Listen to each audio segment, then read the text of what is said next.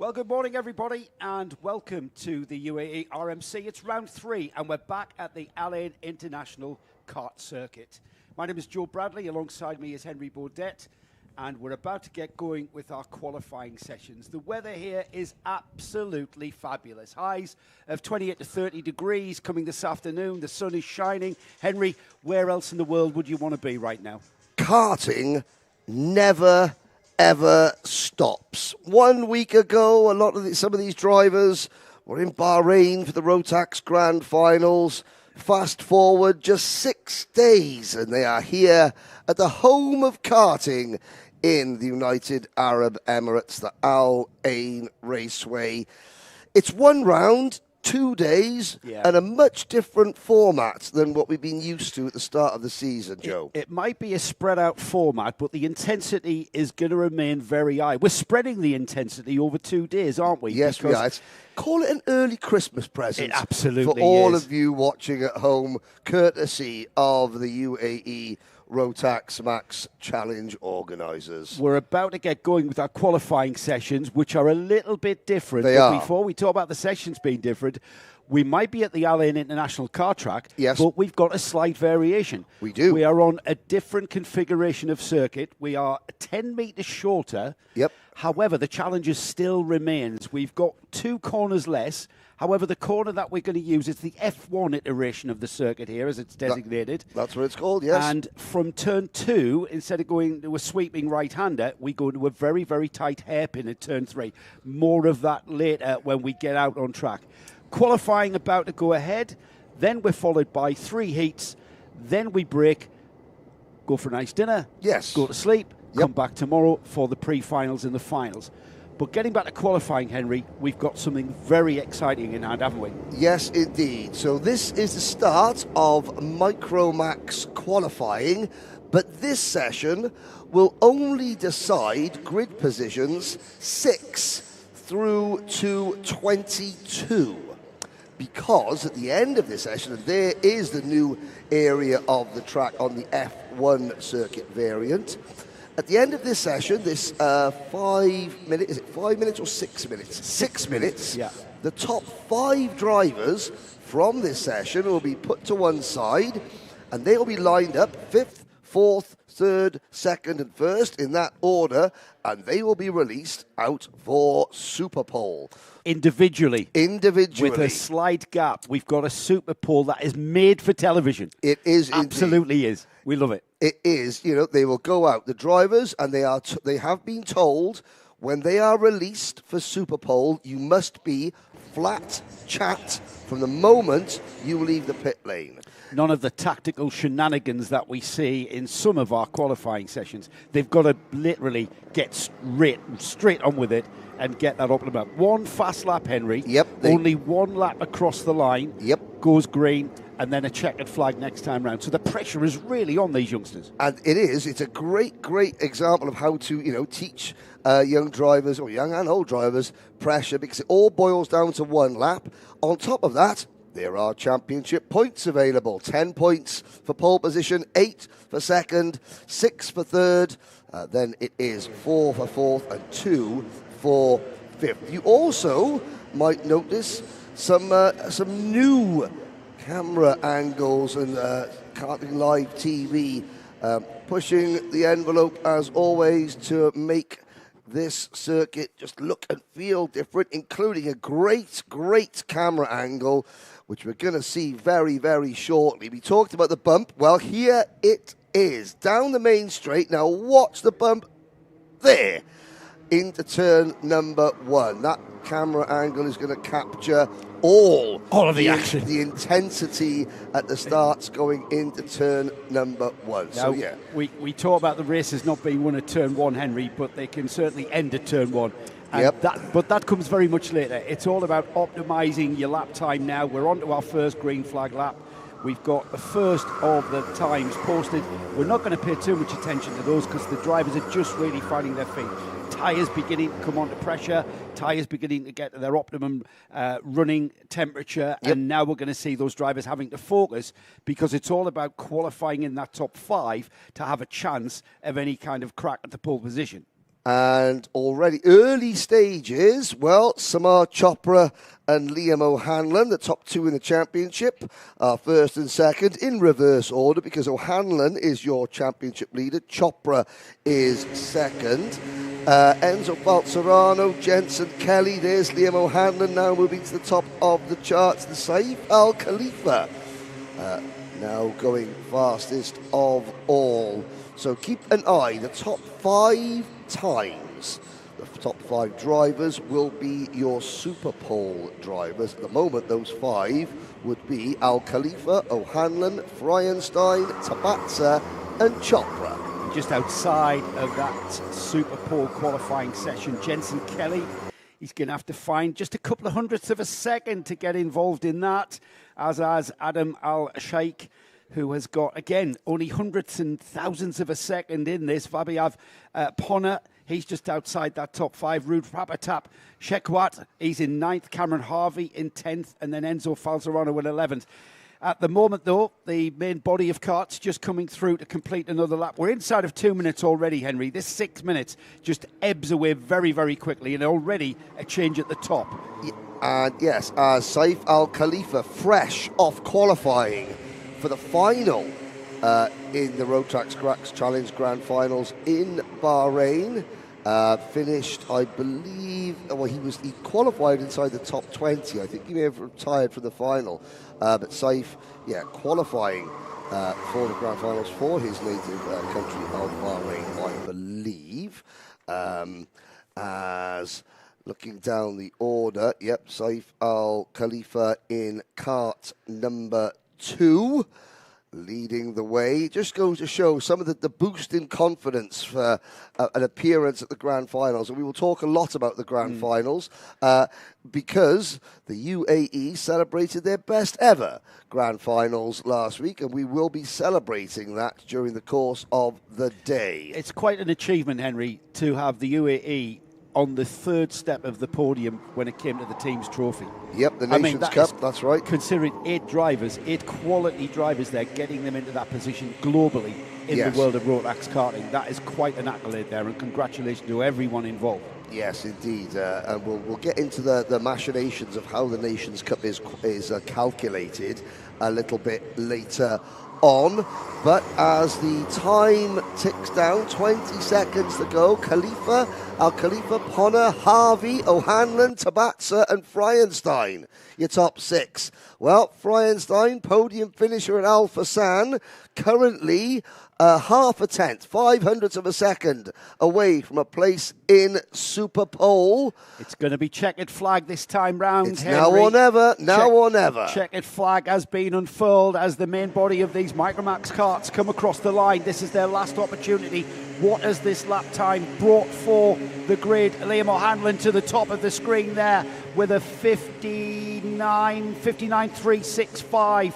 That's the pole position time, 59.494 from Adam Al-Sheikh. Samar Chopra qualifies 3rd. Saif Al Khalifa from the top of the screen to 4th place. And the last qualifier for Superpole, Alexander Fryenstein.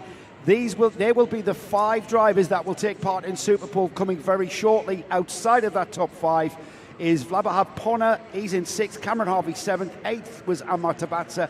Jensen Kelly just inside the top 10, I should say, and Enzo Falzarano in 10th there.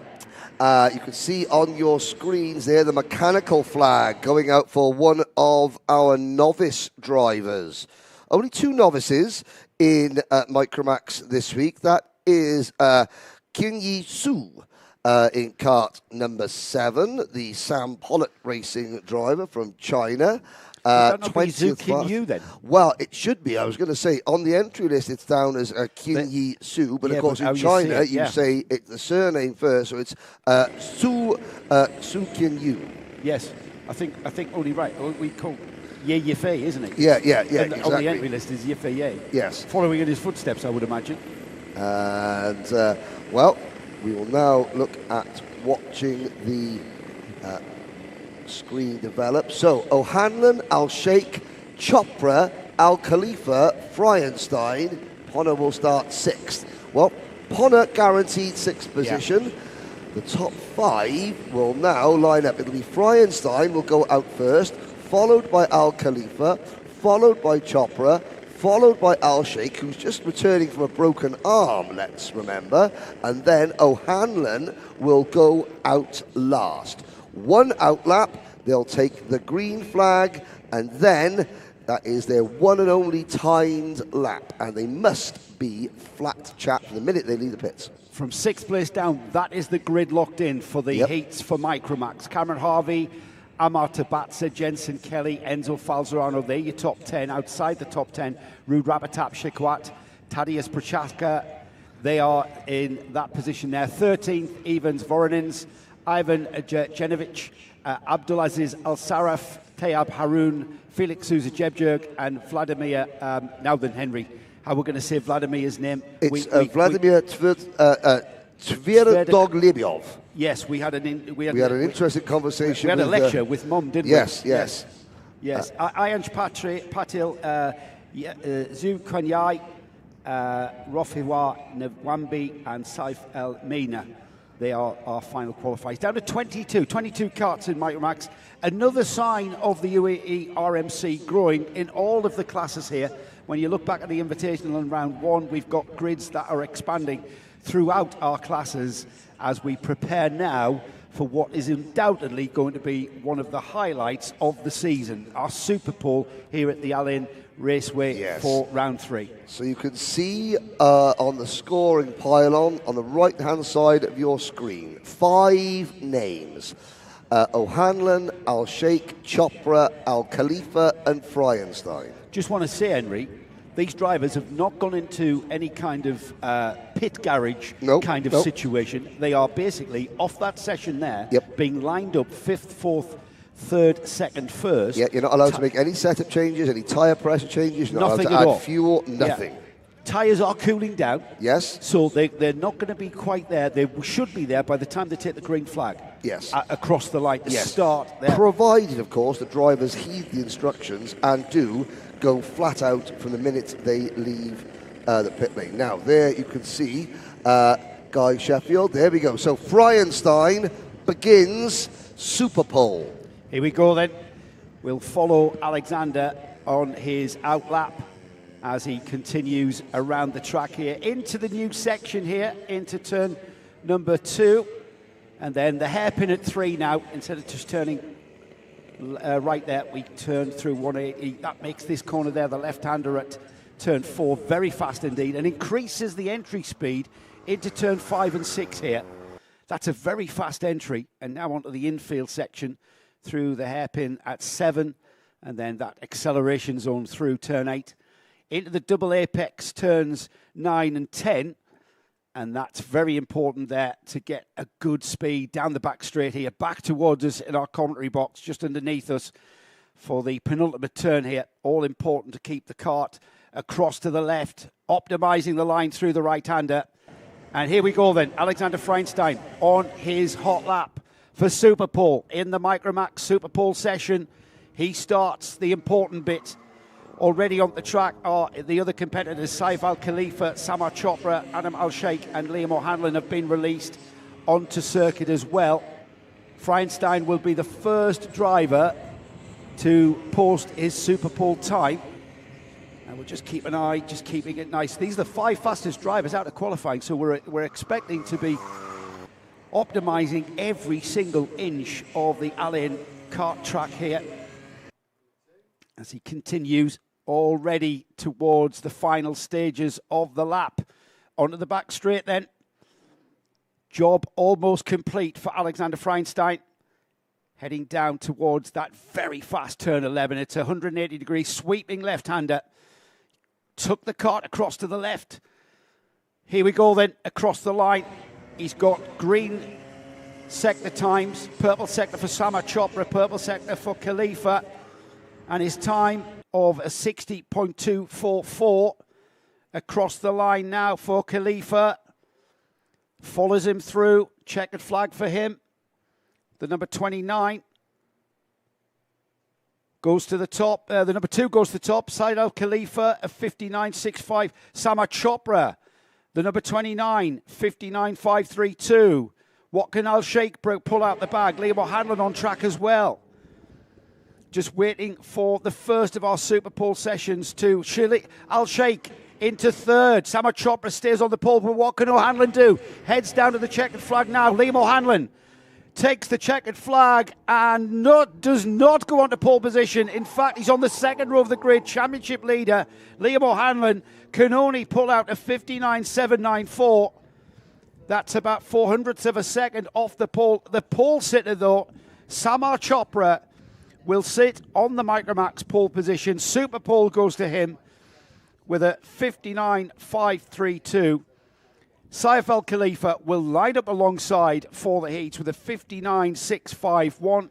We've got Adam Al Sheikh with a 59.752. Liam O'Hanlon on a 59.794. And Alexander Feinstein will be the first driver on row 3 in that 5th spot with a 60.244.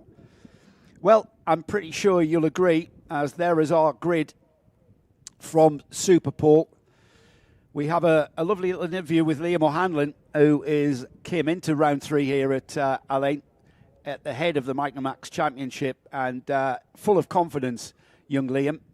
I can tell he'll not be happy with that second row start, but hey, it's a long weekend ahead of us. We've got 3 heats, a pre-final and a final, so anything can happen. And Sama Chopra, the driver who will want to maintain that position at the head of the Micromax field. We have got Henry being deployed down to the Parc Fermé, where we should be able to get a chat to Samar. Get the insight. It's a pressured situation, isn't it? It's a real pressured situation. I want to bring in my producer. Which one is it? This one, Nick? I think it's this one. Yeah. Oh, hello, Nick. Nick Damon here, who is producing the pictures for us. Beautiful pictures here at the Alain Kart Circuit.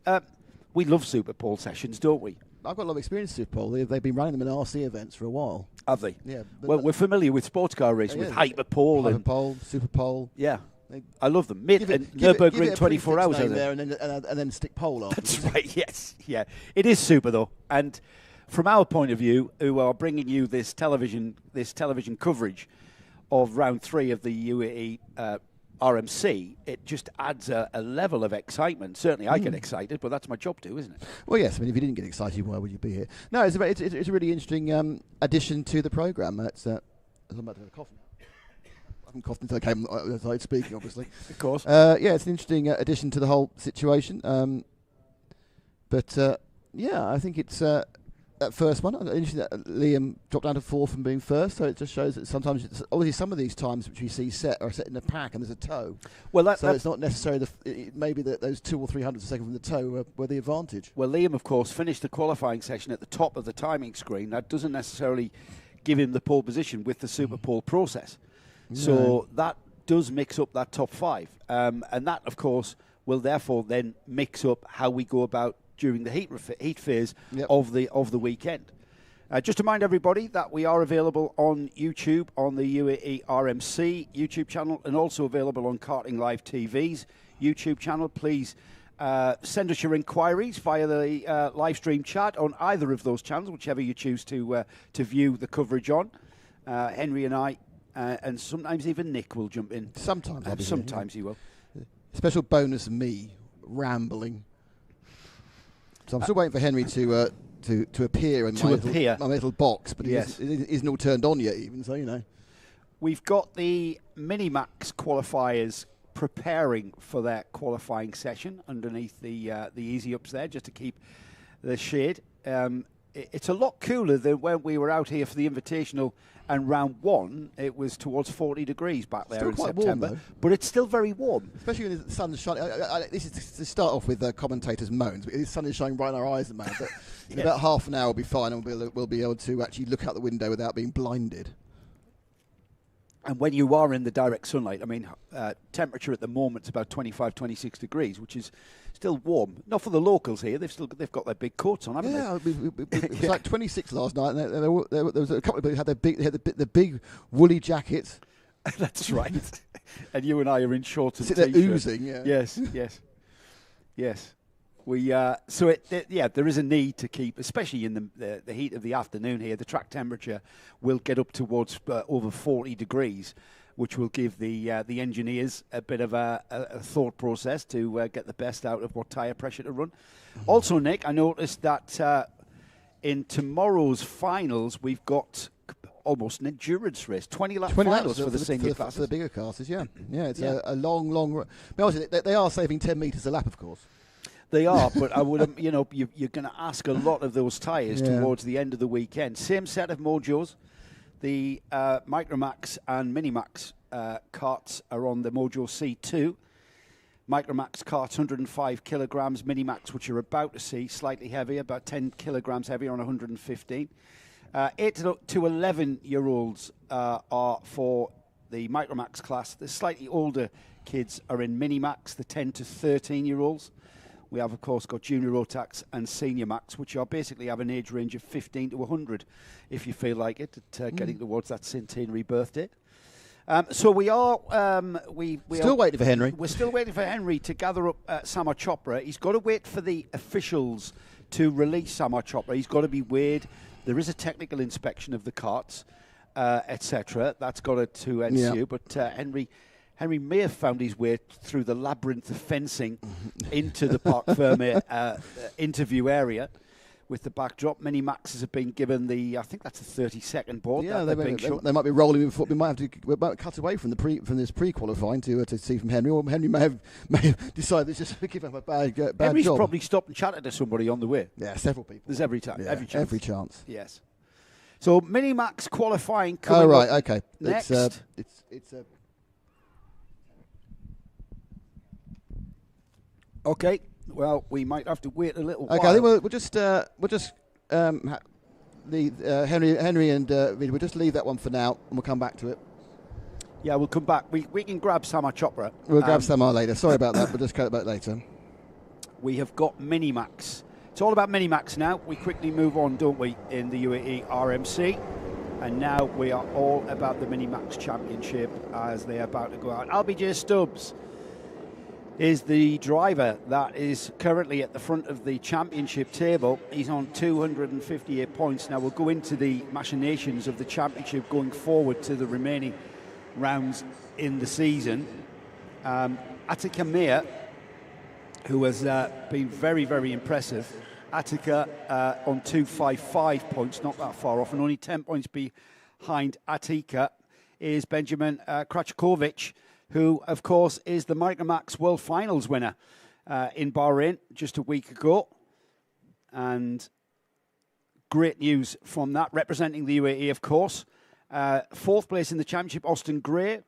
All of these drivers now out on track, and we will be, again, it's all about qualifying in that top five. And LBJ Stubbs, the first driver across the line.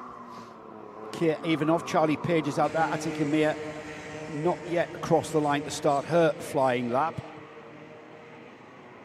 With the body of the main body of carts, two carts beginning to break away in this session and basically dragging one another down. The physics of aerodynamics taking over there when two carts can cut through the air a little bit quicker than just one cart.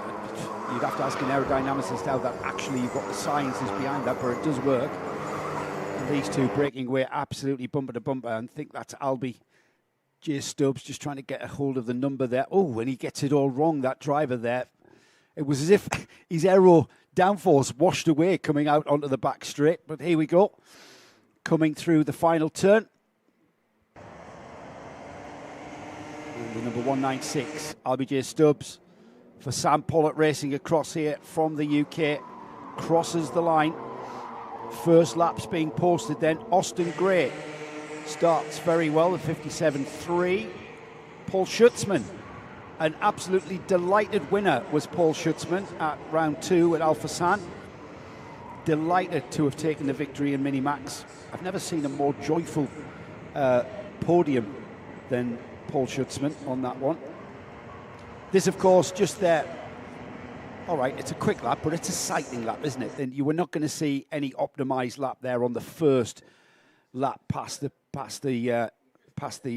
start-finish straight, the start-finish line. This is where we start getting serious, though, as the field come through the penultimate turn. through the right-hander. LBJ Stubbs leading the field round. Let's see what Albie can produce here for Sam Pollitt. Crosses the line, not quite quicker than Karachakovic, goes to the top of the screen. A 56.781 for Benjamin, the current World Finals champion, at the head of the Minimax screen. Austin Gray, second. Best lap there, 57.111. Kurt Ivanov, 57.140. And then Charlie Page in fourth. LBJ Stubbs, the final qualifier there in fifth place, just outside Superpole qualification. We have got Paul Schutzman, Mikhail Mitrikin, Rayan Khan Rashid, Max Payton. As we get ready to complete 3 laps here, the field will pour across the line. Atika Meir has not come out for this session. Mubarak Mohammed, another driver that has not appeared. So problems for championship protagonist Atika Meir has not come out in this qualifying session. This will cost her dearly going forward into the heats. Henry's rejoined us. Just get his breath back, Henry. Yes, sorry. No surprise to see who's at the top of the field, but big surprise is Atika Meir has not come through and has not taken part unless it's tactical. Session. Unless it's tactical. Unless Axel GP, Mark Baines and Jay Taylor, who of course is 1 week away from winning the grand finals as a mechanic with Tom Reed, have decided that this is going to be a dry run for potential Superpole, although I haven't seen Attica. That is quite. I've known Jay Taylor since he was 5 years old, and yes, he's a confident guy. But unless, of course, there's a problem with Attica, because I haven't seen him this morning. I'd say that's a problem because it's a 1 minute left in this session. session. Yeah, no, I think that must be a problem. Charlie Page at the top of the screen at the moment, Henry. Charlie Page with a 56.617. That's the target time for Benjamin Krachakovic with a 57.226. 56.781 for Benjamin. And LBJ Stubbs back up to third. Kurt Ivanov, Austin Gray, Mikhail Mitrikin still just outside that top 5 Superpole qualification. And Schutzman struggling to get on terms with the top 5 here. So we'll concentrate on who is out there. Charlie Page, who in his last Micromax race of his career a week ago was leading the grand finals when he got involved in an incident and sadly was taken out, but he was taken out whilst leading the grand finals. LBJ Stubbs, P2, Gray, Karachkovic. Of course, Karachkovic, the reigning Micromax Grand Finals champion, as we watch them through that new section, through the Formula One hairpin. I think we should call it turn number 3. Now look at that great new low camera angle down at the entrance to turn number 6. And the checkered flag is out. At the time the checkered flag comes out, your top 5 Superpole contenders are Page, Stubbs, Gray, Karachkovic and Mitrokin. Will that change in the final couple of corners of each driver's final flying lap? Charlie Page getting the slipstream on LBJ Stubbs as they head towards the checkered flag to finish this qualifying session. It's Page who stays quickest. His best lap of 56.61 stays his quickest lap time. 56.730 is LBJ Stubbs. Austin Gray finishes third. Benjamin Krachakovic finishes fourth. And the Mikhail Mitrikin right at the very last moment there. Mikhail qualifies for Superpole and comes fifth. Just outside then, and the grid locked in from 6th place down over to 16th. We've got Kurt Ivanov and Paul Schutzman 6th and 7th. But Charlie Page there, following LBJ Stubbs, they didn't actually go quicker on that last lap, Henry. No, they didn't need to. And, of course, now, I think that of the 2 of the drivers we're looking at now, the driver that'll be happier, believe it or not, LBJ Stubbs. Why? Because he just did a very quick lap without the aid of a slipstream, which, of course, he's going to have to do again now in Superpole. Page, great result, P2 following Stubbs. Has he got the same speed without the addition of a driver to follow? Without the science. Yes. Without the science of aerodynamics coming into play. Yeah, I apologise to all fans of Samar Chopra who didn't get to hear Samar. That would have been a technical failure on my part. Oh, really? As you all know, ladies and gentlemen, I am a technical dinosaur, and my prehistoric knowledge didn't quite translate to switching the on button. Well, Henry, that is very big of you to admit Cart that. Coming back on trolley, on recovery vehicle. Would that be either Mubarak Mohammed, one of our novice drivers, or is that Attica Mia? Well, try and get a number check on that cart as driver hops off the recovery quad, and it looks like it is the 154. So that is Mubarak Mohammed, who did make it out, the CRG driver, but didn't make it any further than turn one. Yeah, and that is a shame for Mubarak. Mubarak now is on a novice plate, so it's no hardship starting at the back of this very intense mini-max field. Now this is the championship story, though, is Attica Mia not taking part in that qualifying session. There's your top 5, with Kurt Ivanov just outside that top 5 Superpole qualification. First out will be Mikhail Mitrikin, followed by Benjamin Krachkovic. Austin Gray will be third out. Fourth out will be LBJ Stubbs, and then the final driver to take part in this Superpole will be Charlie Page. They'll be on track together with an interval of about, I think they said about 10 or 15 seconds. Yes. Here's the rest of your starting lineup. Paul Schutzman, look for him coming through in P7. Some new names. Always great to see some new names. Zohair Turki. And of course, there's Mikhail Tverdokhilov. Tverdokhilov. Henry and I are going to practice. Yes, we're going to practice. Tverdokhilov. And his brother's name. Don't panic. At the back, Vaiko Payamaki, the Finnish driver, new to the championship. Rafael Zagati, as well, one of the 3 drivers from Ital Course Middle East. There were 2 at the start of the season. There are now 3. So all credit to the Ital Course Middle East team for increasing their numbers. Attica Mia not coming out for that session, and we saw Mubarak Mohammed, the novice driver. He did come out for the session. Unfortunately, had a mechanical issue. Not quite sure what that is. I'm sure there's obviously a story behind Attica Mia. The reason why I mention Attica, even though she didn't take part in that, is that she is second in the UAE RMC Championship coming into round 3. So whether that will cost, still a lot of racing, of course, 3 heats, pre-final and final coming across the weekend as we begin the Minimax Superpole session then.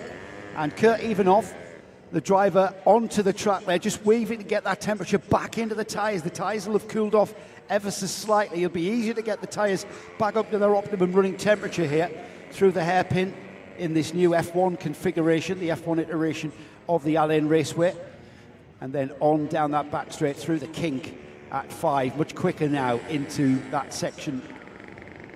And then from there, running through that right-hander, which is a very fast sweeping right-hander. It's all important, or it will be the next lap, not so important this time to get optimised onto that back straight, but next time by for Kurt and indeed Mikhail, Austin, LBJ and Charlie Page.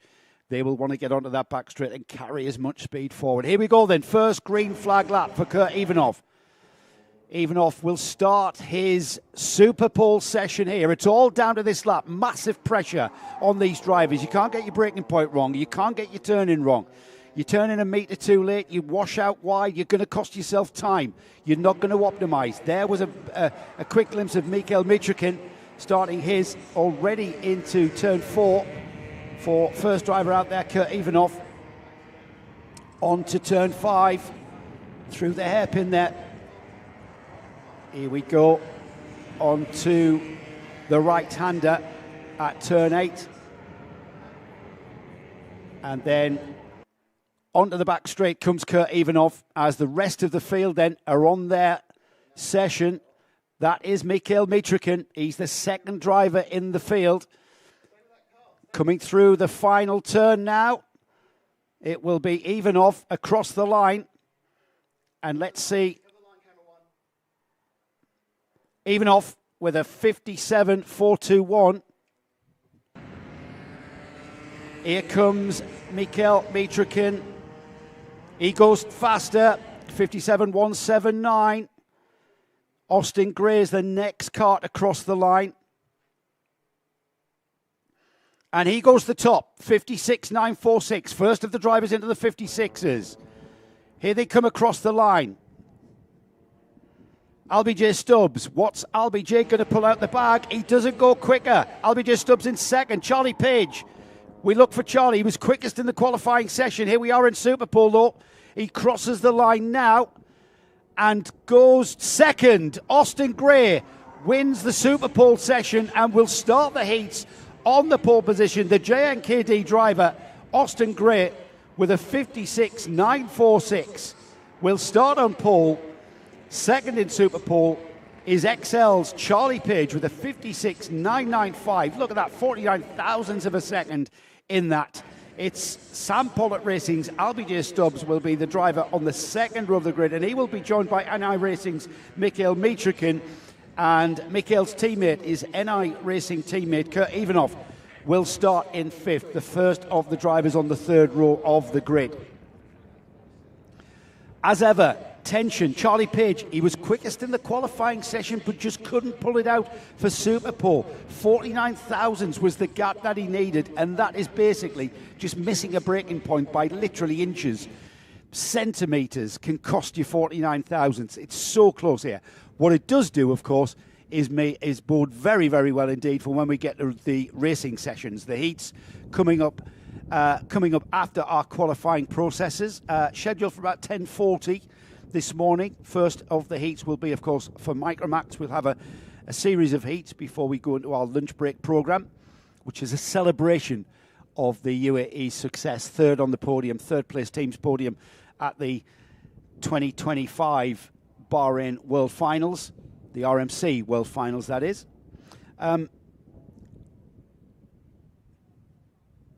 There is the Superpole result then. Austin Gray, as we've said, 56.946 is the Superpole time. Charlie Page will start alongside LBJ Stubbs.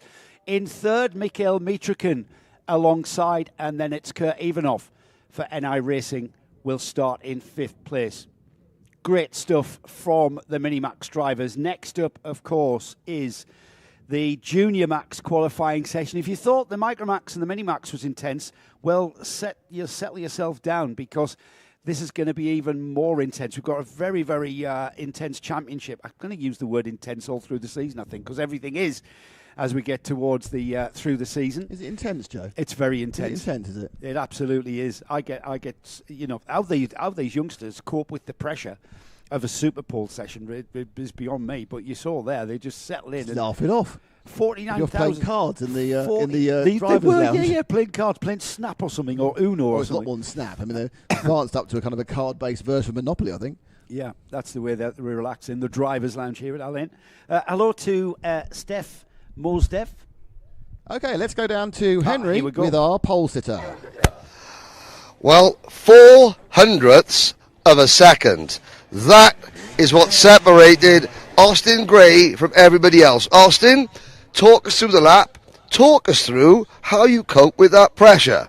You know, I was really nervous through the first corner just to not mess it up. My tyres felt a little bit slidey through the first corner and the second, but they managed to, heat up through the lap, and I felt better throughout the lap, and I think I went good, yeah. Well, I mean, good enough for pole position. Tell me, did you like that edition of Superpole? Do you think that is a nice way to change the race meeting a little bit? Well, not if you were first in the first qualifying, no. No, not if you're the first qualifying, but it's pressure. It's who copes. One lap, all the cards on the table, and, you've done it. Who would you like to thank? I'd like to thank my mom and dad supporting me, especially my dad. He's been with me all weekend and he's got me through it. There we go. Well, one dad getting him through it, but I think the driver got himself through it most of all. Pole position man in Minimax, Austin Gray. Confident young man there, and a little bit commiserations actually to his other competitors, to say that not as great if you went quickest in the qualifying stage. We've seen that so far twice now. Let's see what Junior Max has in store as we familiarise ourselves with the championship situation in the Junior Max category. Currently being led by Connor Clancy. Connor, absolutely the man to beat with his teammate Mitansh Jain. Connor moving up though, out of the Junior Max Championship this weekend and moving into seniors. Now then, that has left the pathway to the UAE RMC Junior Rotax Championship. The path is less cluttered, let's say, for Mitansh Jain and Veer Chopra. Can't discount Jaden Hiddick, currently 4th in the championship. Aaron Mason is 5th. Leo Anya is in 6th, and then Harrison Stevens, Saveli Kojai. All that up for grabs as Connor Clancy moves up the age group and moves into seniors. And with a championship lead, we were talking yesterday, coming into the senior class in round 3, mathematically, when taking into account drop scores, Connor Clancy can still be in contention for a senior max championship. That's a big ask when he goes up against the competitors in that category of seniors, of course. But mathematically, yes, we can speculate that that is a possibility.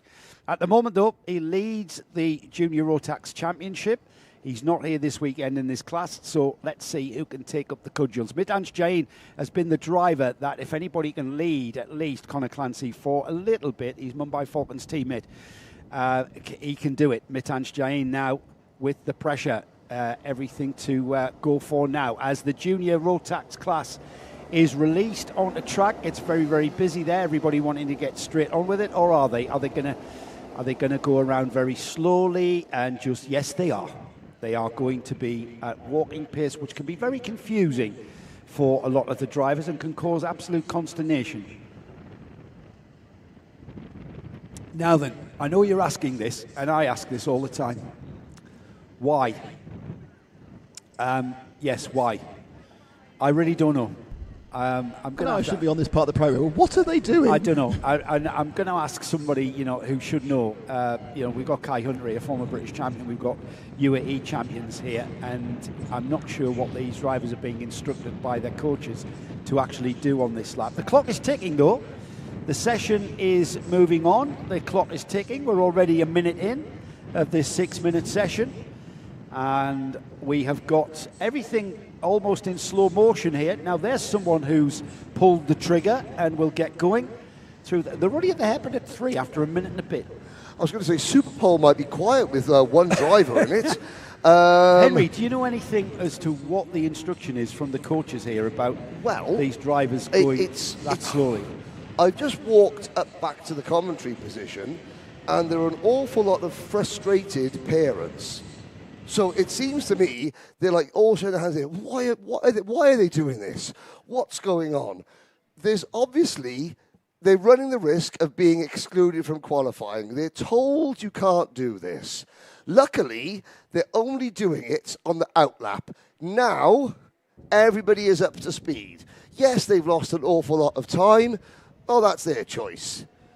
But hopefully, as they all pick up speed now, the reason is nobody wants to be first. Nobody wants to be at the head of the train in qualifying. I know the officials take the view that once you enter a live racetrack, yes, going at not anything towards racing speed can be deemed as unsafe. Yes, and that's the grey area of interpretation. I think the redeeming factor for these drivers is they were all doing it on their outlap and nobody impeded everybody else. Now they've all got up to speed and drivers are on a flying lap. If we see anybody slowing down now, then you get the feeling that said book will be thrown at them. Yeah. But it looks as though everybody is, and that's fine in a way. When you leave the pit lane, you get given a sector to sort of sort yourself out or try and find your drafting partner. But then, when somebody decides to go, then they can't be impeded by drivers still choosing to slow down, because that does cause a problem. However, it looks as though, the field, every driver now up to racing speed. 3 minutes to go. Giuseppe Montanari, Mitan Jain and Aaron Mason are the first to set a lap time. I have to say, Giuseppe Montanari for JNKD, Giuseppe's mum and dad, they this morning, every single driver in the JNKD awning had a Christmas gift on the table with their all wrapped up in a little Christmas box. Just for all the drivers, Giuseppe's mum and dad organised that. So. I think they all was it just very nice. Piece of Italian Christmas cake. Hopefully, I think to eat that and slow them down. Well, they were saying about it's a personalised mug with candy in it, and the personalised mug is so that when the drivers go and get water, because there's a huge water cooler in there, they're not throwing away cups after cups after cups. They're using their own personalised mug. So it's a really nice touch. A lovely touch. It was halfway into the session, 3 minutes into the session, before we saw our first flying lap. We've completed 2 laps at the moment. We're inside. We're coming up to 90 seconds. And remember, it's all about the top 5 here. The grid from 6th down to 23rd will be locked in. Actually, it's 22 because Ray Haber has he's withdrawn from the meeting, hasn't he, with an injury. Fractured shoulder. Yeah, and Ray is not taking part. So 22 karts in Junior Max. At the moment, Ari Kallenberg, with his driver coach, who we get to chat to, one British champion, Matthew Higgins, is Ari's coach, and already showing that he's worth his salt, because Ari topping the timing screens. Will he still top the timing screens with these laps completed? Here we go. Let's have a look. It's Kallenberg, Chopra, Ward, Abu Diwan, Spencer. Jaden Hidding moves into P4. Angelina Simons now into P5. Up into the super pole position. Abu Diwan's, Oliver Spencer, Saveli Kogai, Derek Rivera, Arhan Qureshi round out the top 10. I know that Ray Haber is watching, and hopefully you are on the road to recovery already, Ray. I believe probably about 4 weeks minimum out of the saddle. Yeah, hopefully we might see him back at Dubai. Plenty of time to recoup and get that shoulder back into shape. Ari Kallenberg stays at the top of the screen, though. His best lap is a 53.733. Look at that, 53.739, though, for Via Chopra. Alfie Ward currently in 3rd. It's all going to change, though, as the checkered flag is readied. This stream of karts, some of which are going to get across the line for another crack at it. Now the checkered flag flies, and there's a couple of drivers there who were unlucky. Sam Turner is one of the drivers to take the checkered flag first. He's down in 16th. Abdul Razak Al-Qureshi was another. He's 18th. And then Murad Baramov is in 22nd. The rest of the field, Henry, they've got a chance to go even quicker. And who can beat Ari Kallenberg? That's the question so far. Yes, indeed. Kallenberg, Chopra, Ward, Stevens, Spencer, your top 5. So many of these drivers moving up in classes. After, for example, Ward, Oliver Spencer, all racing Minimax in the grand finals. Now they're up into juniors as we cross the line. Kallenberg, can he hold on? No, he hasn't, Henry. He's down. He's been dropped to 5th, but he hasn't come through yet. Has he? Kallenberg's been kicked off. He's still out there on track, though. He has not taken the check. Now he takes the checkered flag. He's outside of Superpole. Oh. He's qualified 8th from the top of the screen. That's been left the property of Alfie Ward. Alfie Ward's best lap of 53.216. For JNKD, they will take the top of they'll be the last cart out in Superpole. Aaron Mason qualifies 2nd. Mitansh Jain, he's the driver from Mumbai Falcons, wanted to take up the cudgels of team honours there for the Mumbai team. Via Chopra 4th, last of the Superpole qualifiers, Jaden Hidding. The grid is locked in from 6 down over, though, Henry. Yes, indeed. Arhan Qureshi, Oliver Spencer, Kallenberg, Stevens, and the rest. But that shows as we look there. So your 5 Superpole contenders. Jaden Hidding will be the first driver out, followed by Via Chopra, then Mitant Jain.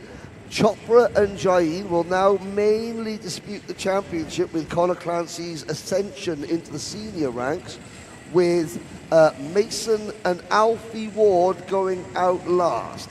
It's worth telling you that the driver that was third in timed qualifying in both micro and mini has ended up on pole overall. There's a look down at the remaining runners. Angelina Simons 10th after a great performance at Alpha San. Ari Kallenberg, the difference that 1 lap makes. He was on his penultimate lap, he was top of the shop, and on his final lap, he was back in the bargain basement. Further down the order, Hans Senanayake, 18th, Forrest Schenkenberg. Samuel Turner was briefly in the top 5. He will line up 16th as we still look further down the 23 kart starting lineup. Again, good to see, well, several new names in the championship. There is Azerbaijan's Murad Bayravmov starting towards the back. Abdul Razak Al Qureshi from Saudi Arabia. Arhan Sethi from India down at the back. Now we did have, well, there's another driver whose name is missing, and I'm just having a little look to see who that is. Did I see Gabriel Baracordi out there? Brando Londono is also missing. So we're 22 strong, and there are your 5 Superpole contenders. This is exciting stuff. Jaden Hidding for GGM, George Gibbons Motorsports driver, will be the first out on track, the first driver to be released. Via Chopra for M&M, Matthias Name Motorsport will be second. Then we have Matthias Najem, is it? Matthias Najem. Matthias Najem, yeah, yes. That's the second card. Right, there's Jaden Hidding. He's been released. He's going out, he's on his warm-up lap, and he gets straight on with it. He's got to get 10 back into those tyres. That's why he's shuffling the cart around somewhat. Via Chopper will be released very shortly. We continue monitoring Jaden Hidding, though. He's going to be the first driver across the line to take the checkered flag. He's a little bit off that yet. He's got a preparation lap in store here, as we see Jaden starting to drive the kart with smoothness and accuracy through those corners, not using too much of the curbs here. Some of the curbs need to be used. Some of the curbs you have to stay well off them because they'll slow the car down. Next time by, at this point, he will want to be absolutely maximised here. It's the Junior Max Superpole that we are focusing on now. And here he goes, the all-important final corner for Jaden Hidding. Crossing the line now, head down, tucking behind the fairing there, reducing the airflow across the bump and into turn 1. Keeping it nice and smooth there. Very, very tidy first turn there for Jaden Hidding. Into the new section here at Alain, the hairpin at turn 3 on the F1 configuration here at Alain. And then on that back section into the hairpin, through the kink at 5 and into the hairpin at 6. This is all important now. It's the slow bits that count. You've got to be fast through there. On towards the final sections of the lap. Onto the back straight for Jaden Hidding there. He's getting towards. He's showing purple in sectors 1 and 2. He's on line here for a very good lap here. The drivers behind Via Chopper not as quick in sector 1 or 2. No one is as quick as Jaden Hidding in sector 1 and 2. Therefore, Hidding goes to the top of the screen. He's the first driver across the line. Everybody showing green in sector times. There's a purple from Aaron Mason there. He's the third driver out. Via Chopra, not as quick as Jaden Hidding. 53.998 for Hidding. 54.036 for Chopra. Mitanch Jain qualifies third with a 54.043. Alfie Ward and Aaron Mason are the drivers that we are in. Aaron Mason will be next across the line. And Aaron Mason, with purple sectors in 2 and 3, goes to pole position. Can Alfie Ward pull it off? I'm not sure he's going to, because he was green in sectors 1 and 2, and he goes green in sector 3. Aaron Mason will take Junior Max pole position with a green sector 1, purple in sector 2, purple in sector 3. That means the ultimate time there in those sectors, giving him a pole position time of a 53.800. Jin Hidding, the first driver out, qualified 5th in the session, will start on the front row. It's a GGM lockout on the front row of Junior Max for George Gibbons. Mason and Hidding, 53.800, 53.998 for Hidding. Second row of the grid, Alfie Ward, a 54.033 for JNKD, and then M&M for Via Chopra. That's his team. M&M will start 4th with Via Chopra, and then starting 5th, the first of the Mumbai Falcons junior Rotax drivers, Mitanch Jain, wanting to maximise his championship points haul. Well, he's got a job in hand, hasn't he? Qualifying 5th in Superpole there. So that is our grid that is set for the junior Rotax heats coming up later on. The rest of the grid locked in during the qualifying session, of course, with our senior Rotax class being ready. It's DD2, of course, and DD Masters. So it's the gearbox class of drivers that are next. We finish up with Senior Max. So DD2, our gearbox karts, 2-ratio gearbox. More of that technically. I want to say hello to some of you watching out there in YouTube land. Steph Mozdev, can't wait to see you race Aman. So he's supporting Aman. AGS Creation, thank you guys. It's an amazing job that you're doing the broadcast, all the events. Yeah, we are, and it's quite an honour to be able to bring you the UAE RMC live for the whole season on Karting Live TV and on the UAE RMC YouTube channel. Quick B6s. We're another supporter of Aman. What's the surname, please, in the class? Waiting for your race, Aman. So Aman, out there, has got quite a support team around him, watching from wherever. Tell us where you are as well. Tell us where you are in the world. Where are you watching from in the world? It's great to have you along. It's great to be able to put the UAE RMC on towards a global audience on YouTube, isn't it? And the racing here just proving that the UAE RMC is building into be one of the finest and the most serious of the Rotax Max Challenge National Championships. With you can tell that, of course, by the result of the Bahrain World Finals, of course, with the UAE coming third. We're going to have a lot of that, more of that coming across the weekend. And, of course, we're going to celebrate that third-place podium for the Teams Championship from the Bahrain World Finals in the lunch break with a bit of a celebration and a trophy presentation, bringing that forward. We are going to go down to Parc Fermé now, where Henry has got Aaron Mason. Go, Henry. Well, Aaron Mason, congratulations. I believe that is your very first pole position. Yeah, I'm super happy. We worked really hard and had lots of testing on this track.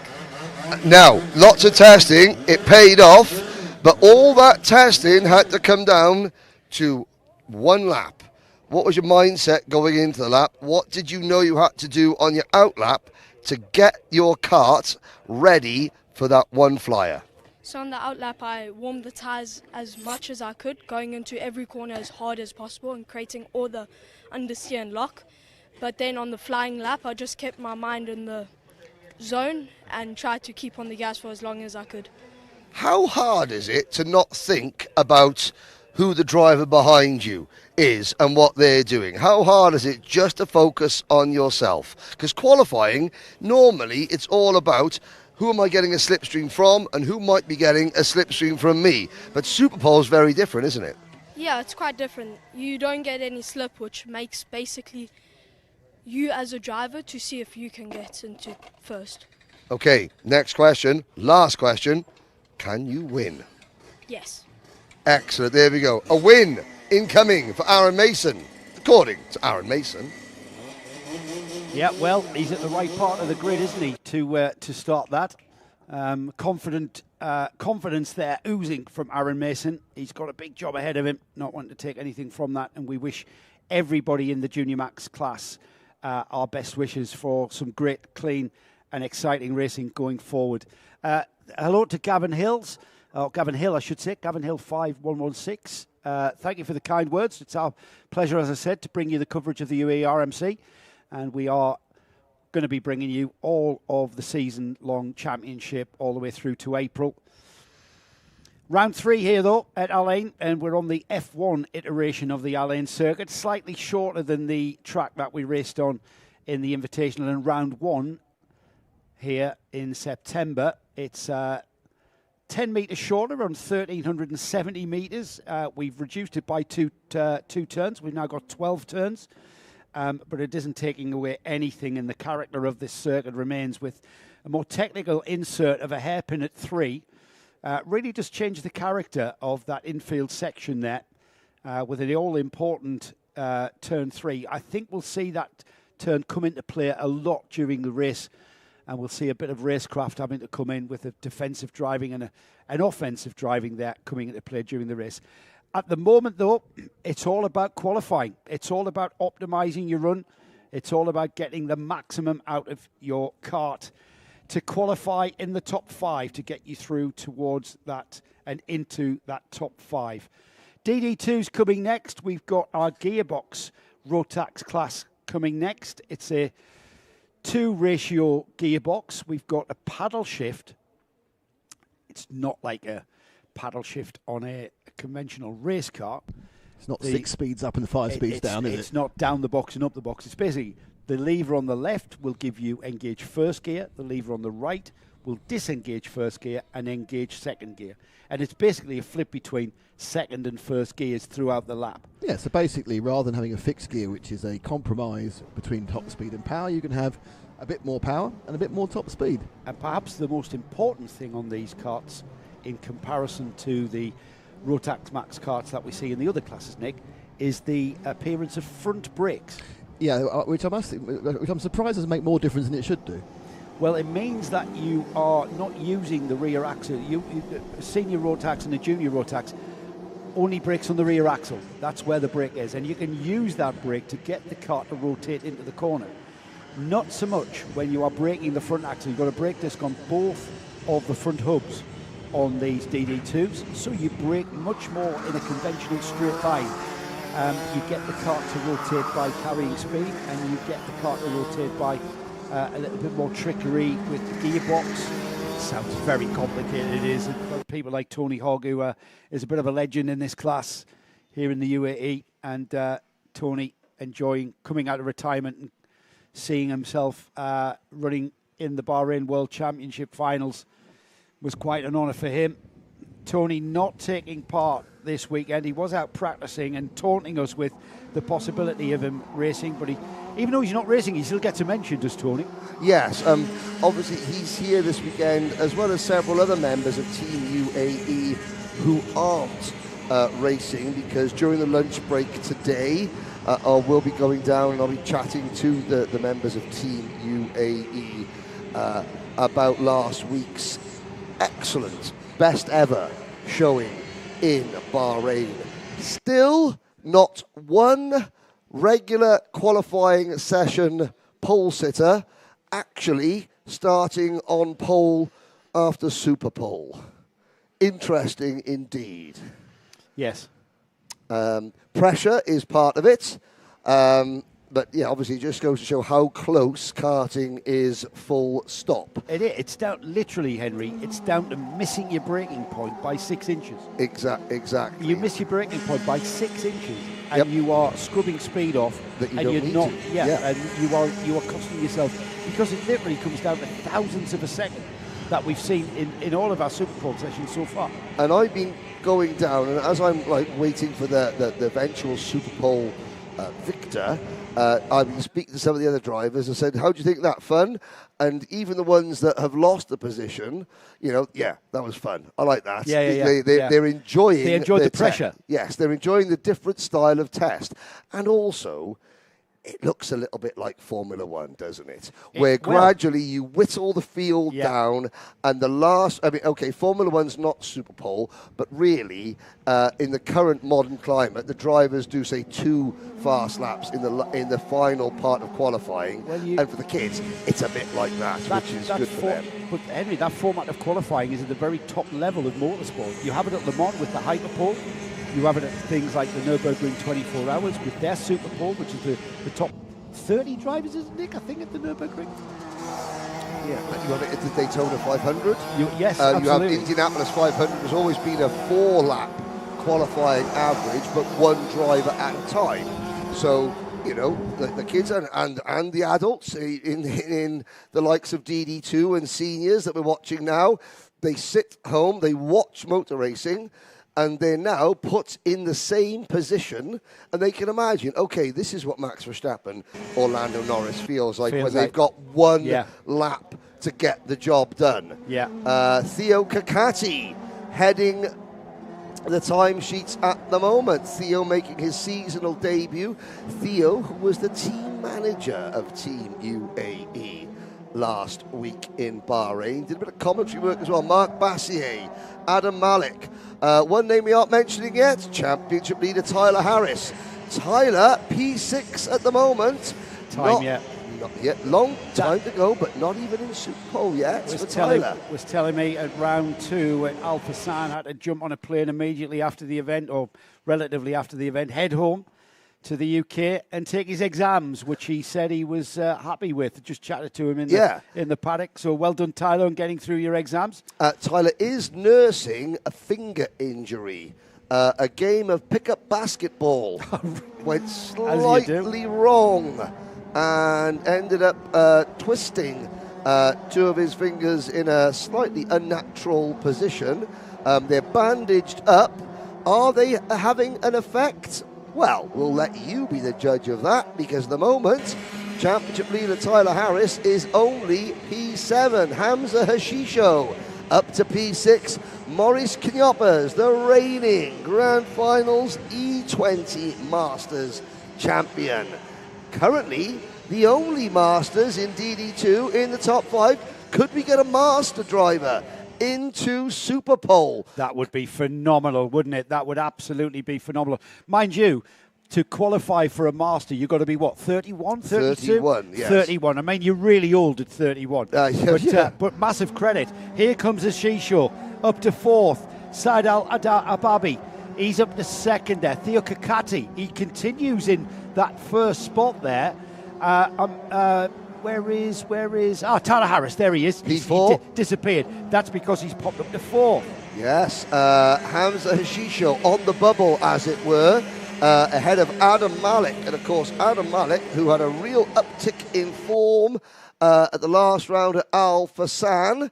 P6 at the moment. Knyoppers, Kyle Blockley. Now, this is Kyle Blockley's first session, I believe, of the weekend. I didn't see Kyle yesterday. He may have been here testing. But Kyle Blockley, Sami Al-Assad, Greg Watt, and Nicolo Cacciatore. Round out your 11 drivers. Checkered flag is out. Checkered flag, Henry. Let's have a look. Yeah, let's see who's going to be the checkered flag for Tyler Harris. He's in 4th. Syed El-Hababi, he stays in 2nd place at the moment. It looks like Theo Kakati, who's going to be 1st on the timing screens. Of course, this is not settling any kind of grid formation. This is the qualifiers for Superpole. In 6th place, Adam Malik. We're waiting for Moritz Knyoppers to come through. He's currently 7th. Mark Bassier can improve. Theo Kakati can actually improve. Still waiting for Moritz to take his checkered flag. And it looks like he has. There's a cart off at turns 9 and 10. I'm not sure who that is. But that would tell us why we've still got 3 carts that have not taken the checkered flag. That looks like the section is over. It's going to be Theo Kakati out 5th. Out 4th for Superpole will be Saad Al-Hababi. Out 3rd will be Mark Bassier. Out fourth, sorry, I'm going to say, yeah, out fourth will be, out first will be Hamza Ashisho. Out second will be Tyler Harris. Out third will be Mark Bassier. Out fourth will be Said El Hababi. And out fifth will be the current fastest driver, Theo Kakati. Locked in to their grid positions, Adam Malik will start in sixth. Moritz Quinones in seventh. Kyle Blockley eighth. Samir Al-Hassad in ninth. Greg Watt with Honolulu Racing will start 10th. And Nicola Cacciatore will start in 11th place.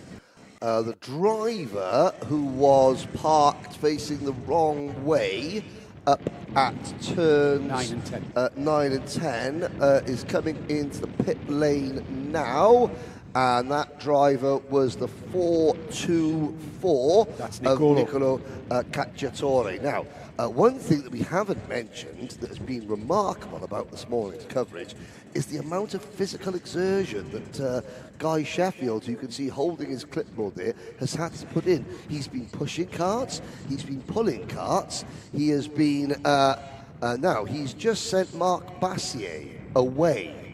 Now, there obviously could be infractions.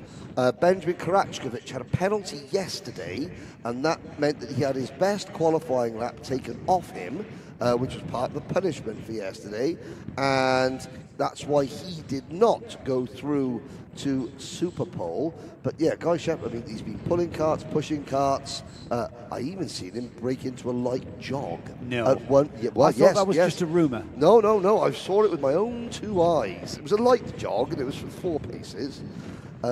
But it was still faster than just a mere stroll. Joking aside, Guy Sheffield, the chap there with the clipboard, he's the guy, quite literally the guy. Yep. Guy Sheffield, the behind putting this UAE RMC Championship on the map and developing it to the point where it's got to be one of the recognised high-level global Rotax Max Challenge. Absolutely, and of course, Guy places to be. Yeah, Guy will instantly say it's not just me; it's a huge team of people, which is true. Tony Kakati, but more importantly, the staff and the crew here at Al Ain Raceway in fantastic. Now, Superpole gets underway. Hamza Hashisho. We have a lovely chat with Hamza, don't we? In the yes, we break. do. Whether that comes up today or tomorrow, stay tuned. Lovely interview with Hamza Hashisho, and he is being run by him and his dad, who put that cart together and spanner that cart, preparing it, I should say, engineering it. Hamza has been one of the drivers to challenge Tyler Harris, these first out for this Superpole session, just making his way around towards that green flag that he will be greeted by across the start-finish straight. Tyler Harris is the second driver out on track. He's just coming through the infield section now. Mark Bassier has not come out. Said El Hababi, we saw Mark Bassier being ushered off or being taken off the Superpole formation. Theo Kakati is out on track. He's the final driver to go out on track. So Mark Bassier, I think, will be starting fifth as Hashisho crosses the line to start his first flying lap. We'll be keeping an eye on the sector times. If you have got the live time and scoring up, it's available on the UAE RMC website, and you will be able to keep an eye on the sector times that this Superpole will give you an indication of who's going where. So purple for Hashisho in sector 1, purple for Tyler Harris. He's taken it away from Hashisho. So Tyler Harris, certainly the quickest driver at the moment. We wait for Al Hababi to come through, and he goes quicker still. Saad Al Hababi is the quickest driver on the track. Another purple one from Tyler Harris. Hamza Hashisho, he's going quicker than he ever has. And Theo Kakati, purple in sector 1. On target for pole is Kakati, as Hashisho pulsed the first time here in Superpole. 52.942. Purple in sector 2 has gone Said Al Hababi. Tyler Harris goes to the top of the screen. 52.676. It's Harris, Hashisho. Hababi is on schedule to go to the top of the screen, and does indeed. 52.535. It's all about Theo Kakati now, who comes out of the final turn, heads down to the checkered flag. Theo Kakati needs a purple sector 3. It doesn't come off for Kakati. and he will have to settle for second place. Aside Al-Hababi, he is on the pole position. He will get the accolade of speaking to Henry Baudet, who was hurriedly making his way down to Parc Fermé. So Said Al-Hababi, a green sector 1, 2 purples sector 2 and 3, gives him pole with a 52.535. Theo Kakati went purple in sector 1, just didn't quite find the time in sectors 2 and 3 for the remaining part of the lap, and had to settle for a 52.545, literally 1,000th of a second. 100th of a second is the gap between Al-Hababi on pole and Theo Kakati in second. Second row of the grid, unfamiliar territory so far this season. Tyler Harris is in third place. He is got a time 52.676.131 of a second. And then Hamza Ashisho, he will start alongside Harris on that second row. Mark Bassier will start fifth for qualifying into Superpole. However, Bassier did not take part in Superpole. His cart was damaged. His cart was damaged, right. He didn't want to do it, yeah. So he's starting fifth. He's on the third row of the grid. The rest of the grid, of course, locked in. Wow, let's catch our breath before we go forward then for our final qualifying process. It's the qualifying session for Senior Rotax Max, followed by Superpole for that class. The fan club for Aman is increasing. Do we know which Aman it is? No. Excited to see you race Aman. All I'm getting is the word Aman. I don't know if that's a surname or a first name. Kajith Thimakundi is the third of the Aman fan club.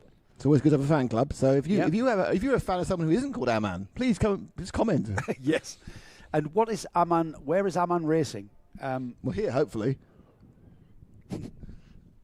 Otherwise, they're in the wrong stream. I mean, what class?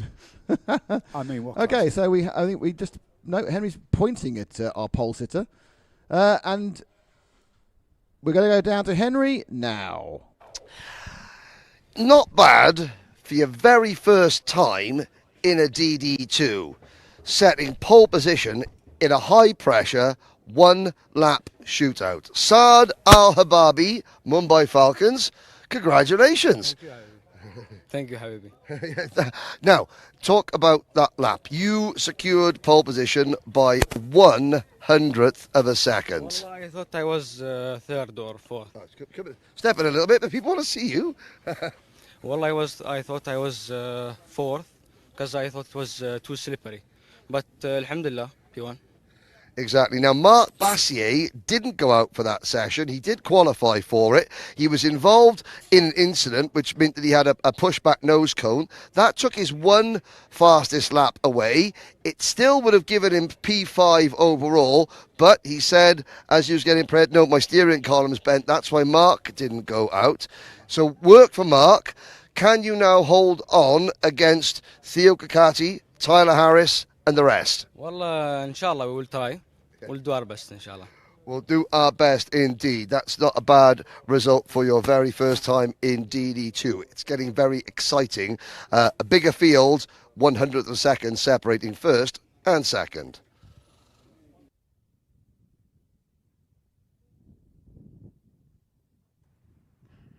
Great stuff. Thanks, Henry. We are about to get going with our final qualifying session. Just catching up with the rest of the world here, Nick. Someone was on Facebook, weren't they? On the Not stream. concentrating. No, I was trying to find out. We've got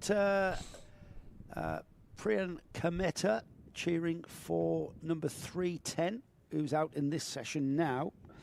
So 310 is Adish Mehta for M&M, Matthias Najim Motorsports. Adish Mehta out next. He's got his fan club joining us.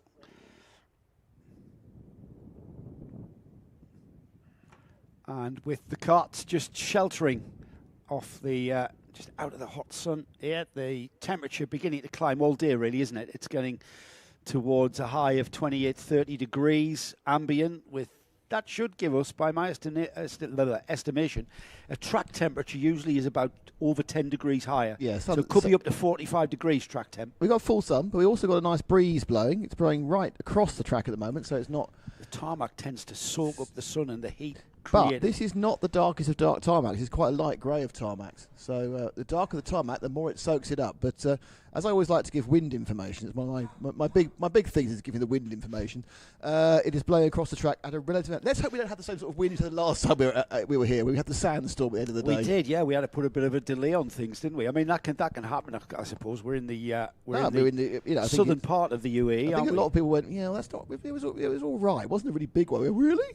Yeah, I know. We were like overwhelmed by it.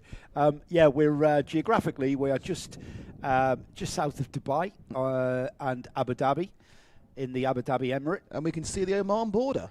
And we're right on the Oman border. And you got to see the Oman border yesterday. We took the wrong turning on the dual carriageway. Border control. Yeah, I went to get some fuel. Forgot where I was. We ended up driving down the Oman border before we could turn back on the roundabout. Almost visiting another country. We did, yeah. But yeah.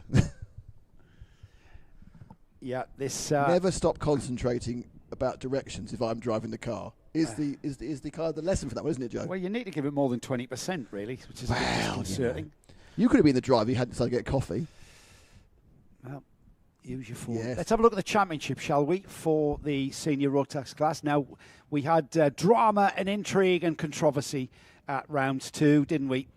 With the weekend being absolutely dominated, I've got to say, by George Nasser, who was very dominant in the heat phase, and then it all came together quite literally in the final, and he lost a side pod and was mechanically flagged, and that cost him daily points-wise. However, he's still leading the championship, is George, and we delve a little bit deeper into that side pod issue in our paddock show.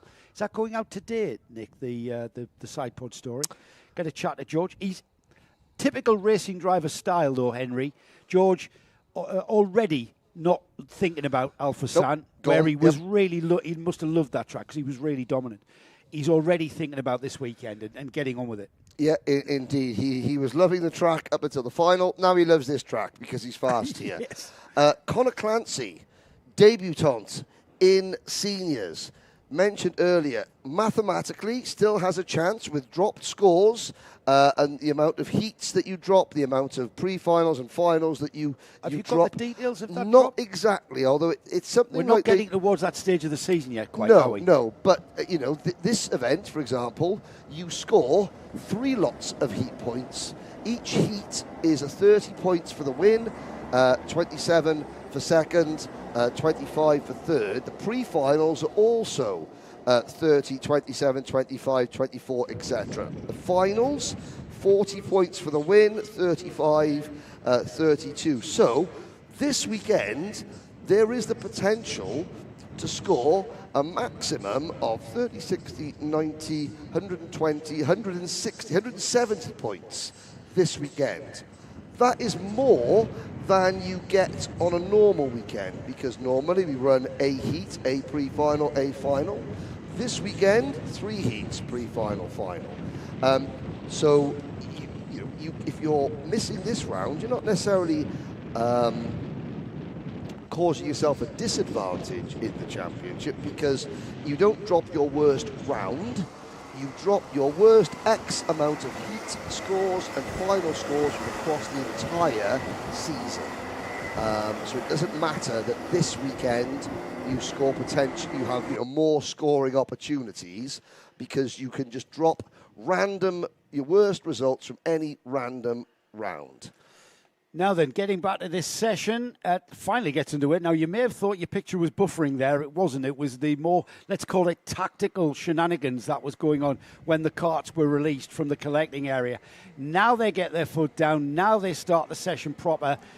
We're already under 4.5 minutes remaining. We've almost lost 90, well, we did lose 90 seconds to that slow outlap for the senior max qualifiers. But you know something, as we're watching the last drivers start their first flying lap, that opening lap, it looked like the screen might have been buffering. Drivers, that's acceptable.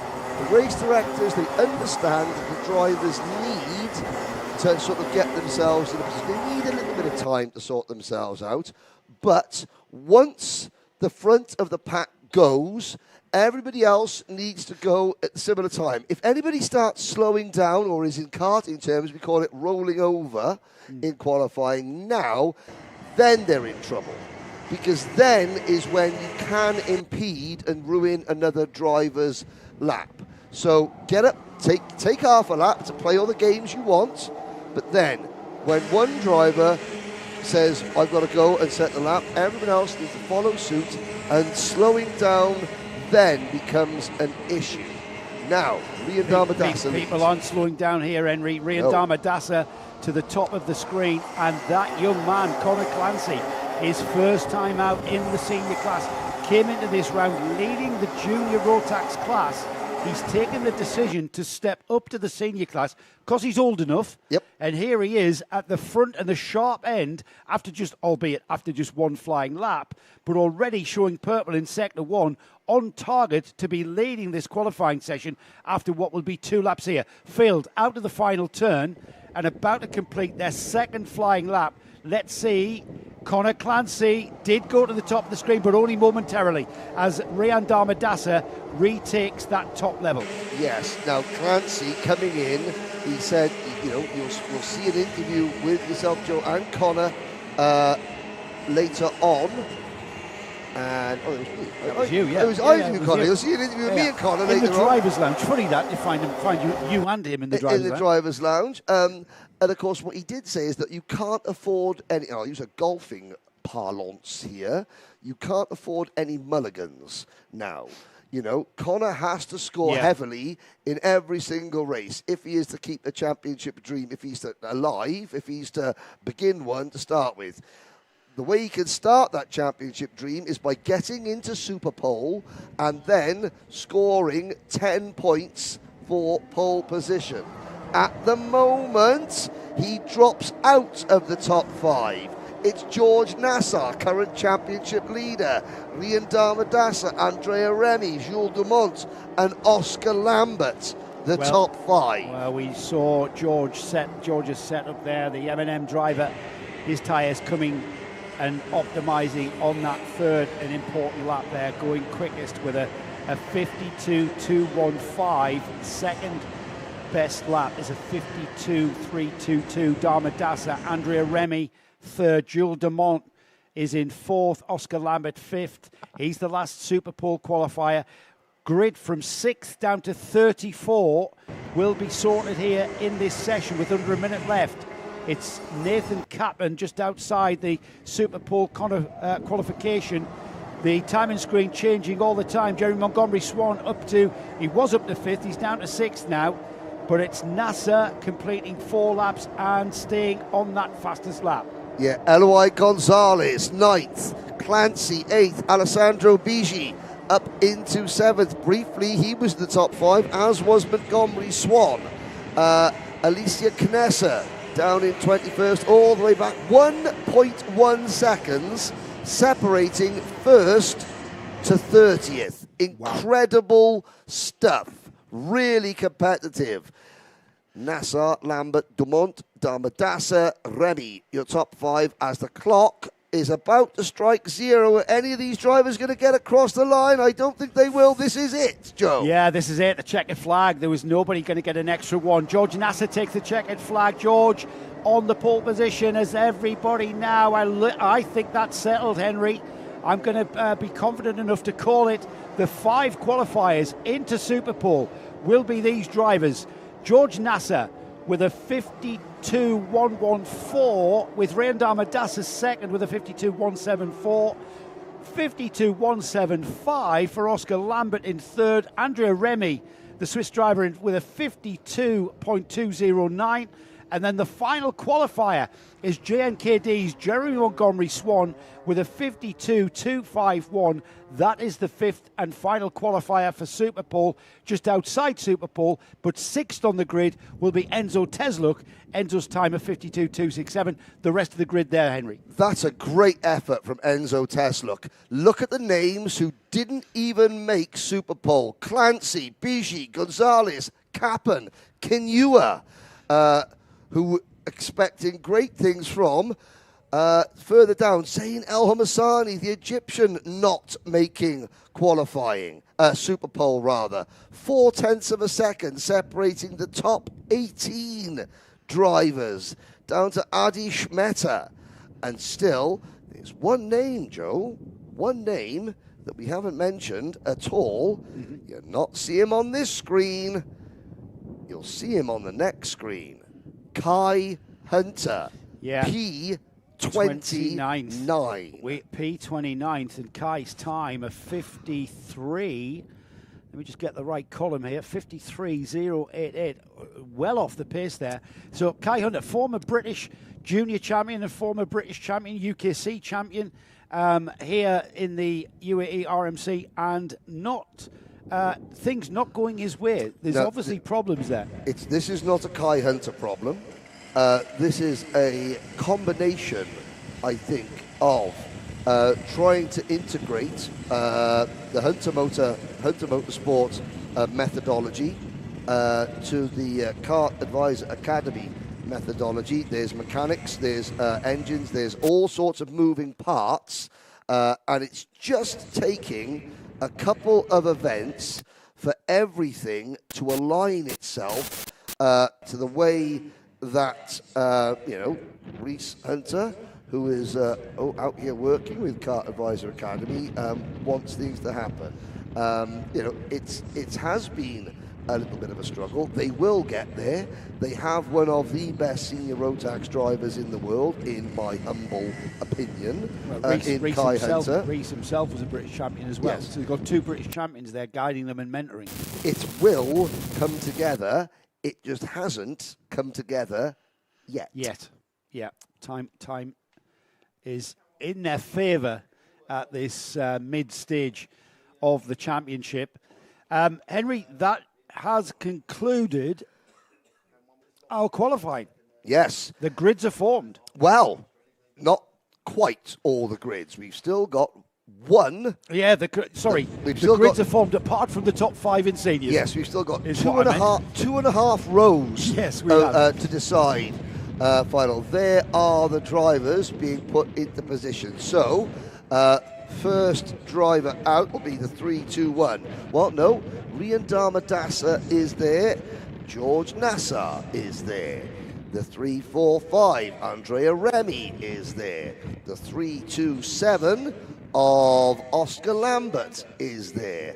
And now just being moved into position. Now, has Enzo Tesluk... Enzo Tesluk, he's going out as the 5th place driver. So who is... So who is not there? That would be... Where's Jeremy Montgomery Swan? There he is, discussing something at the bottom of your screen with race director Ken Potter. An infraction. If he received a nose cone penalty, you lose your best lap for a nose cone penalty. So you then have to rely on your second fastest lap. Yeah. This is something now. What a performance from Enzo Tesluk from CRG. It is Jeremy Montgomery Swan who has been taken out of that top 5, Henry. Yeah. That's been confirmed there. The qualifiers are now Enzo Tesluk will be out first. Andrea Remy will follow him. Oscar Lambert out third. Rian Damadasa and George Nassar. They are our 5 Superpole qualifiers about to go out on track. Enzo Tesluk with the... I'll get my anorak now. Enzo Tesluk with the 1988 Alex Caffey replica helmet. And he designed it without realising he was designing a virtual exact replica of the very first driver to ever bring the Dallara name into Formula One. You need to zip your anorak up, mate. I'm going to zip my anorak up, and I will head down to interview a Super Pole winner. Before you head off, Enzo didn't realise he'd done an Alex Caffey until you told him. Until I told him, and then I showed him a photo, and he was like, "Oh yeah, yeah, there we go." Well, who did you have that on your bingo card, ladies and gentlemen? Alex before 11 o'clock in the morning, Alex Caffey getting a mention on your Rotax live stream at Karting Live TV. I'll go down to see if I'll speak to Enzo Tesluck. Will he be on pole position? We'll find out. Yeah, we're about to find out who Henry is going to have the pleasure of speaking to. This is very, very intense. Enzo Tesluck leading the Superpole qualifiers out as Tesluck goes through the final turn and across the line to start his first green flag lap. His only green flag lap. The pressure is on. You can't get it wrong. You've got to hit your braking points. You've got to hit your apexes. You've got to get everything right. You can't scrub off speed. You've got to maintain your momentum. This is the tricky part. The new hairpin here for the first time in 2025 for the 2025-26 season, I should say. On down to the back straight now towards the kink at 5 and into the hairpin at 6. He's through another hairpin, and already we look forward to him getting on to the final sections of this track here. There is Tesluck through and onto the back straight. Then here he comes, Tesluck into the penultimate corner. Here he will go into 11 through that never-ending left-hander into the final turn. Optimize the exit speed across the line. He's not purple in any of his sectors. The drivers that are behind him have gone purple, but he does go purple in 3, of course, because he's the first driver to complete that one. His time, 53.026. Andrea Remy. We look for Remy. Remy goes purple in sectors 1, 2, and 3 at that point. 52.897. What can Oscar Lambert do? Oscar Lambert goes quickest, 52.882. Look at how close that is. Dharmadasa across the line this time now.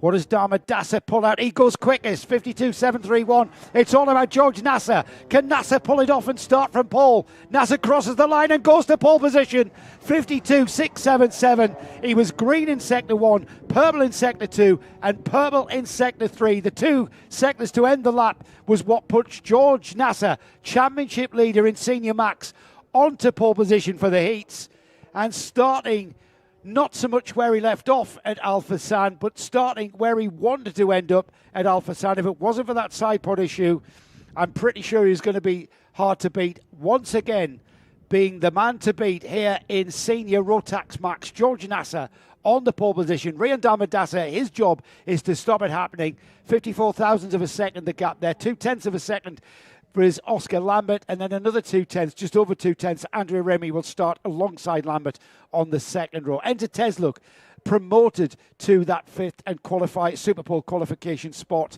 from the qualifying session, will start in 5th. Now that does indeed conclude our qualifying process. The next time we have karts out on track, as Henry has already headed down to the Parc Fermé to grab a chat once again to George Nasser. We chat to George in the paddock show. There's a reason behind that. So that's today. That is today. That's yes. Today. Yeah, we have a very packed and exciting. Normally, the lunch break is a chance for you to relax, have some lunch, and watch some interviews. We actually have a live broadcast at lunchtime as a celebration of the UAE's 3rd place in the Rotax Grand Final. And then after that, because we can't give you enough, we're going to give you a little bit of a quick paddock show as well today. And there's a completely separate paddock show Sunday, but today's paddock show has a bit of a wrap-up from Al Forsan, and then we're going to have a little bit of a chat about driver coaching with a couple of the big driver coaches in the paddock. So we're going to give you extra entertainment. So you have a paddock show and a live celebration of the UAE's 3rd place in the Rotax Grand Finals last week. Joe. Hello to Kailash Mukim. From India, Grandpa calling, book up Adish Mehta. Adish Mehta's got quite a fan club there joining in. Priya Nakameta as well, cheering on for the number 310 in the seniors. So hello, Grandad. Kailash Mukim joining us from India. Great to have you on board. Hopefully you'll stay put and just see how your driver Adish Mehta does. He qualified about 16th, I think, if my memory serves me, from that session. So in the midfield, I'm sure he's going to have a great day's racing. A great weekend's racing, actually. Just to give you an idea of what's happening now, we've got the first of our heats. The programme will be Micromax, followed by Minimax. We then have the Junior Rotax Max class, the DD2 Gearbox class, and then the Senior Max. From there, we'll go into our lunch break, and then we will follow that up with 2 more heats. But for now, let's head down to the Parc Fermé, where Henry has our pole sitter. Drivers learn very, very quickly. And what the drivers have learnt about Superpole this morning is that when they come into the Parc Fermé area, before they hit the weighing scales, they know that I'm making a beeline for the pole sitter. So each of the 5 drivers are looking up, and it's like, as I'm walking towards them and I say, I need you for an interview, then the celebrations begin, because they know that if I want to speak to them, then they're on pole position. The best celebration was George Nassar when you found out you got pole. That really means a lot, doesn't it? Yeah, we were struggling yesterday with pace, but now to have pole it's a dream. You know, you've got pole at a circuit that you know well. Last round, obviously, you were really enjoying yourself until the final. Was the reaction that you got to that pole position a reflection of moving on from Al Forsan? Yeah, but it's more of a progression from Al Forsan, really. I also pulled in Al Forsan. You know, the championship is so competitive, with so many quick drivers taking points off each other all the time. These 10 points could actually be really significant, can't they? Yeah, I would like those 10 points wherever possible. Because you don't drop qualifying points. You can drop heat points, pre-final points, final points, qualifying points. You keep them, so they're very important. Tell us a little bit about, you're the only driver to have qualified fastest in regular qualifying and maintained that in Superpole. How did you do it? Calm. I knew I had the pace after my mechanic, Jamie, told me that I was pole, so just nice and smooth. Nice and smooth. And the eagle-eyed viewers amongst you would have realised that we have swapped our usual headwear for a Matthias Najem Motorsport bit of attire, because man's got to represent, haven't you? Yes, I do. Matt, you better start paying me. There we go. Pay the man, apparently.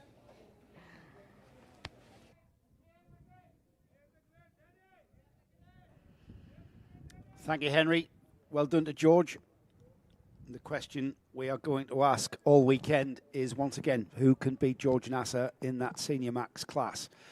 For now, though, we move from Senior Max and head towards Micromax land. With the grid already there in the collecting area, this is how they're going to line up. Sama Chopra will start on the pole position from Saif Al Khalifa alongside Adam Al Sheikh, and Liam O'Hanlon are on row 2. Alexander Freinstein and Vaibhav Ponna start on row 3. Row 4 will have Cameron Harvey and Amar Tabatsa. Jensen Kelly starts alongside Enzo Falzarano. Ruud Rabotab, Shekawat and Tadeusz Prochaska will start alongside. Evans Voronens is next. Ivan Jancevic with Abdulaziz Al-Saraf, Tayab Haroun. We've then got Felix Souza Jebjerg, Ayanch Patel, and then Rofwaya Ndwambi, Saif Elmina, Vladimir Terdokhlevov, hopefully I've got that right, and Zhu Kuanyi, rounding off the 22 kart grid. Great to have Zhu Kuanyi here from China, representing China. He's on the novice plate, so a beginner in karting. This is the youngest group out at the moment. This is the 8 to 11-year-old category. They're on the Mojo C2 tyre. They're on the 950mm chassis, which is slightly smaller than the senior and junior Rotax classes. And 105 kilograms minimum weight. Same engine, though, the 125cc Rotax water-cooled motor that you can effectively, conceptually, take from this Micromax class all the way through to your Senior Max class. Controlled lineup from Samar Chopra and Saif Al Khalifa, the poleman, dictating the pace as we get things towards the green flag. And the green light will go on. And we are indeed racing towards turn one. For the first time this weekend, I think we've been sent around. I see the drivers indicating that we've had a full start as they head down the back straight. I saw one of the drivers giving it the wave around flag. The red light is still showing, so we have got a full start there. So the start procedure not quite to the liking of the start official, and we get one more lap to go around. Samar Chopra going off at racing speed, of course, to get some heat into the tyres and getting everything up to operating temperature into the top end of the circuit there, just to our left from our position. We can watch them out the window coming down that back straight. Camera angles showing us the run down to the final part of this Al-Ain circuit. And we've got Samar Chopra, Saif Al Khalifa now slowing everything down in correct style, I would say, Henry. Yes. Obviously, a bit of a nervy start to that first race, and still a bit of a few demonstrative hand signals being waved by Samar Chopra. And of course, Saif Al Khalifa, uptick in fortunes, in performance for Saif Al Khalifa. Sometimes all it takes is one weekend, like Saif had in Bahrain. No, he didn't have the results he wanted at the end of the final, but overall, he proved he can compete with anybody in the world. Well, he's competing with Samar Chopra as they come towards the line now. The red lights will go off, and we will go racing. The red lights are indeed off, and we're racing for the first time this weekend into turn one as the pack goes through that very, very tight turn one out onto the back straight. This is the tricky bit into turn two, and then the hairpin. This is an overtaking spot at this stage of any race. Already, Samar Chopra defending the inside line. Oh, that little lip down into what is now turn number 4. We head through. There's turn 5. Great view up the inside. That looked like Saif Al Khalifa having a look at Chopra. Chopra holding him off, and Adam Al-Sheikh, first race back after a broken arm. Al-Sheikh is up to second in the number 55 machine for XL Motorsport. Here they go then down the back straight towards turn number 11 here, and no changes there. Everybody behaving themselves. It's very early. This is a 6-lap race, of course, and here we are completing the first lap with Samar Chopra leading. Side-by-side action though across the line as Al-Sheikh goes alongside, slots back in. Alexander Freinstein, the driver, up to third. Then we've got Saif Al Khalifa, championship leader O'Hanlon fifth, and then in sixth Vihab Ponna. But it's still all to play for, Henry, into the hairpin at 3. And the new camera angle we've got down on the approach to turn number 1 really does give an excellent overview of how difficult that bump is and how much the karts get unsettled just as the drivers are trying to position themselves to either attack or defend into the corner. And you can see Chopra checking over his shoulder. Al-Sheikh, Freinstein, Al Khalifa, Ponna, Liam O'Hanlon, championship leader, P6. Here comes 3 wide, Adam Al-Sheikh. Freinstein to the outside, new leader, Adam Al-Sheikh. This is outstanding and very, very early to see sort of race antics there. 3 wide into 11. Heavens to Betsy. That was outstanding racecraft. And you'll notice there, everybody, that they didn't barge or bash into each other at all. Formula One drivers, look at this, because this is where you will learn a lot about racecraft from these youngsters. Outstanding racecraft. And just look at that pack behind the leaders, Henry. All right, the top 2 beginning to break away now, but it's all to play for all the way down this Micromax field. Yeah, one mistake from any of those top 3, and it wouldn't have just been I lose 1 position, I lose 21 positions. Yes, and yet they were able to keep it all together. Now we have our first breakaway. Here comes Chopra to the inside at turn number 9. Out towards 10. Chopra retakes the lead. Watch for Al Khalifa and Freinstein still in the picture. 5th and 6th is Ponna and O'Hanlon, followed by Falzerano, Harvey, Jacjevic.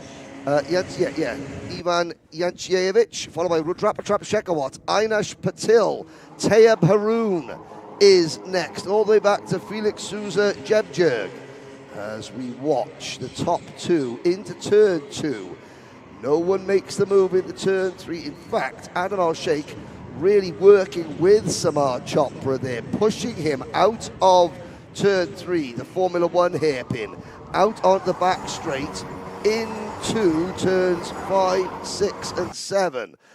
As that new camera angle as well shows just how, you've got to be turning, starting to brake and setting the cart up all at the same time. It's a great corner for multi-skills. As a driver, braking and turning is not something that I certainly used to enjoy. It's so tricky, especially when you're already braking on the rear axle. You're already loading up the rear axle to get you through the turn, and then you're just adding in a bit of complexity by braking and turning at the same time. Here we go, Henry. It'll be 4 laps completed here, 2 laps, they're on the penultimate lap. Chopra, Al-Sheikh, Feinstein in 3rd, Al-Khalifa in 4th, Liam O'Hanlon in 5th. Here's the cartshop.me replay. And this is over the bump, up to the inside. Al-Sheikh, textbook manoeuvre into turn number 1. What you're saying, Joe, is that you would have made an excellent drag racer. Because if you didn't like braking and turning, drag racing was your thing.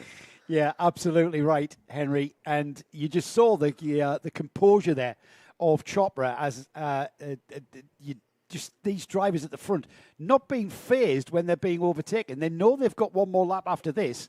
As we head down to complete the penultimate lap, these two have broken away. And out of character, I've got to say, Henry, the rest of the pack not working together to catch the 2 leaders up. This is what it's all about, though, as they cross the line. 5 laps completed. Across the line now, Al-Sheikh, Chopra, Feinstein, O'Hanlon up to 4th ahead of Al-Khalifa going into the final lap. Yeah, good couple of laps from Liam O'Hanlon to minimise the potential damage. Now Al-Sheikh defends through the Formula 1 hairpin, out towards the back straight.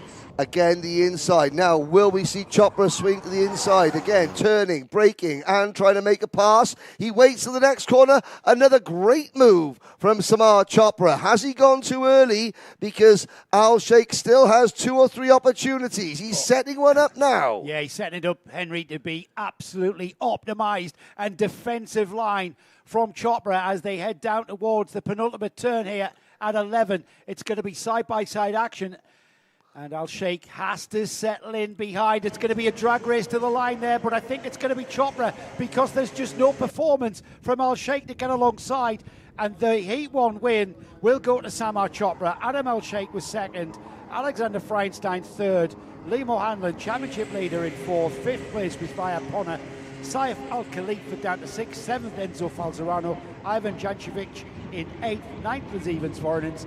And Amar Tabatsa, the driver that rounds off the top 10. Let's have a look at the cartshop.me replay as we see beautiful move there, very composed. And again, compromise from the driver being overtaken is worth being spoken about, Henry, because it was the driver that was being overtaken, saw he had a card fully along down the inside.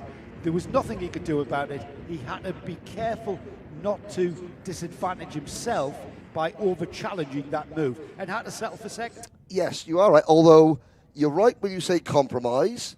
However, it wasn't being selfless because that was Adam Al-Sheikh saying, right, okay, I'll compromise, but I've got that one in the bag for later on. There's your top 6. There's your top 6, Henry. Samar Chopra takes Heat 1. Adam Al-Sheikh settles for 2nd, we think. Alexander Feinstein 3rd. Liam O'Hanlon in 4th. Vaya Ponna 5th. 6th place, Saif Al-Khalifa. Enzo Falzerano, Ivan Yanicevich, Evans Voronins, Amar Tabatsa, Rudrapatrap Sekawat, Cameron Harvey. The top 12. I believe a full complement of starters also finished as you look. Tadeusz Prochaska finishing down in 13th. Prochaska, very, very impressive at Alpha San for the Ital Course Middle East team. A little bit of work to do today. And there's your 22 finishers there. Yep, a full complement of finishers. Always nice to see that everybody who starts the day at least finishes their opening heat without a massive headache for their mechanic. I noticed Jebjerg finishing way down the order there in 21st. I'm not sure, I didn't notice any issue, but of course, that midfield pack, Henry, was absolutely chock-a-block, wasn't it, with carts moving left and right and swapping positions. So obviously a little bit of an issue there for Jebjerg going forward. Minimax next. If you thought the Micromax drivers knew how to race, well, the Minimax drivers are going to show them again. Yes, indeed. In this race, you will see the current Micromax Grand Finals champion, Benjamin Karechkovic, who, of course, had moved up in this championship beforehand, and now after Bahrain is a full-time Minimax driver. Missing Oliver Butchard, unfortunately. He is not here this week, and hopefully he'll be back for the next round. Paul Schutzman, last time out, the winner. Paul Schutzman, finally, after, last season didn't necessarily go as well as I think Paul was hoping it to, and now he's back into his into the swing of things. I have never interviewed a more joyful winning driver than I did with Paul Schutzman. He was literally jumping for joy. That's something that shows appreciation. He knows how hard lots of people have had to work to get that victory. Some drivers, on camera, they're a little bit shy. They don't want to jump up and down. They're a little bit afraid to express themselves. Not so with Paul Schutzman. Who else are we looking at? Well, Charlie Page. Charlie Page will be starting up at the front. He ended up his Micromax career. Well, he ended it with a DNF. But that DNF came as a result of an accident completely not of his fault. A racing accident, but certainly Charlie was the innocent victim. And he was leading the grand finals at the time. And that is something that Charlie has to remember, that, hey, it may have been game over. I didn't get the win, but I was leading the biggest Micromax race in the world when it went wrong. And that's something that every driver has to sort of remember. I just want to say hello to Javik Vlogs 777, who joins us on the Karting live stream. This a big ask, Javik. Please, someone explain kart racing. It's great. There we go. Simple, 2 words. I started watching Formula One in 2025, so still understanding. I'm here after following Atika Meir. Where is she? Well, she's about to take part in this one, isn't she? So keep logged on. This is where, of course, all the current Formula One grid started, isn't it, really? This is where they start, from the ages of 8 years old all the way through. And the likes of your Max Verstappen, your current Formula One world champion, congratulations to him. Another British driver takes that accolade. Oscar Piastri, they all started here in karting. And that young driver, Atika Meir, has had a terrible qualifying session. Starter motor went. That kind of failure is just unforeseen, isn't it? Yes. Sorry, was she driving a 1977 British Leyland Triumph? yeah. Just a cold morning. Just so you know, just to tell you now, the reason why I say that is my grandparents used to live in Spain. Right. And we drive down to see them. Took 3 days in those days, drive to see them for the summer. With the Triumph Dolomite, my father had. And on the way back, the starter motor gave up. So whenever it stopped, to get it started, he had to go out, hit the starter motor with a hammer to get the thing to go. I remember it stalled in the middle of Madrid. He got out of this is like 1977 or something. No, actually 1980. And he was hitting it with a bloody hammer in the middle of Madrid. Now, you're showing your age, the fact that the car, you could actually access the starter motor with a hammer. Oh, yes. These days, you lift your bonnet up and there's nothing but plastic cover. That's right. And I like to point out that, when I look at how my dad used to run that car, the thing you always realise now about any car from the 1980s is they're so much better now with all the modern parts. Yes. Very quickly, so who was the gentleman that was asking about karting? Javik Vlogs. Okay, Javik. What you need to realise is that this is a round of the Rotax Max Challenge. It's a multi-round championship. At the end of the season, the champion in every single category goes on to the Rotax Grand Finals. That is like the Olympic Games, the World Cup of go-karting, where you represent your country against 71 other champions from their country. So although Attica Mia is racing in the UAE Championship, if she is racing in an Indian license, then she will represent India. If she's racing under a UAE license, she will represent the UAE if she is the champion.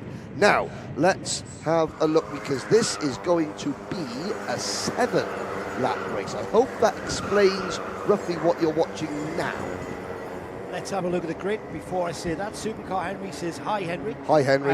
Let's have a look at the grid that we've got now out on track and coming down the back straight. Austin Gray and Charlie Page are on the front row. LBJ Stubbs and Mikhail Mitrokin are on row 2. We've then got Kurt Evanoff and Benjamin Kraczkowicz on row 3. Paul Schutzman and Rayan Khan Rashid are next. Adam Fleury, Max Payton, Vaiko Pajamaki, Rafael Zagati, Attica Mia starting down there, Mikhail Terverb Dolobov, Zuhai Turkey and Mubarak Mohammed, the drivers that round off this mini-max field. They're already with us with their outlap being completed and heading towards that red light going out, Henry. Yes, indeed. Into the tram lines. You cannot break formation until the lights go out. Lights are out. We're off and racing into turn number 1. And already drivers on the outside. You can just see them on the very foreground of our new camera position. Running wide. Did they stay out of the barriers? I believe they did.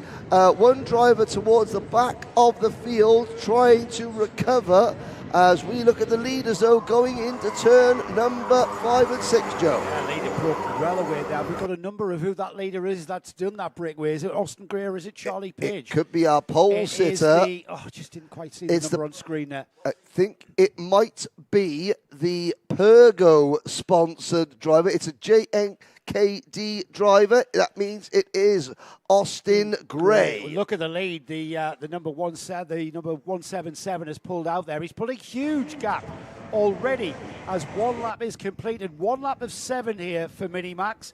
Austin Gray across the line then, and it's Paul Schutzman through in second. What a first lap he has. It's a JNKD 1-2-3 as Benjamin Kraczkowicz, he's in third with Mikhail Mitrokin, Kurt Evanoff, Charlie Page.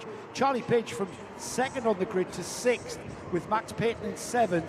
Where is Attica Mia? She's down in 14th still. Yeah, I think she may have been delayed slightly by the incident. Rafael Zagati is on track, but and Attica Mia's teammate, Rian Khan Rashid for the Axel GP team, was the driver that hasn't come back onto the track.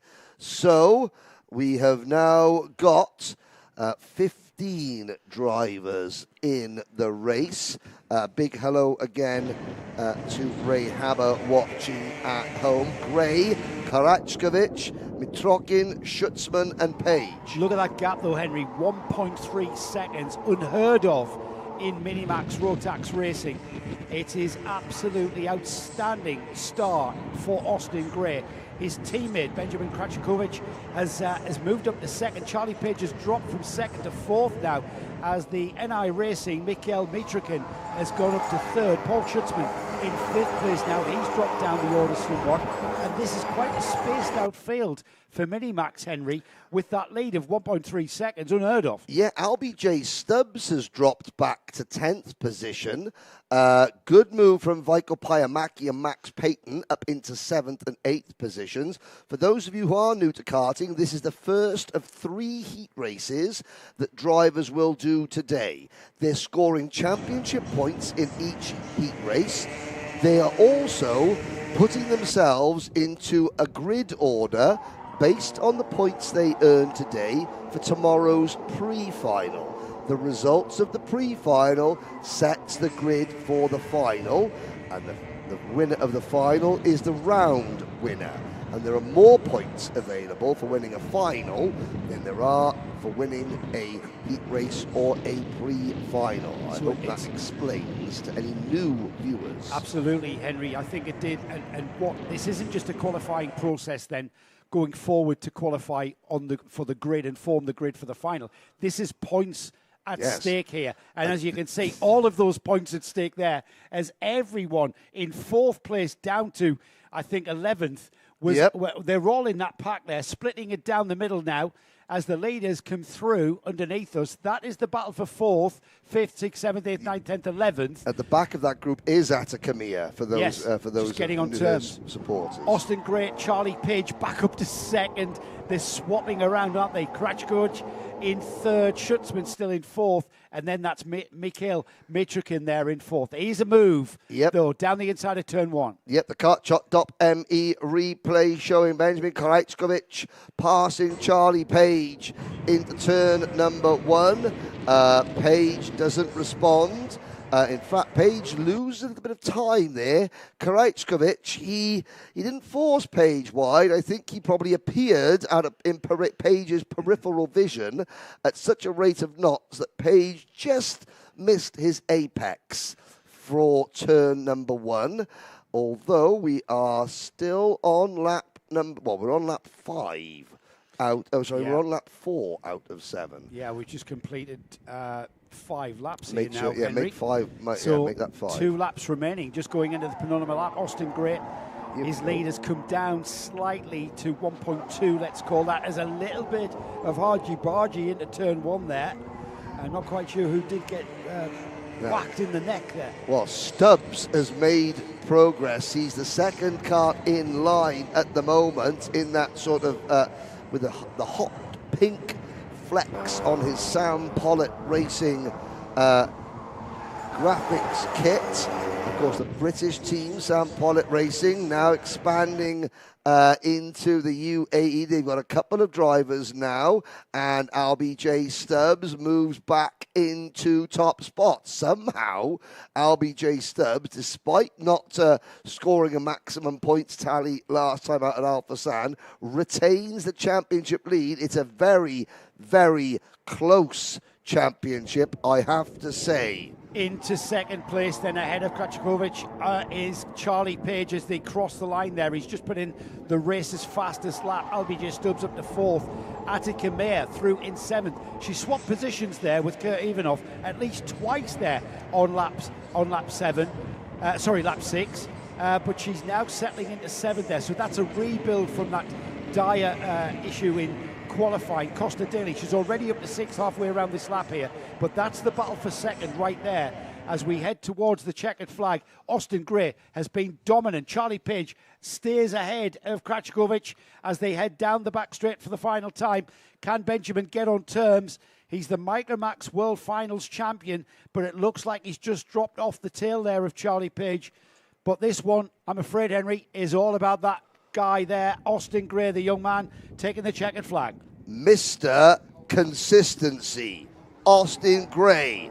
I'm just looking at his championship tally so far this season, and I can confirm that that is Austin's first maximum heat score of the season so far in what is this?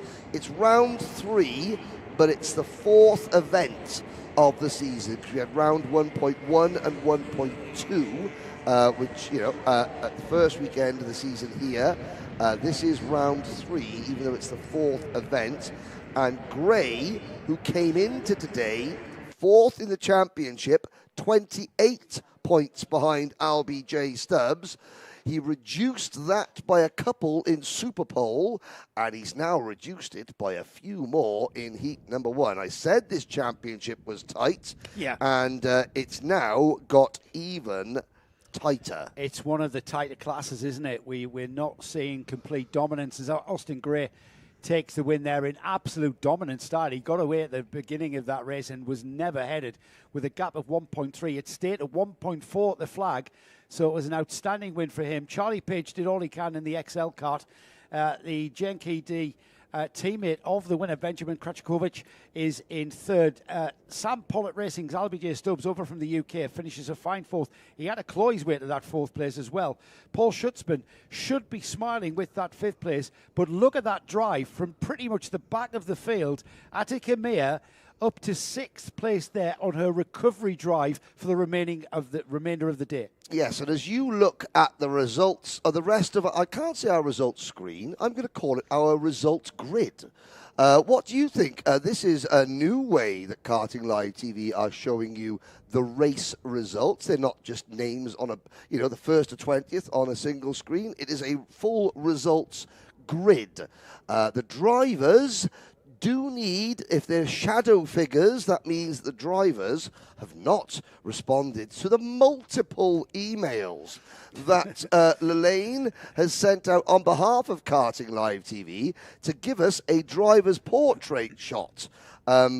Obviously, a few mums and dads are about as good with technology as I am. And if now they will see, I can't see my lovely looking son or daughter. Well, you need to get the photo sent in. I'm sure after they see what the requirement is going to result in, I'm sure they will flood in. I think that, so there is the full results grid, courtesy of Karting Live TV for you. 13th, 14th, 15th and 16th place there is Zahir Turki, Mubarak Mohammed, Rafael Sagati and Rayan Khan Rashid, who didn't start the race, it looks like, didn't complete the lap. No, there were 2 karts that went off at turn number 1. One was Rafaela Zagate on the Ital course. The other one was the Axel GP machine of Mr. Rashid. One of those karts, Mrs. Zagate, returned. One did not. Yeah, Jarvik Vlogs continuing to support Attica Mea. Yeah, that was quite a drive, wasn't it, Henry? Up to 6th place there. Because of that mechanical issue that cost her qualifying opportunity, she's starting near the back of the grid. She's not starting on the back of the grid. I think she started about 12th. 13th. Yes, because she started in front of the 3 novice drivers for the heats.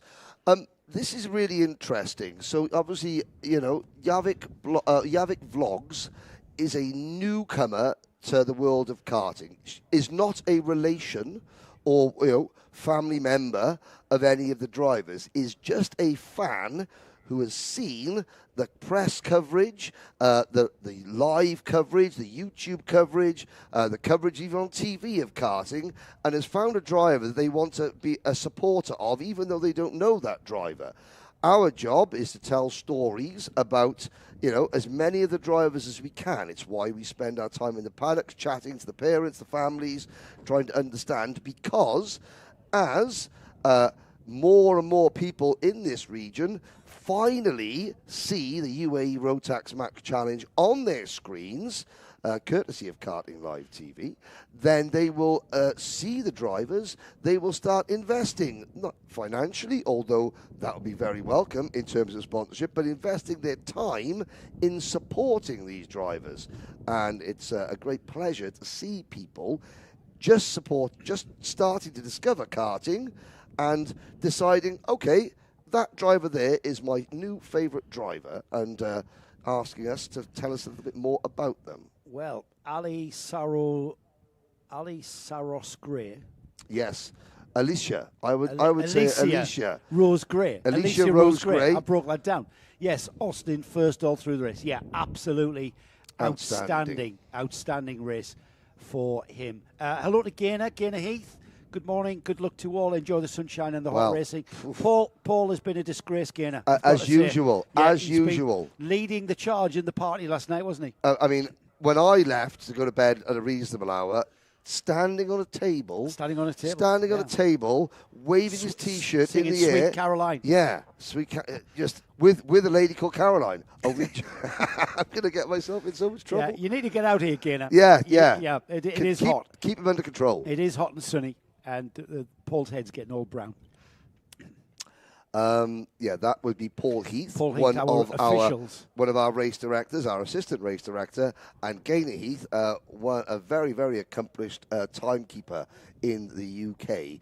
And their son, Harry, is also a race official, looking to go and start officiating out in the United States. Alicia Rose Gray is Austin's sister. Yes. Now, Alicia, are you here at the track watching, or are you at home? And where are you? Where is home? Where are you watching from? Yeah, please tell us where you're watching from. If you are going to appear on the chat. We've got another supporter. Sajani Oka 8965 is an Austin Gray fan. Well, quite rightly He's so. on the Karting Live TV chat. 2 YouTube channels, the UAE RMC YouTube channel and Karting Live's YouTube channel. If you're hearing this, then you're obviously on either one of them.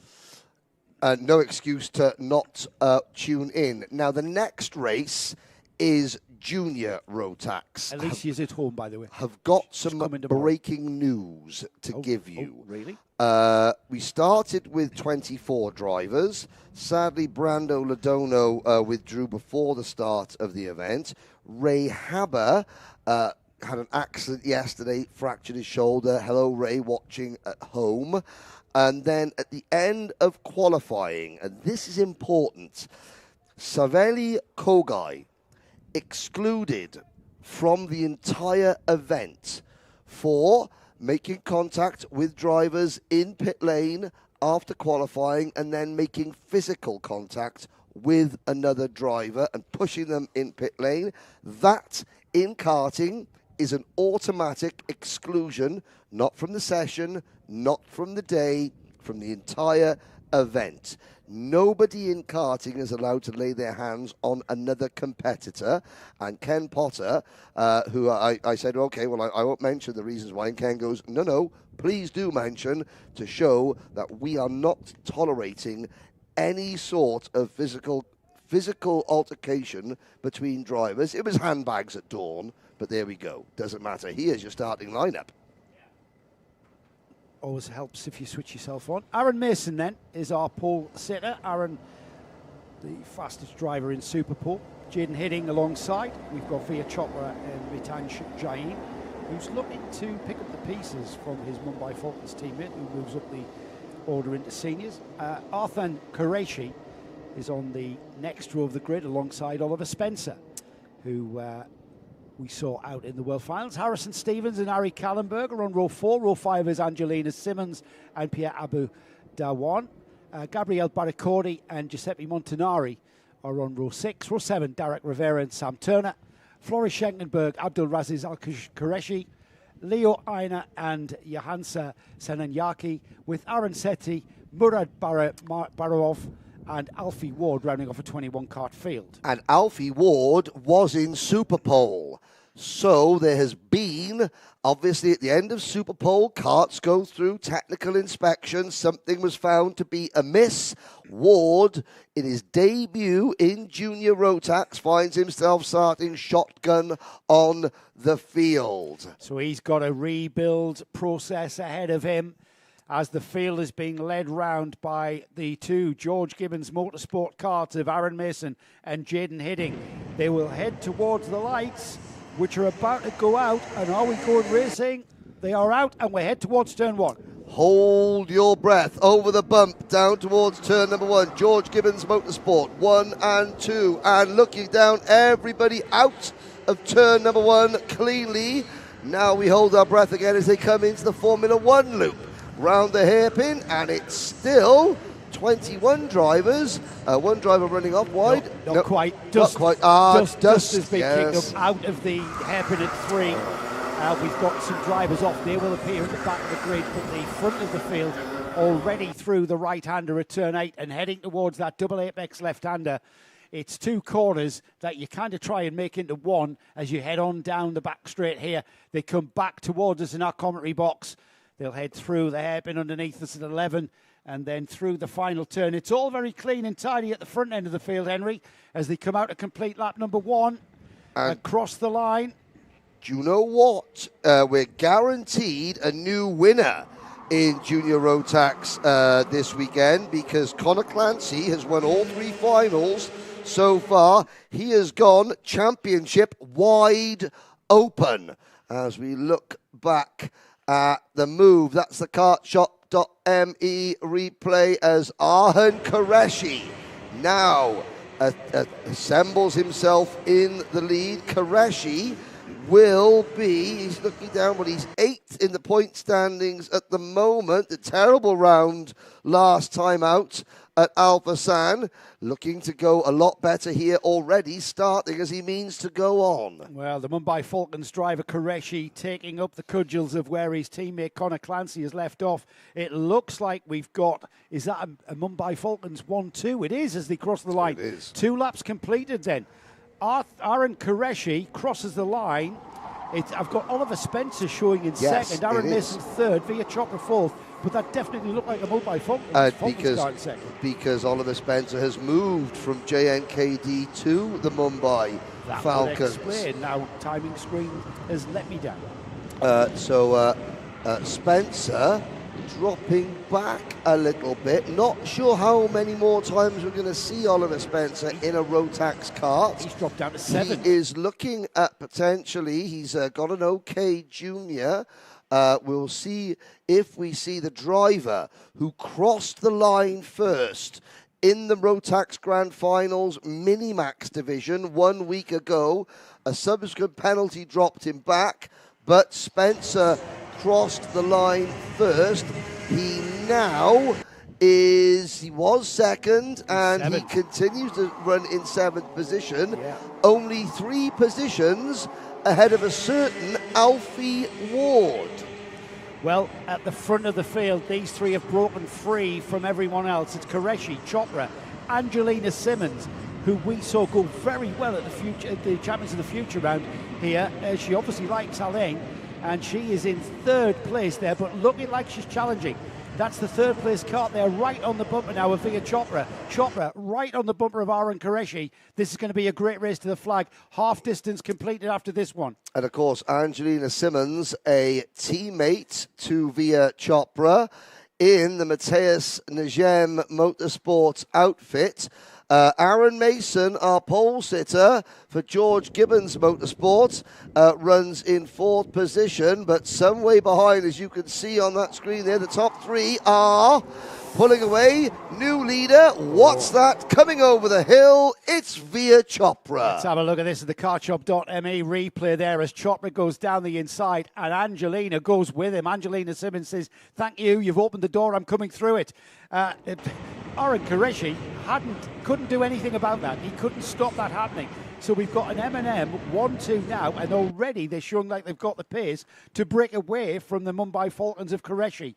Here they go then, and that gap has gone out for Chopra ahead of Simmons, who also is equally as far ahead of Aaron Qureshi. Qureshi now beginning to fall back towards Aaron Mason. And what we saw on that kartshop.me replay is that Chopra opened the door. Because Simmons followed him through, Qureshi was unable to take the apex and was forced out wide, offline.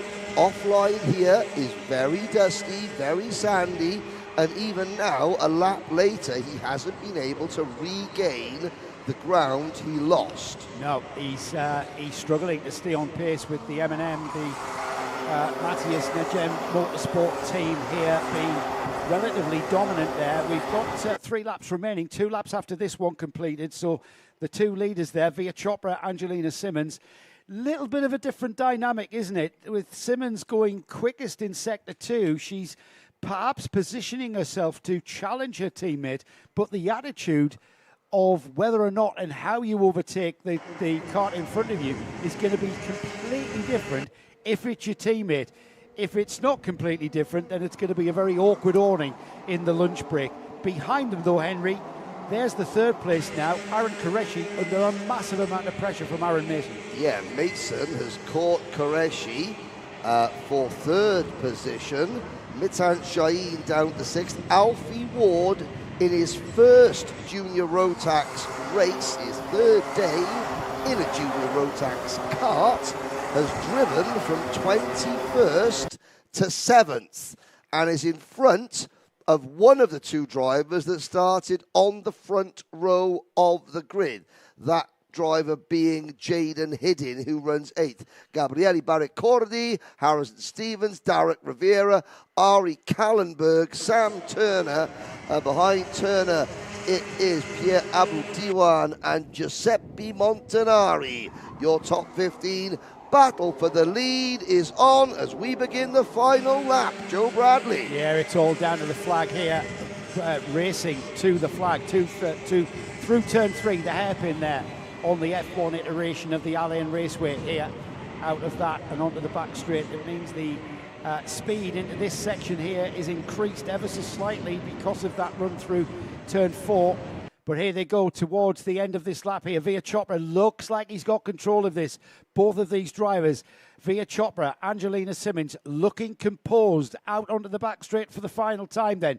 Behind these two, Arthur Qureshi and Aaron Mason, they're in 3rd and 4th. But here they go through the final turn and towards the flag. It is going to be Via Chopra, Henry.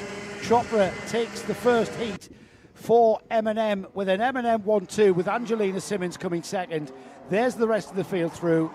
Aaron Qureshi 3rd, Aaron Mason 4th, Mitansh Jain in 5th place, Oliver Spencer 6th, Alfie Ward in his first run out here in 7th place. What I like about that race is Via Chopra effectively saying, okay, Connor's gone, fresh start, okay, we've all scored points, but now it's game on for the rest of the season, and I've just established myself as next in line to assume the throne that has been vacated by last year's outgoing champion Nathan Kaplan and this year's dominant driver for the first 3 races, Connor Clancy. There is the results grid. A lot of Mumbai Falcons, a lot of Matthias Leger Motorsports, and I'm sure I've seen Oliver Spencer walking around in a Mumbai Falcons kart with his mechanic Joe Bleakley. So there's your first 6 there. Mitansh Jain finishing in 5th, and Mitansh was the driver that could actually compete with Connor Clancy when Clancy was taking part in this. There's your top 12 then, with Gabriele Baraccordi in 12th. The Ari Kallenberg, who we get a chat with, Matthew Higgins, who's here as a driver coach to the George Gibbons Motorsport driver Kallenberg. He comes through in 11th. This is Ari's first season as a junior. He was last year's Minimax champion. Talking of driver coaches, Sam Turner for the Kart Advisor Academy. We also talked to Sophia Necci, former member of this parish. So we look at driver coaching in today's paddock show. I believe we do. Big part of the sport. It is after the live extravaganza. The live extravaganza. Let's not undersell the live extravaganza, everybody. In 2 races' time. In 2 races' time. We are celebrating in the lunch break. Oh, right, okay, where's that soon? Yes, Nick, it is soon. We are celebrating the UAE's outstanding result in the Rotax World Finals at Bahrain by coming 3rd, with 8 drivers representing the UAE coming 3rd in the overall teams and being on the podium in the teams. Yes, whilst we're waiting for the last 2 races of the morning, a quick overview of how the Nations Cup is awarded in the Grand Finals. There are 59 competitive on-track sessions, qualifying, heats, pre-finals, and finals in the Grand Finals. In each of those 59 sessions, the leading finisher for each nation scores points for their nation on a 1st, 2nd, 3rd, 4th, 5th. So even if you come 20, there is points available. 1st place points, 2nd place points, 3rd place points for each country in each race. And the leading driver for each race, for each country in each race, scores points. So obviously, the United Kingdom had 32 drivers qualify for the Grand Finals. They didn't have anybody in DD2 Masters or in E20 or E20 Masters. But in every single micro, mini, junior, senior, DD2 session, they had a driver that helped them score points. So it is weighted, towards the nations that have the most qualifiers. Canada, so UK won the Nations Cup with 32 drivers. Canada had 16 drivers and came second. Now, other nations, France, 20 drivers. South Africa, Japan, Thailand even had double-digit drivers. Therefore, they had drivers in virtually every on-track session. However, in some of those on-track sessions, their drivers didn't finish very well and therefore didn't score very well. The UAE took 8 drivers. They took Benjamin Krajckovic. They took Oliver Spencer. They took Ari Kallenberg. They took Max Dexter, Omar Ganoum, Tony Hogg. They took Maurice Knyoppers and their junior representative, who I will now get slapped many times by their parents for forgetting their name on spec. It'll come back to me, don't you panic. But basically, in every single session, those Nathan Kappen, there we are. I knew it was in there somewhere, wasn't it? Every one of those sessions, UAE drivers finished extremely well. So even if there wasn't, there was an event, there was a race with no UAE driver in, the other nations with more drivers weren't able to score more points. So every single one of the 8 drivers scored extremely well in each of their races, allowing 8-member UAE to finish 3rd overall, ahead of 20-driver nation, France, 10-driver nation, South Africa, 11-driver nation, Japan, 10-driver nation, Thailand, and many more. There were 59 nations competing in Bahrain. Someone else who was competing in Bahrain. Hello. Who joins us. Hello. I read that as EMU #1, but looking at the picture, that's Emerson McAndrew-Uren. It is Emerson McAndrew-Uren. Well, it's either Emerson McAndrew-Uren or Emerson McAndrew-Uren's #1 fan. Who knows? I'm sure it's M. I'm sure it looks like Emerson. British champion, of course, and representing the UK in the... early riser as well. And a very early riser, yes. It's 7:30 in England. He may be racing somewhere. Yeah. He may be racing somewhere and keeping up with the UAE RMC. We're getting ready there with our DD2 field in the collecting area, because it's DD2's going out next as we are getting ready for that first heat for them. It's an 8-lap race.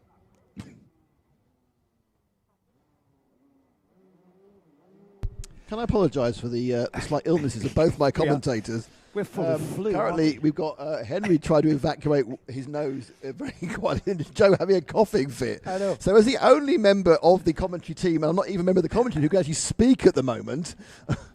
Are you back now, Joe? Yeah, I think so. Bad Rangits. Badrangits. Bad Rangits. Hello to you. Who was watching on the karting live stream. And Sethi, way to go, Aaron Sethi. So please, if you are watching on either of the live streams, the UAE RMC live stream or the Karting Live TV live stream, please feel free to ask Henry and indeed Nick, who pops in now and again, any kind of questions. I pop him, and one or other or both of you is currently lying under the table. Yes. Yeah. I know you're blaming it on the air conditioning, aren't you? It's air conditioning in our hotel room, Nick. Oh, right, okay. Which you insist on having on. But was it working yesterday? Well, it was working enough to give me this horrible snotty nose. Oh, dear. Yes, which I shouldn't have. It's like hot and it's super beautiful dry. And lovely and dry. Yes, it is very lovely. If it wasn't for the air conditioning, it's the air conditioning. I'm not sure where Henry's actually gone, by the way. He just left. Hello to Samantha. Hi, Sam. Who was up very early. That's Mrs. Bradley, by the way. I'm not sure she's actually been to bed. Oh, it's one of those weekends. She was out at my sister's for a house I party. see. I'm not sure. I can't fathom whether she's been to bed or not. But she's obviously asking, am I poorly? Yes, I am. Oh, it's nice to know she cares. Well, I'm not sure she cares. She's relatively surprising, looking but forward nice to to know. catching it when I get home. Oh, that's well, like the way I was greeted by my wife when I got home from the last trip. Shouted at. Shouted at for coming back with a snotty nose. I know. Well, I'm much better. Are you all right, Henry? I just popped outside for some medicine. Much better. I see. Right. Medicine. It's the end of a very long season for us all. We don't get much time there's off. No end. There's no end. I mean, because we have longer gaps at different parts of the year than our gaps now. That's right. Because you've got both of us are starting the second weekend of January, aren't we? Doing different things. Yes, we are. We're all starting second weekend of January, but that's still 3 weeks off. I had 3 weeks off in August and September. I had 3 days off in August and September.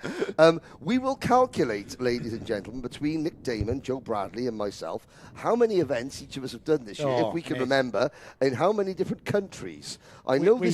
Nick and I do a lot of car racing as well, of course. Well, yes, of course. I've thrown in some RC events in Europe as well. And he does RC events as well. I think Henry's going to win with 41 though. This is event number 41 of the season. Although I don't really talk for my screen. I think Henry's got 41, which is going to only one in Wales. Only one in Wales this year. That was you guys. That should tell you all you need to know. Yes. I would say, guessing, I'm on about 28. 28 events this year? I've done a lot. And you're probably about 30 odd. You're about one or two behind me. Because I've got the RC you've got the RC stuff. Yeah, probably. I've got about 30, I think. Yes, I've done 4. This I is did my 41st remember I did some event. historics as well. Oh, no, you'll be ahead of me. Because you didn't. No, we'll be about the same. You know, sorry, Joe does commentary on historic championships. Yeah, good point. Enough of his age. What about his commentary? Well, his commentary is quite historic sometimes. I've got a good memory. So if anybody out there in Listerland and has been enjoying various competitive events, maybe you're a competitive karter, how many weeks have you done? How many weekends have you been racing is the question. Let's find out. I don't know what that means, Henry. Will it be Friday for Mini Junior? That's a different championship, isn't it? That's a different championship. There'll be KMTC this Friday. What's KMTC? I'm not sure what KMTC is. It's certainly not. It's Saturday. That commenter is a day behind. Wakey. Well, we've all been there, to be honest. Yes. Some of us aren't sure what country we're in, let alone what day it is. And now we are setting to go for the start of Rotax's ultimate class. It's DD2 and DD2 Masters. So we have got Saad Al-Hababi on the pole position with Theo Kakati alongside. Tyler Harris and Hamza Shisho share row 2 with Mark Bassier and Adam Malik. I'm really looking forward to this because for the first time we're seeing Tyler Harris starting off the front row. Moritz Knopf, the E20 World Finals champion, shares row 4 with Kyle Blockley. Then we've got Sami Al-Assad. Greg Watt down as an independent, but we can't not mention Honolulu Racing. And then I think it's a novice plate driver, Nicolo Cacciatore, will start in 11th. This is the gearbox class, the DD2 class with the 2-ratio gearbox. Left paddle for gear 1, right paddle for gear 2, and the drivers flick between both gears as they produce their lap. Interestingly, after he did his interview with me, Saad Al-Hababi, he turned around and he went, "Henry, first day in a DD2 yesterday," and then nodded his head and give us a smile. He was happy. Here he is then, heading towards the red lights. The red lights stay on. The red lights go out and we are racing towards turn 1 over the bump for the first time. Then the DD2s go and it's pole position driver Saad Al-Hababi who leads through and out of turn 1, but he's being challenged by the time we get to 2, and then it's going to be this tight and twisty section here into the hairpin in 3, and that's a change for leaders. Theo Kakati, I think, is the kart that's now in the lead. Theo Kakati, a multiple UAE Rotax Max Challenge Championship winner. But not in DD2. In fact, this is his first race in DD2. And after a somewhat difficult day, just acclimatizing himself to DD2, Theo, who now spends a lot of time in the United States in junior college, hoping to go to university in the USA next year, has been racing in the USA during the course of the 2025 season, raced in the Superkarts USA Las Vegas Super Nationals a few weeks ago, and did extremely well to make the final in what was an 88 kart entry. And Theo made the final. He now leads. Tyler Harris is already up to P3. This might be the smallest grid we have here at this weekend. However, the racing is certainly delivering there as we've got Maurice Canopes and Mark Bassier. Adam Malik was up to 4th place for a moment there. Now he's dropped back down behind Bassier and Canopes. Hamza Ashisho drops to 7th there. Hamza struggling for pace, it looks like, to keep on terms with the cars ahead of him as 2 laps are about to be completed here. And Theo Kakati consolidating that time at the front. But Tyler Harris has now gotten ahead of Syed Al-Hababi and is now on course to catch Theo Kakati. We've got a race for the lead on cars here, Henry. We do indeed. Theo Kakati running as an independent with help from the team Al Ain Raceway, all the independent drivers, and there are only a handful of them, I believe 4 or maybe 5 in the entire paddock. They're all housed together in an independence tent, and they receive assistance from the staff here at Al Ain Raceway. It is a very, very unique and I think a really praiseworthy little element of the Al Ain Raceway team that assist independent drivers. Carl Blockley's under that tent, so's Greg Watt, so's Theo, so's Alicia Canessa, who we will hear from during tomorrow's paddock show as one of the few independent drivers, the only female independent driver in the championship. Tyres are where we want them now, just coming up to temperature as one of the drivers just puts a wheel off into the dirt here, into the desert here at Al Ain. Kakati, Harris, Al-Hababi, they are the first 3 beginning to space themselves out here. Nobody challenging no one there. It's 4th place for Mark Bassier, with Adam Malik now ahead of Canopes, also ahead of Ashisho there. Somewhere around that lap, Adam Malik got ahead of Ashisho and up to 5th place as they head down and into the final turn here. Kakati, let's see what the gap, Henry, was 0.6 of a second.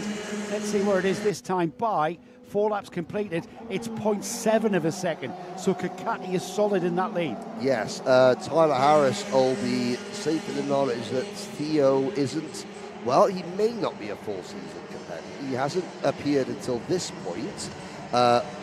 Remaining to be seen, his education will dictate whether we see Theo beyond, January.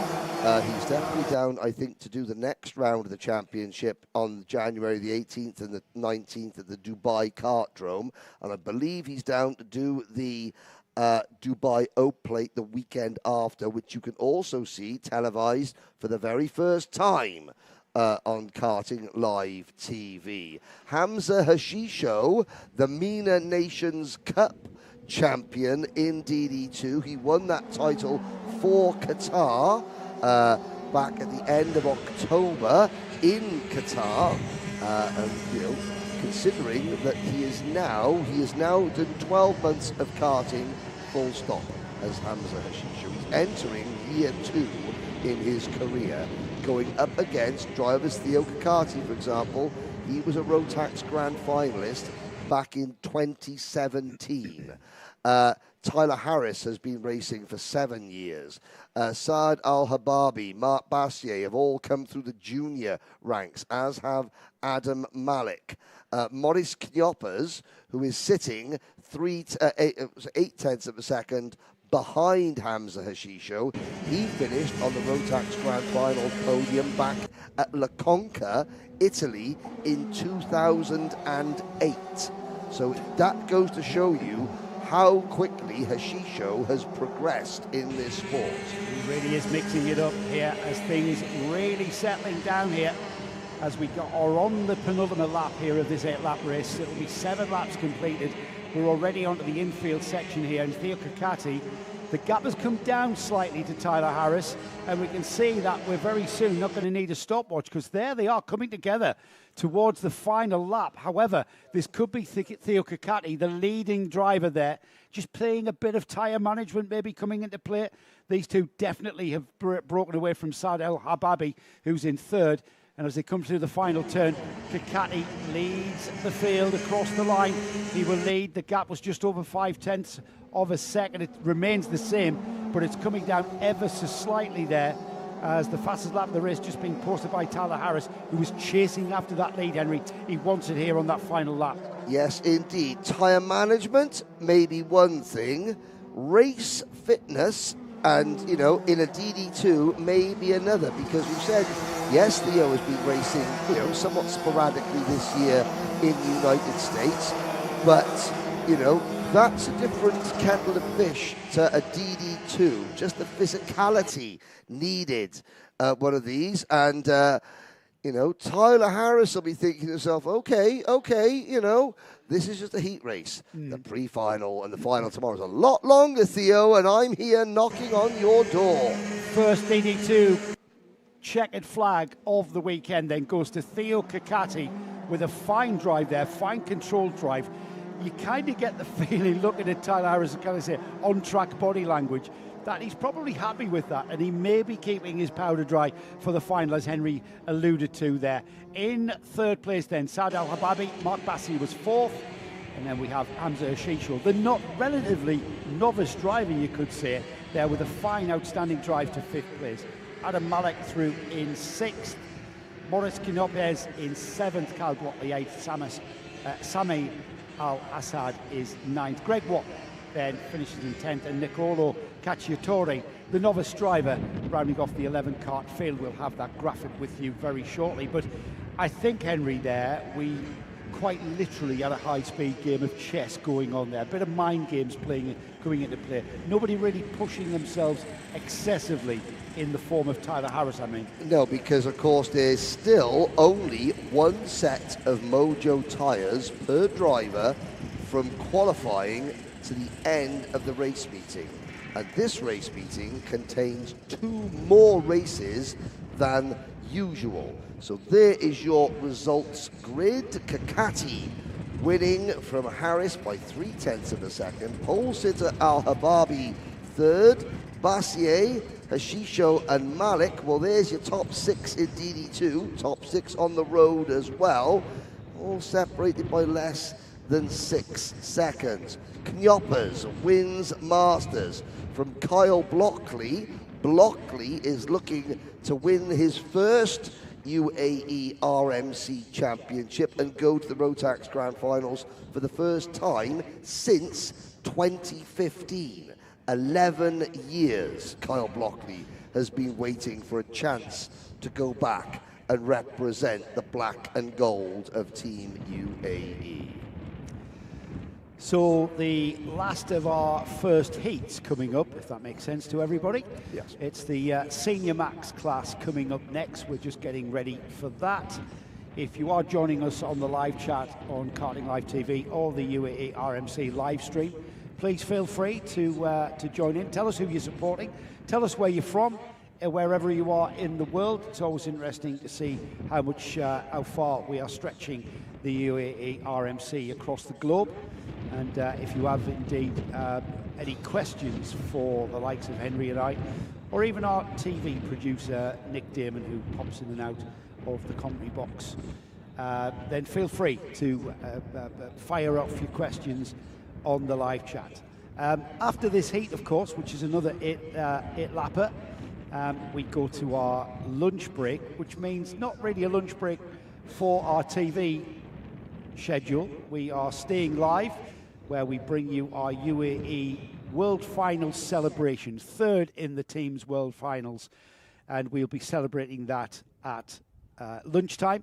We'll be down on the pit lane and on the grid even, where Henry will be gathering up the UAE team and getting as much background information on what went on in Bahrain just a week ago. Henry was all over it, of course, with some fantastic coverage from the Alpha Live team and everybody involved in the Bahrain Rotax World Finals, with fantastic 4-day coverage, Henry. No wonder your voice was going by Saturday afternoon, with all sorts of background stuff and insight into the world of Rotax karting. It really was a fantastic production, and well done to everyone. Yes, well, thank you very much. It is an event that's very close to my heart. I've been lucky and blessed to be able to bring the colour and the celebration, the pomp and pageantry of the Grand Finals to you for the last 11 years, since 2014, where I joined the voice of karting, Ken Walker, And I just want to say hello to Ken and his lovely wife, Jill. Ken took a bit of a tumble whilst near his home recently and is recovering at home now. And I do hope that Ken, who was tuning in as enthusiastic as ever, watching the grand finals from home and hopefully watching this grand final, this Rotax Max Challenge event here today. I know we're going to celebrate success at the grand finals, and we measure success by where by coming first, I suppose, primarily. However, that's not what the grand finals are about. No. You are successful to have even qualified, to even be there. Yes. And you should celebrate that as well, because everybody there, it doesn't matter whether you came 20th, the experience of racing in that environment at the Bahrain track, which is a fantastic facility, that in itself is the accolade that we want to celebrate. Yeah, in owner-driver karting, the Rotax Grand Finals is the only, and I mean this, it is the only event in owner-driver karting anywhere in the world where you cannot buy an entry. You must earn a ticket. You can't say, oh, well, I did really well, so can I just have the 72nd place on the grid? The answer will be an abrupt Austro-German no. Nine. I want to ask you a question, Henry. Yes. As you say, you've been involved in the World Finals for a number of years now. You've also been the main commentator here for the UAE RMC for a number of years. Yes. Thankfully, we get the privilege and the honour to work alongside you here to bring you the live stream. I see the fact that the UAE team finished on the podium in the Teams Championship at the World Finals. Yes.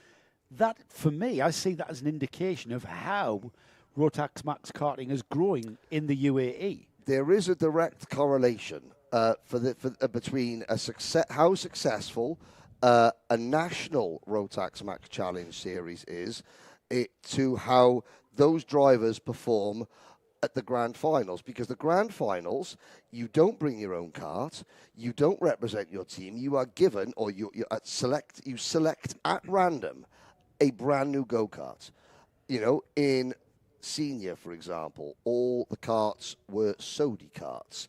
So 72 Sodi karts for the 72 senior drivers are lined up. Manufacturers for the other classes. IPK karting, Praga and Formula K, Birrell ART with Birrell, Charles Leclerc chassis, and the Barrichello kart. Right. And then Sodi kart being the third chassis partner. There are 7. Was Barrichello on his own card? Yes, he was. Of course he was. Odd not to be. There is a look at the results once again of your DD2 race. Senior. I missed that. Can we say that again, Nick? So we have the most iconic image in the world of karting is the Rotax Grand Finals kart lineup. 394 brand new karts, all with brand new Rotax power units, internal combustion and for the E-classes batteries, all displayed. You select a kart at random in a kart raffle. That is your kart. It's completely equal equipment. So it's simply a case of the best driver on equal equipment wins. They take their mechanics out there, and you can take your mechanic, but you cannot take all your regular tools. You can take your toolbox, but Rotax give you certain tools and stuff. So what was the driver association with teams like Dan Holland Motorsport Dan Holland Racing was out there, Hunter Motorsport was out there. Yeah. I'm looking at the UK teams, of course. Every driver must have an entrant. That entrant doesn't necessarily have to be from the nation. There's lots of fixed elements to the grand finals, fixed gearing, for chains, gearing, setup changes. You are limited into what you could do setup-wise to prevent, drivers bringing mechanics with lots of spares to change everything.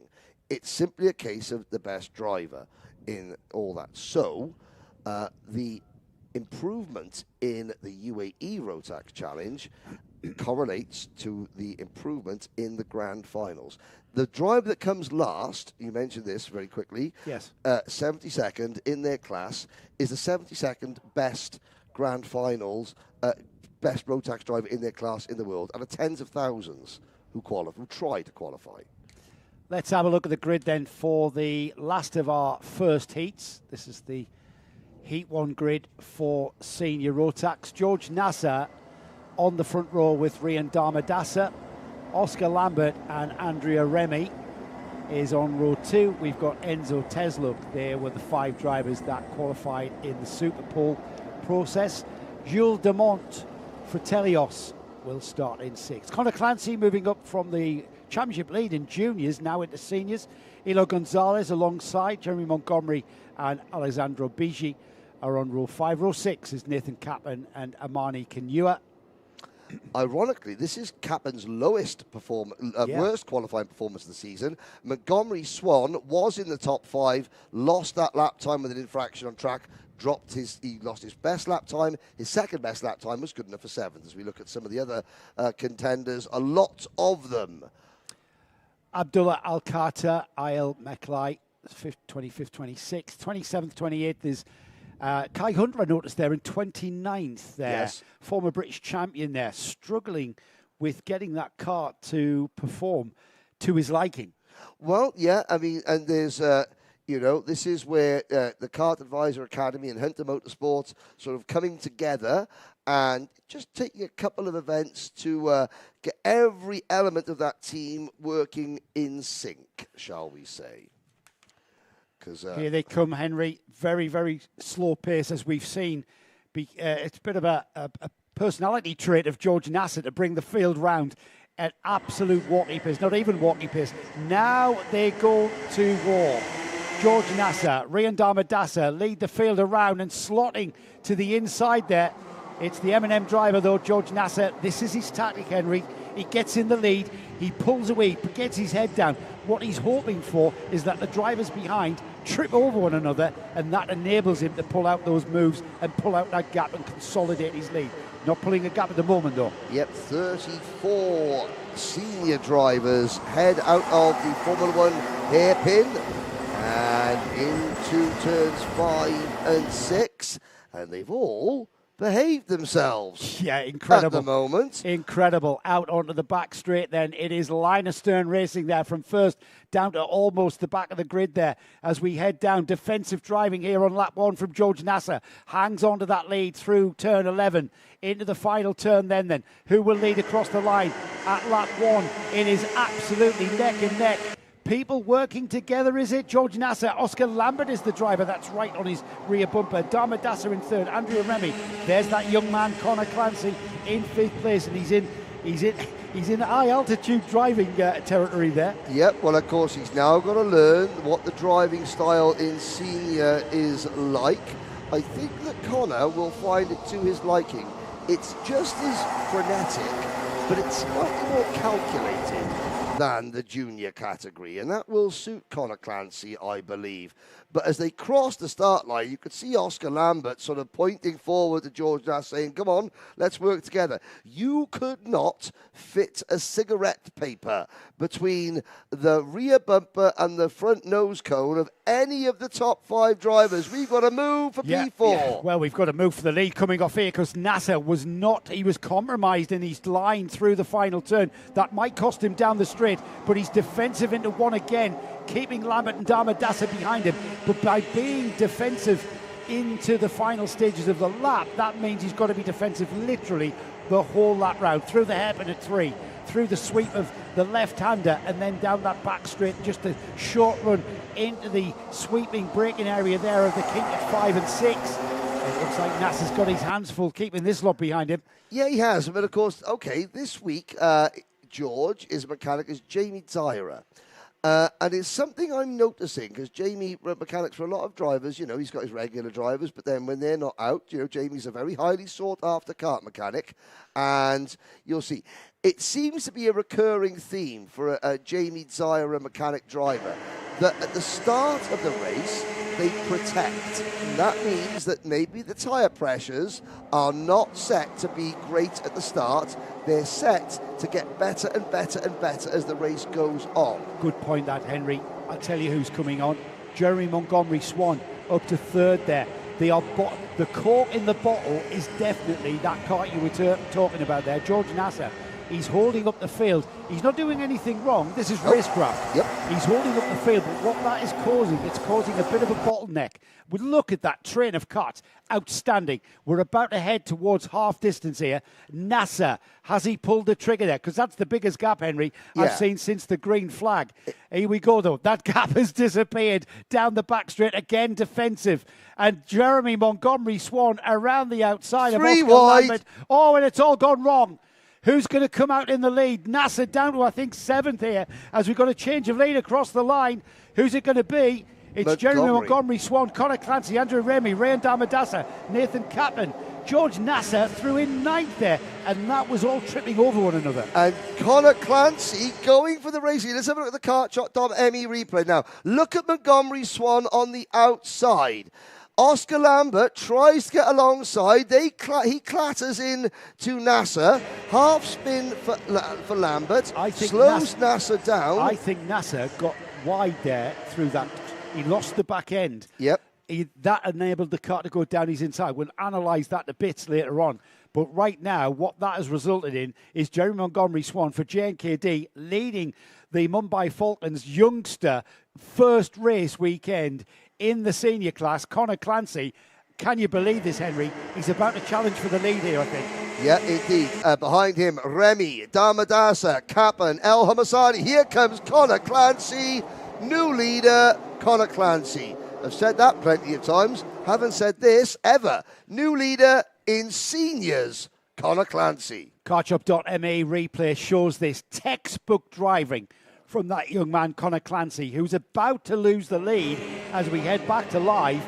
Jeremy Montgomery Swan going through Conor Clancy from first to third. Who's that in second place? Is that Andrea Remy, who's gone through with Jeremy Montgomery Swan? Yes, it does look like the number 3, 4, 5, George Gibbons motorsport kart of Andrea Remy. Kaplan is there in 5th and 2nd of the Mumbai Falcons.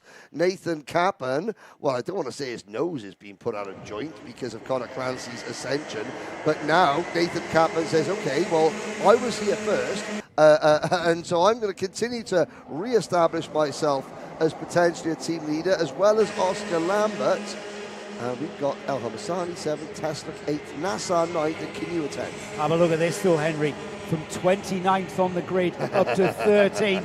Here comes the British champion, or former British champion, I should say, Kai Hunter, for the Kart Advisor Academy, up into 13th now. He's obviously had a problem in qualifying to put him in 29th place. They've got their head around whatever that problem was. They've got that kart working to Kai's liking, and he's moving through the field with great aplomb, shall I say, as we focus then back on the lead battle. Montgomery Swan, Remy and Clancy. It is Clancy for Mumbai Falcons trying to come back at the GGM driver, and also these two trying their best to stay on terms with GNKD of Jeremy Montgomery Swan. Now, the start of this race was great news for Kai Hunter, because if he has got an issue, maybe a power issue or something like that, then Kai needs racing where everyone is slowing each other down, tripping over each other, so that Kai can sharpen those elbows and pick off drivers left, right and centre, gaining ground all the time. Conor Clancy into second, Henry. As we were focusing on that, Conor Clancy has gotten ahead of Andrea Remy as we get towards the final stages of this first heat then. Jeremy Montgomery Swan has been able to pull out a gap on Clancy and Remy because they've been squabbling for second and third. Here we are then, into the final turn, and it will be the checkered flag that will be looming large for these drivers. It's Jeremy Montgomery Swan. He had a nightmare. He qualified for Superpole, then for an infringement, he was put out of Superpole. He showed his cards there with that very strong drive through the field and into the lead to take the win. What can you say about Conor Clancy, though? That was fantastic. You know, they've got their eyes, him and his coach and mechanic, Alex Gill, have got their eyes on the title. Each race, is a mini championship for them. Now, unfortunately, we then subsequently put the curse of the commentator onto Kai Hunter, because as we were extolling his virtues, off camera, he got into an incident along with Jules Dumont and Alicia Canessa going into the Formula One hairpin that resulted in Kai dropping to 20th, which is still a gain of 9 positions, and it resulted in both Canessa and Dumont going through the barriers out the other side at the Formula One hairpin. Now, that is a pain for both drivers. It's a bigger pain for Canessa, who is an independent. Great win then for Jeremy Montgomery Swan there. Connor Clancy with an outstanding second place. That's his first race in the senior class. Incredible. Andrew Remy and Enzo Tenslook. Rayan Damadasa through in 5th. George Nasser, pole position, and then the early leader ended up in 6th place. Looking down the order as we get further down the order, 7th place, Zen El Homasani, Amani Kanyua. And then we've got Nathan Kaplan, Antonius Haddad, Alexander Bigi, Oscar Lambert. The rest of the names will come through. We're about to go to our lunch break. Yes. And our UAE celebration. Yes, so please, for those of you here in the paddock, you know, make your way to the podium. We are extending the lunch break so that after the Team UAE celebration, there will still be plenty of time for drivers to go to the driver's lounge, get their lunch, parents, families, etc. But we are going to head down. There'll be a very short break while we get our cameras and stuff set up. So please head down to where the podium is, and we will be celebrating the achievements of Team UAE as we look at the remaining runners. Sadly, Oscar Backhouse, Laith Mumina, as well as Alicia Canessa and Jules Dumont failing to see the checkered flag. Hopefully all the drivers are okay. Hopefully all the carts are okay. Right, we're going to go for a lunch break now. We're not going to go for a lunch break. We're going to head down to the pit lane where we'll be bringing you everything live. Yes. What have you got for everybody while Henry and Nothing. I go Just to me make talking up? and pictures. All right, okay. Whilst we set because I don't know how long it's going to be. All right. So you need to go and... we are going to go and round up the cats. Yes. Very quickly, Amani Kanyua, a driver that Kyle Lawrence rates very, very highly indeed from South Africa. We'll see him later on. So you look now at the circuit emptying. On the left-hand side of your picture, that is the queue of carts going into the weigh bridge. Every driver must go and get weighed with their equipment at the end of it. Then they go into Parc Fermé, where our team of scrutineers will instruct the mechanics. I want to see this cart, and this cart, and you can take this, that, and that off for inspection. There are the drivers that failed to make it to the end, coming off the recovery vehicle and going then to tell the tale of woe to their mechanics. There's the main race control building. Mujib, Sheffield, the rest of the timekeeping and officiating team are in the very top floor of that race control building. The driver's lounge is situated just underneath that on the second floor. Our commentary position is a long way, is to the right of that. Oh, hang on. I think, okay, got to... Hello. So there we go. That is a brief overview of some of the layout here.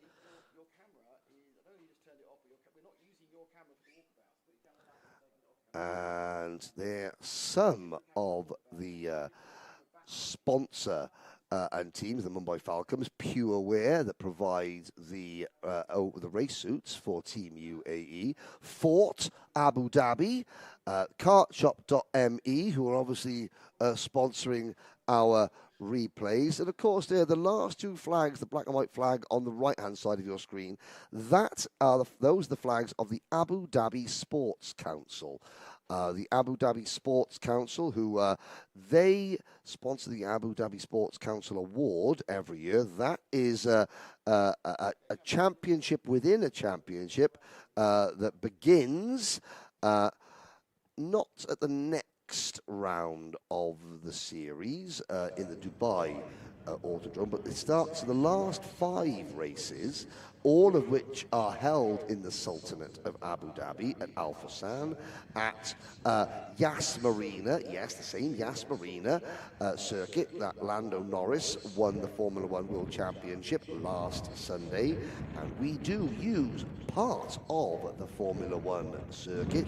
That's all to come later this year, as you join us for the first time with the UAE Rotax Challenge. It's being live streamed. Henry, do you want to go and try and do... Shall I go and do some talking? Well, no, you need to go do some wrangling, I think, and get people around the podium. Don't forget to take the microphone with you. Of course, we'll do that. And as we prepare for this exciting celebration of the grand finals, got to set things up. Might need a few minutes of a screen saying, "Oh, we're setting things up." So, but stay with us. It's a bit more than 2 or 3 minutes, and we'll begin with the celebration of the UAE's performance at the grand final a week or so ago.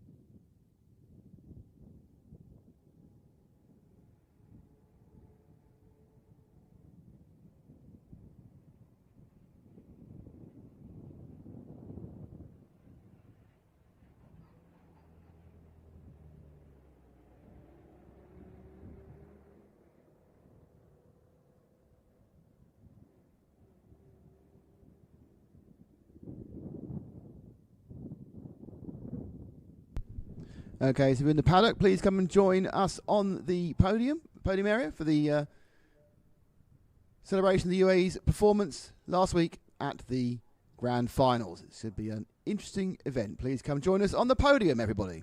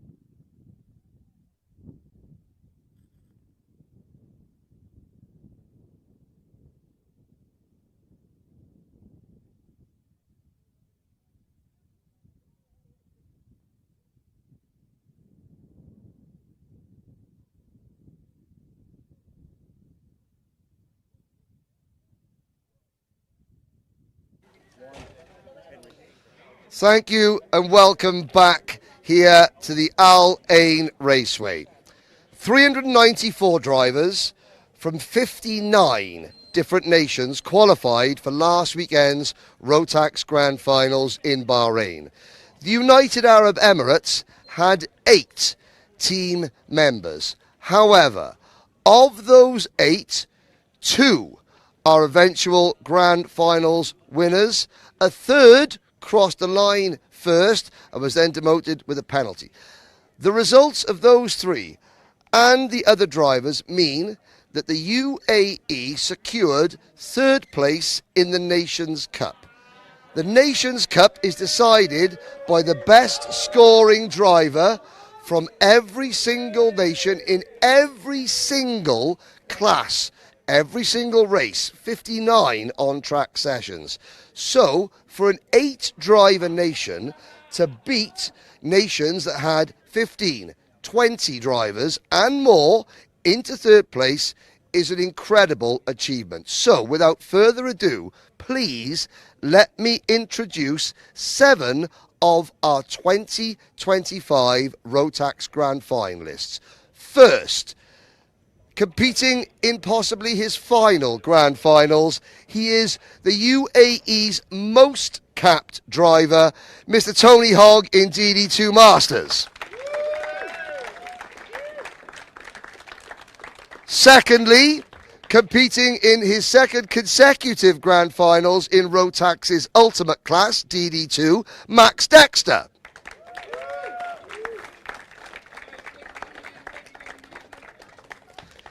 Sadly, Omar Ghannoum could not make it today. He was the representative for the UAE in seniors.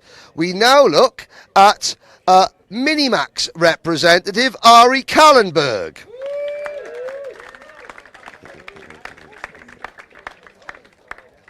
Our junior Rotax representative, Nathan Kappen.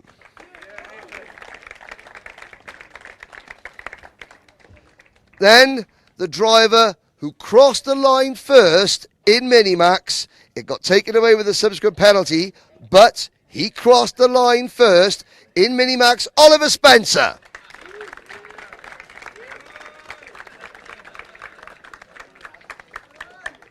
We're also introducing UAE's team manager, who accepted 3rd place in the world on behalf of the drivers, Theo Kakati.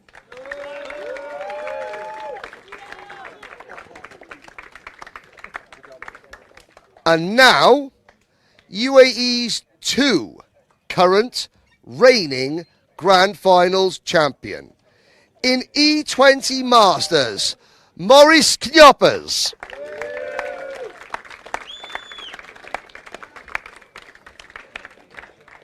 And complete with his winner's trophy, our Micromax champion, Benjamin Krajčkovic.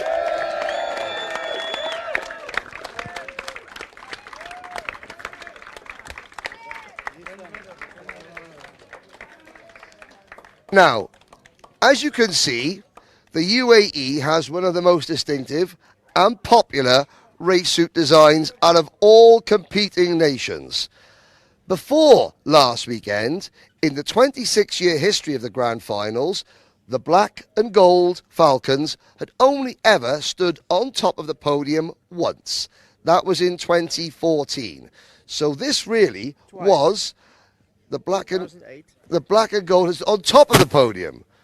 On top of the podium once. Thank you, Maurice. So to take 2 wins in the space of 2 races, the first 2 races, was an incredible achievement. Firstly, we'll start with the drivers who played their part, didn't take the win, but all contributed towards this historic event. Oliver Spencer. Oliver, yes, it was demotion, but your last memory of your career in a Minimax was you crossing the line first in the biggest Minimax race in the world, yes? Yeah, for me, everyone knows that I was the real winner, so yeah, it was tough, but I still think I know I won. Now, it's your first time representing the black and gold Falcons. What was the atmosphere like amongst your teammates?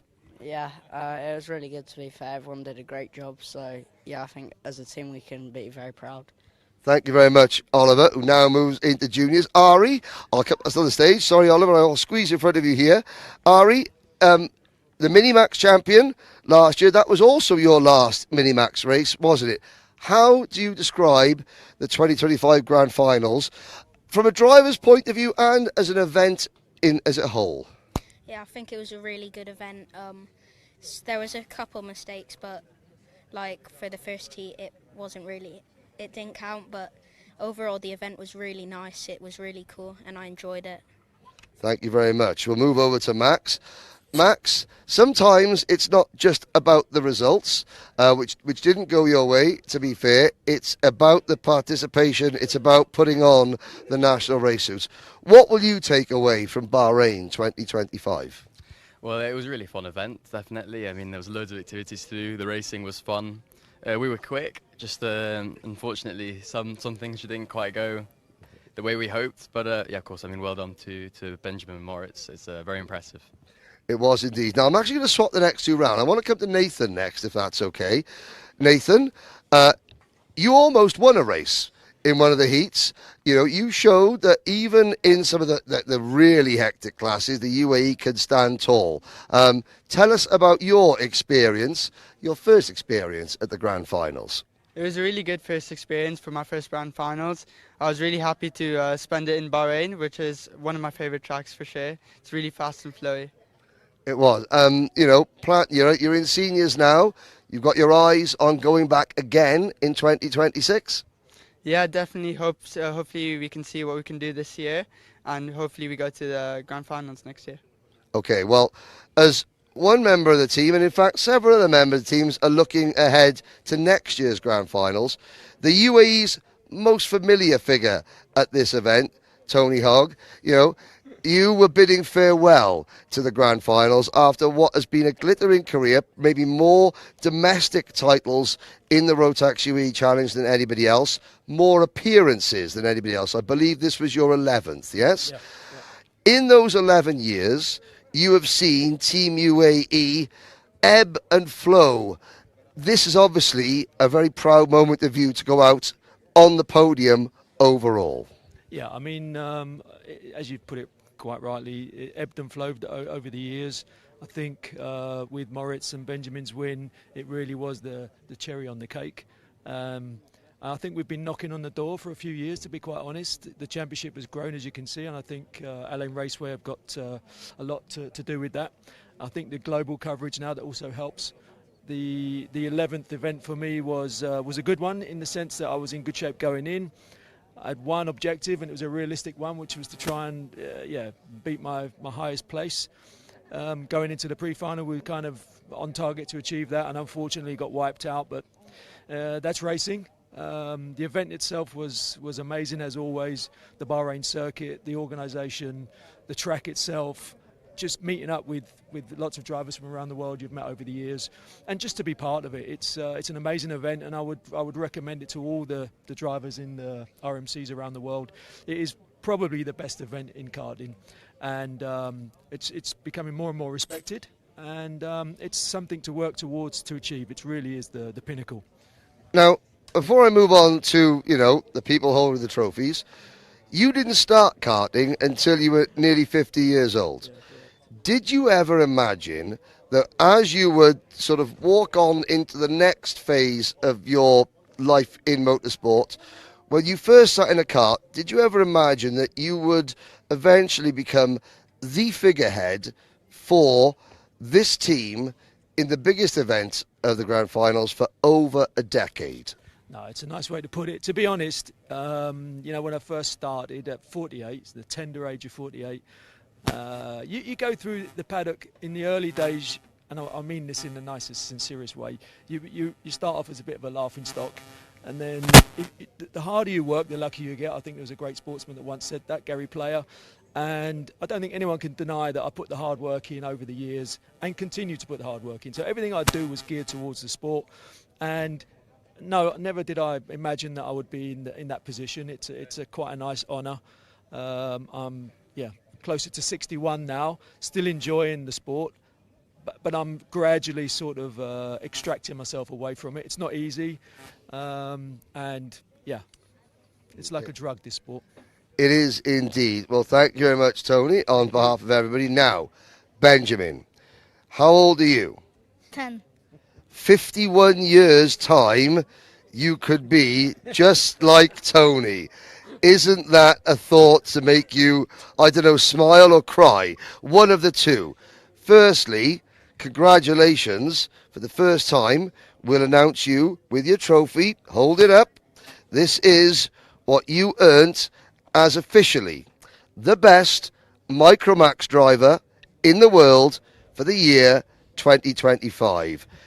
When did it sink in? And I'll stand down a little bit. So, when did it sink in? When I started my first season, my first ever race, finished 7th. And then from there, I just got better and better. Yeah. Tell me, Saturday night, after stepping off the podium, looking at that, what was going through your mind when you were first of all looking at the P1 trophy in your hands? I was very happy to have it. Yeah, just very delightful. Very delighted. We move on now. You could do 10, 12 of these events. None of them will ever be as special as your first. Well, as you're looking back now, a week later, what do you think about when you think of Bahrain and that week? It was a very good event. I think it was very fair. Basically, whoever was best driver just basically won.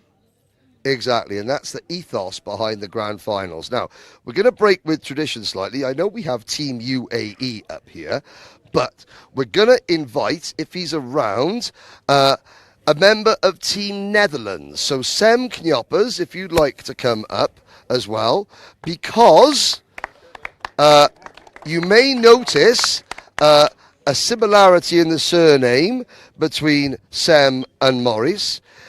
In 26 years, no father and son or any two members of the same family have ever won a grand finals on the same day. Maurice, in the very first final of the day, did it in E20 Masters.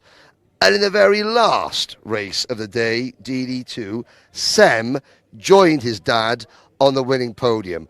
Maurice, you were on the podium at La Conca for the UAE in 2008. You won E20 Masters driving for the Netherlands in 2024. Now back in your spiritual home of the UAE.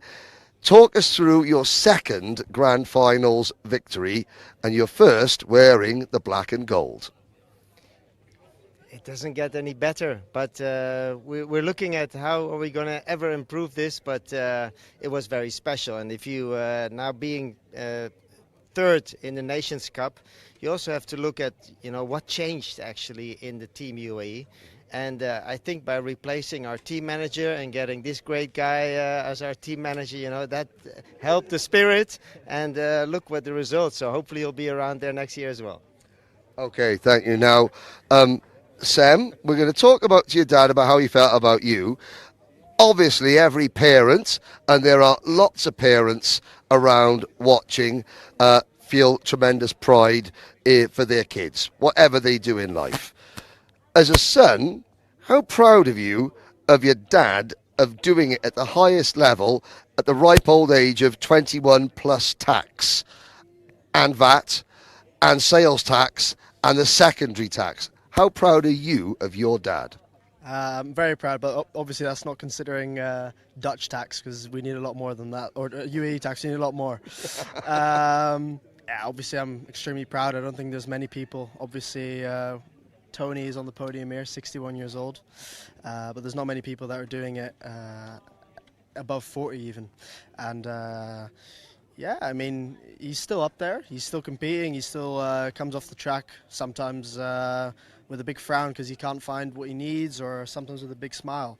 So that means he still cares about it, you know, he's still thinking about it. And yeah, proud. It's difficult. Obviously, I'm very happy. I'm proud of my dad, but I think the feeling of a father to a son of pride is very different. obviously I don't know that yet, but I think I'm extremely proud of how he's done, and we started again 2.5 years ago, so just to see how he's come back is very impressive.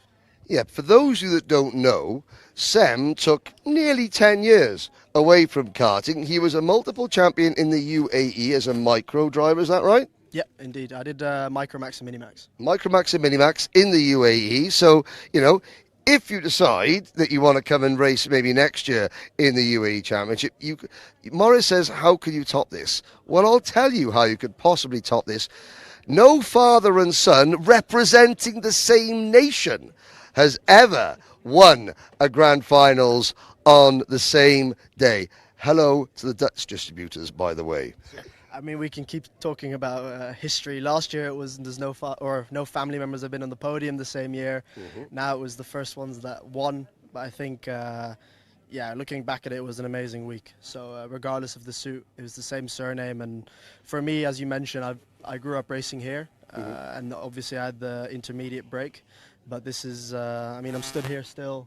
I can still remember me stood here on the, mainly on that step. But as a little man, you know, like Ben is now and Ari is, it's very nice to see. Okay, and Morris, we're going to speak to some of the team members, but just as a dad, you know, how proud are you of Sam? It's a dream come true. I mean, the little man dreamed about going to the World Finals together with me in 2008 or 9 when he was watching it. Then, yeah, then we made that happen, and then he even won it. You know, so that's very impressive. You know, after such a long break, but we haven't finished our journey yet. You know, I'm still young. Still have another 8 years before I've reached Tony's age. So I can still do another 5 at least, you know. Hopefully for Team UAE, if they will still have me. But let's see. Let's see indeed. Now, we're going to come to Theo, the team manager, last. Because we're going to then raise the trophy. What I'm going to do now is explain a little bit about the support network at the Grand Finals. We've talked about the fact the carts are all provided. Each driver can take a mechanic, and they can take people to help with the the engine side of things within the very, very strict limitations that Rotax provide. Matthew Hopcraft was Benjamin Karachkovic's mechanic. Jordan Baines helped on the engine side for Benjamin. Gentlemen, as the grand final winning mechanic, how do you feel, Matty?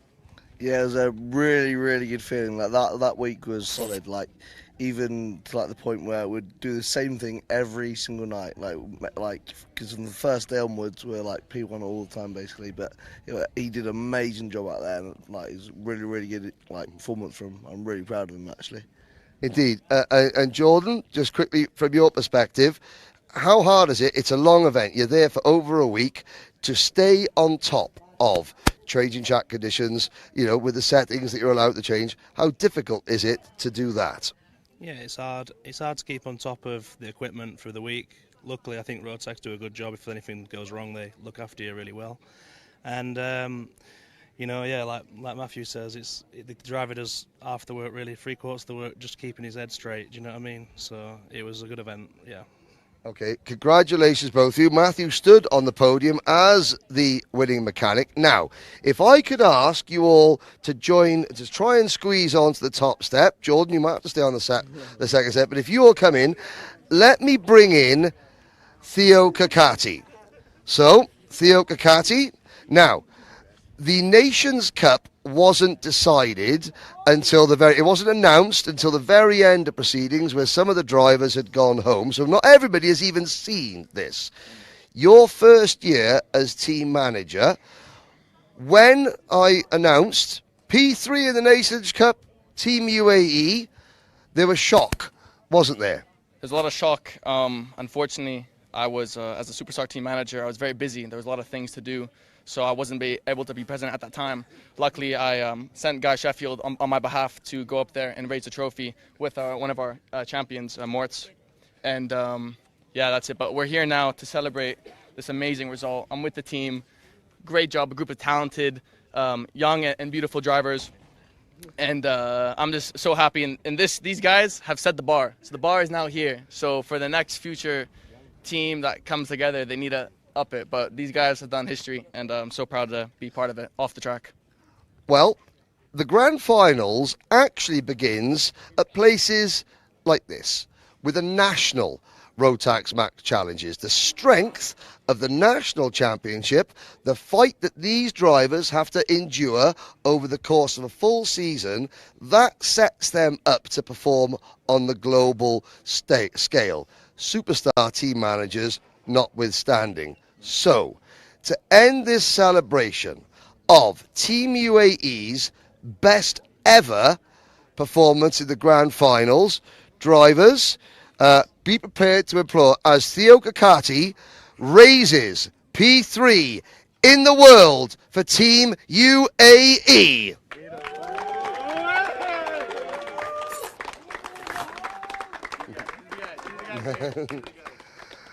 Everyone's invited now to join the UAE team.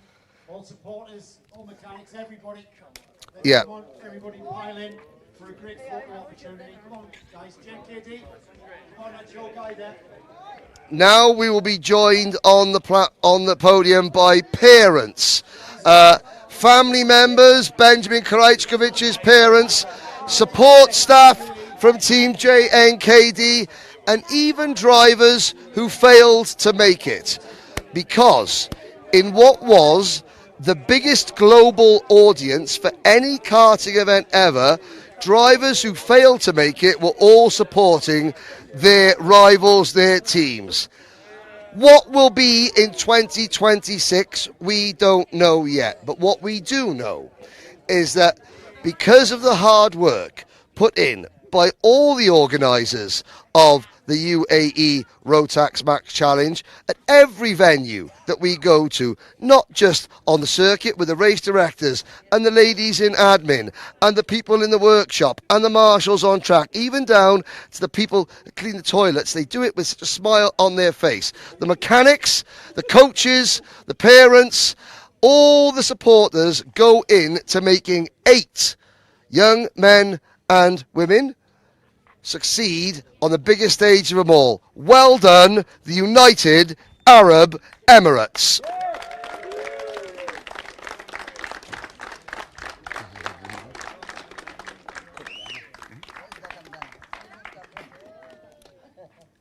Thank you very much for joining us.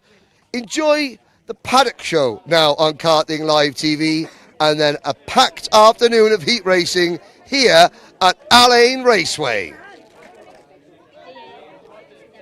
My home here of the UAE, haven't we? Round. Well, hello and welcome back here to fabulous Al Ain in the UAE for round 3 of the UAE Rotax Championship. I'm joined by my very good friend Joe Bradley. Joe, what are you most looking forward to in round 3 of the championship? Well, we're back to Al Ain. It's kind of become our home here of the UAE, haven't we? Round 3, championship beginning to develop and form up, but they've changed the configuration of the track a little bit. So we might be back at Al Ain, and fundamentally the track is exactly the same as it was. However, there's a big change in the infield section. That's going to change the character. Certainly it's added character with a little hairpin. That's going to be certainly an overtaking opportunity. But then we've increased the speed out of that hairpin and down that back straight, which was already an overtaking opportunity. I'm pretty sure the protagonists in the UAE RMC are going to show us whether it's done or not. Now, of course, changing the track is going to present a challenge to the drivers and a challenge to the driver coaches. Why don't you do a couple of things for me, Joe, and you can bring Henry along as you like. I want you to, first of all, mop up some of the little incidents from Al Fusan and then find out all you can about driver coaching. Yeah, that's a great idea. It's as if we've rehearsed that. I'm beginning to make a habit of talking to George Nasser at any of these UAE RMCs. This one, though, George, I wanted to talk to you specifically. Round 2 at Al Fusan, you were... My friend, you were unbeatable. You were on fire there, weren't you? You loved that track. The final was, as ever, full of drama, controversy, and this piece of plastic cost you the race, I think. Yes, we had a coming together off the line. We had a coming together out on track. And I just wanted to have a look at how this pod fixes, because from your perspective, George, from our perspective, we saw the pod fly off. It was clearly caused by the wheel banging and the coming together, I would say, yeah? Yes, that's exactly what happened. It just ruined the metal bar and the bolts here. just got loose after the collision, and yeah, it just was a matter of time before it would pop off. Yeah. Did you actually see it fly off, or were you unaware? No, I wasn't aware. I was very confused when I saw the mechanical flag. Yeah. And partly devastated. Yes. Yeah. What George means devastated. Honestly, mate, you were unbeatable there, and your mission statement was to get away from the pack as quickly as possible. However, the pack wasn't going to let you, were they? Not that race, no. But I did get away just without this. Yes, you did. Right. Being a racing driver, you're not thinking about the last corner or the last event. You're thinking about this one, aren't you, already? Yeah. We've got some work to do after these practice sessions. All right. Are we going to see a level of dominance that we saw at Alpha San, or as you say, you've got work to do? What area of work is that? Speed-wise, we need to still find some pace. But yeah, we'll see how it goes tomorrow. Yeah. As ever, George Nasser up for the fight.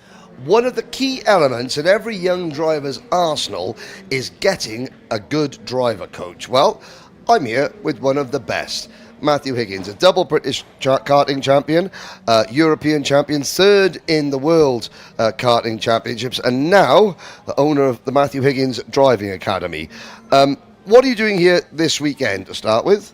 Over the weekend, I'm just giving data and GoPro advice to Ari Kallenberg.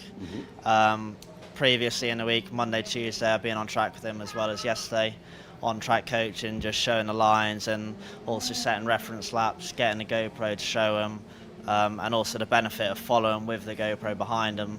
Then I can show him exactly the mistake, and also when I say it, and if I can back it up, then suddenly it carries a bit more weight and they listen a little bit better. So your main weapon of choice is still a go-kart, because obviously you're in a go-kart, you're still driving, but now it's more about data screens, GoPros, laptops and footage. You've talked about being out on track with Ari. Now, what's your purpose of being out on track? I mean, there's many different purposes, one of which is, like I say, reference for the data. Again, having the video to follow them and show them. And then also we quite often do a bit of racecraft training, so just really going head to head, leaning on each other, gaining confidence, making contact in the right way, side to side contact more so, but obviously leaning on one exit of the corner, for example, just building confidence around other karts, as well as gaining awareness of the karts around us. And that might sound like strange to people saying that you'd go out, but it's very true. Karting is so intensely competitive, so close, that young drivers, they do need to have their confidence built, and you need to know when to give a corner up, but when not to give a corner up, and when to stand your ground. And that's something important that every young driver has to learn. Yeah, no, definitely, and it's again doing it in the correct way, which doesn't then lead to crashes, and kind of you show your intent that you aren't going to give up the corner, for example, and then they give up the corner and that prevents a crash, or like I say, trying to do it in a correct way that doesn't lead to crashing, like swiping on a straight is obviously not acceptable, and so as I learned firsthand, but no, yeah, just trying to teach them to do it, race hard, but obviously fair at the same time. Now, as somebody that knows about coaching in another sport, how important do you get involved in the off-track coaching? Is there any mental coaching, mindset coaching, diet, sort of performance, being an elite performance athlete? Do you get involved in that side of things as well as just the on-track stuff? Yeah, so the main reason I've called it Matthew Higgins Driver Academy is mostly focused away from the track, actually the preparations leading up to it. I'm actually in the process now of launching an app with someone else, Lee X, Jack Tomlinson. So, yeah, we've worked on an app where we can control the nutrition, it provides them with a nutrition plan based on their goals and weights and so on, as well as the preparation, lots of different things. There's breathing exercises, reaction tests, and yeah, just the preparation, watching other races, their past races to learn their mistakes.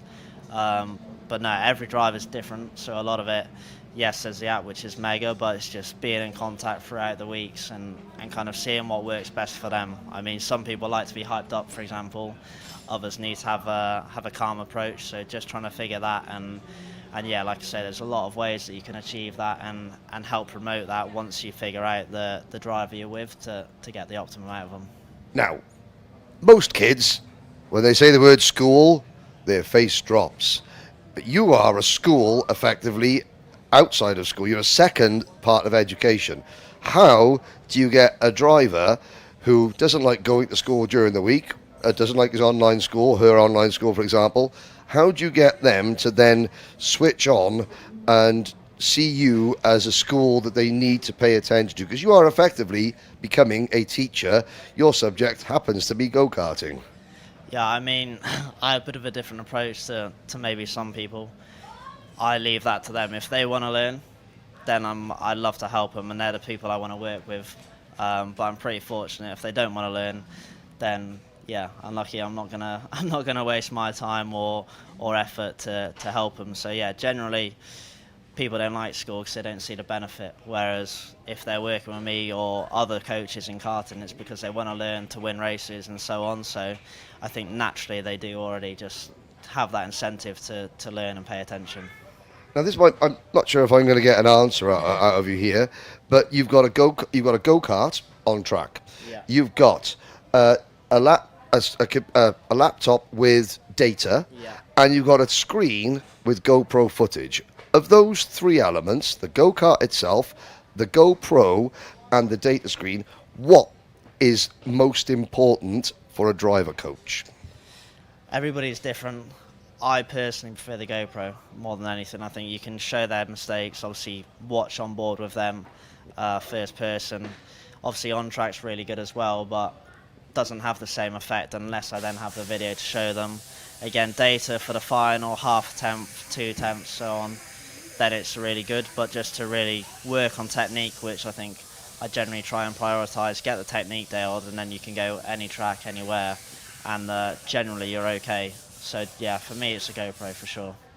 Now, how do you cope? Because I know that you won the British Kart Championship this year. Two drivers, at least two of your clients, Jacob Ashcroft and Emerson McAndrew-Uren, were also driving. How do you prioritise or manage your racing along with your job coaching them? Because all three of them, Matt, Em and Jacob, won the British Championship this year. Yeah, I mean, it's very difficult, that's for sure, and I say I got better at it throughout the year. Yeah, generally a big part of it is having a good mechanic in my dad, so I can kind of leave him do my car. I don't have to pay any attention to that. I just turn up on the grid and do my job. And then yeah, they again, like I say, they have to want to learn. They understand that I'm busy and have to do my job as well on track, so they have to be there and patient to make my life easier as well. But no, yeah, it is quite difficult. I mean, for sure, Dunkswell, I didn't perform as well in the final because I was just so excited that Emerson won after the hard week, and I just wasn't really zoned in. So after that, I had to learn at points through the weekend. You have to definitely be a bit more selfish and to get the most out of my racing, because it's my career I want to push at the end of the day as well. But yeah, of course, it's quite hard not to get emotionally attached when they're going for race wins and so on. And one last question. You mentioned your career. You have to stay in the seat and active as a driver and at a high level to then attract new clients. How close are we as a sport to being able to support more professional kart racers, like potentially yourself? Yeah, I mean, I think it's already in a fairly good position for it, to be honest. The last 2 years, and for next year I've had numerous offers to be a professional driver. However, my main goal is to progress into the cars and be a professional driver in cars, hence the reason I've not taken the full factory drives and so on. And even like in the States, I think they're doing a really good job promoting it really well. And out here, again, it's developing massively and it's growing industry. So for sure, I think it's in a good place. It's hard to come across the drives. But no, like I say, I've had numerous opportunities and options to do that as a professional karter, but yeah, my priority is to go cars, so hence why I've not done it yet. Well, there we go. Ari Kallenberg not just saying it's just down to Matthew Higgins Driving Academy, but if Ari Kallenberg has an uptick in performance, it might have been because he's done his homework. Where would people find a bit more out about the Matthew Higgins Driving Academy? Just follow my Instagram, drop me a message, and yeah, then we can get involved. I'm working on a website as well to make it a bit easier. Everyone's on Insta these days. There we go. Thank you very much, Matthew. Thank you. It's a big part of motor racing, isn't it? Perhaps even more so these days. Back in my day, driver coaching consisted of, some would say, a piece of slate and chalk. But honestly, I'm not that old. We've now got video on karts. We've got cameras on karts. And Sophia here, who is the driver coach here at the Kart Advisor Academy. Sophia, this is a very important part of a race weekend. Just how important is it? I mean, I think it's probably the biggest part obviously we work a lot behind the scenes, obviously with the mechanical side, but coaching isn't necessarily just teaching them the lines. It's also about getting their feedback on the go-kart. So it's just very important to get feedback on how they feel, what they can improve, how they can improve, and it builds their confidence. It makes the go-kart ensure that it works with the driver. Yeah, it's a mix of things. Then it's not. It's about kart setup, but it's also about getting inside these guys' heads, isn't it? Yeah. It's very important. So we do it every other session. Whether it's focusing on what we should improve about the go-kart, what we should improve about the driver, it's like a full 360 kind of. You've done some driving yourself. I mean, you were familiar with you in DD2s only last season. All right. You've kind of matured and now you're a driver coach. We're going to talk about car racing in a little bit. As a driver, did you feel, I mean, Sam and Maeve is feeling, I mean, all right, they're not looking bored, they're looking intrigued. I mean, how important is it for these guys? How important was it for you? I mean, I had definitely many different coaches throughout my career. Obviously, I had in Italy different ones, then I moved here, changed teams, had my own team. So it was very important.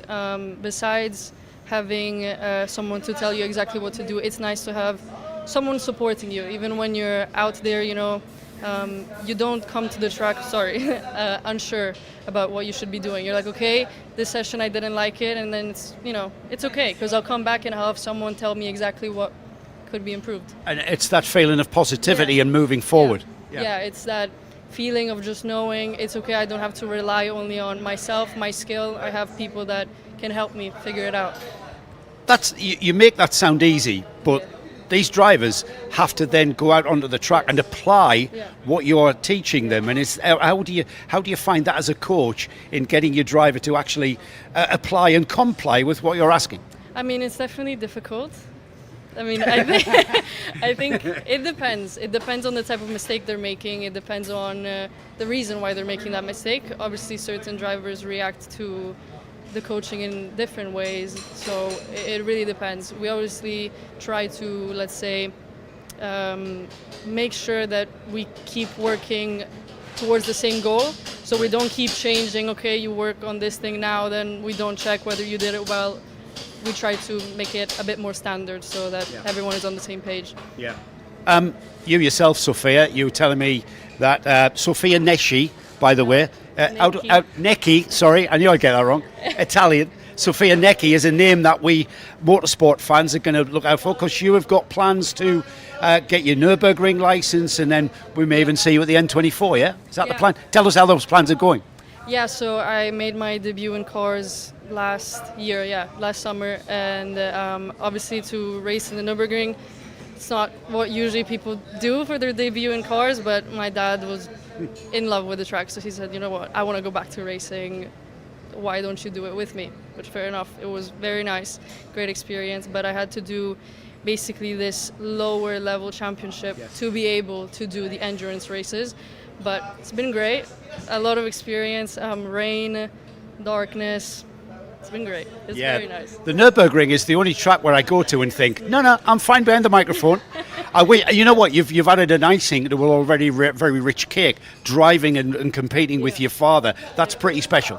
Yeah, obviously it was just a mix of really great emotions, because it's just debut in cars, Nürburgring with my dad. I mean, it's just very overwhelming. Yeah, you have jumped into the deep. Even Max Verstappen had to go through the license process. So you've thrown yourself in there. It was very funny because my dad has this kind of like running joke that when he joins a championship, usually the good drivers start joining, and I just know that the race I did the day before Verstappen was there, so right.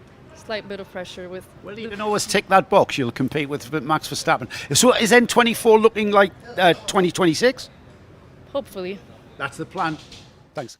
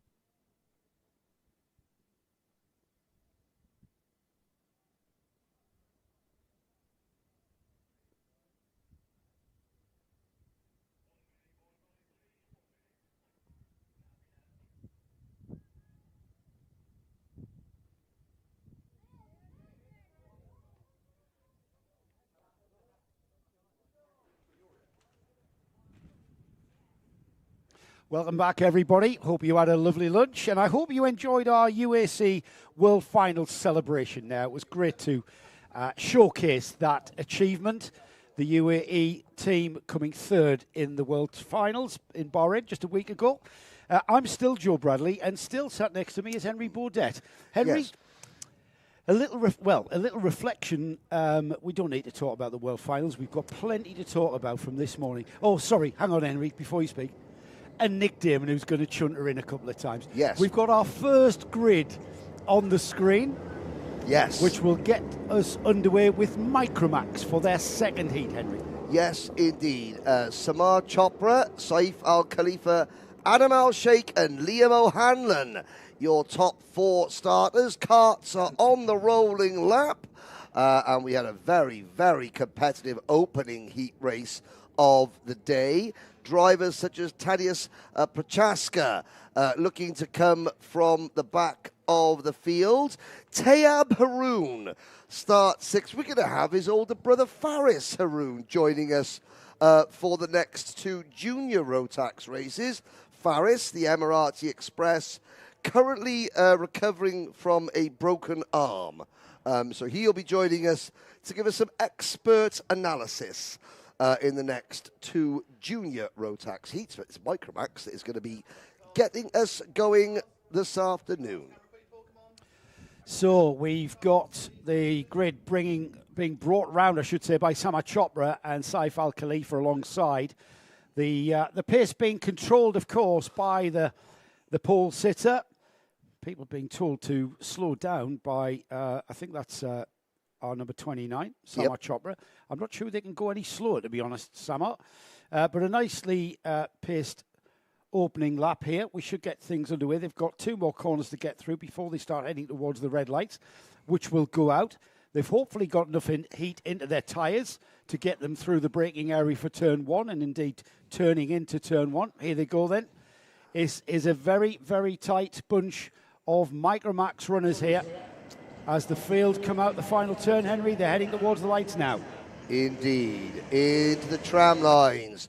Samar Chopra gets the jump, and away they go over the bump down towards turn number 1. Chopra leads. O'Hanlon slots into 2nd place from the outside of row number 2.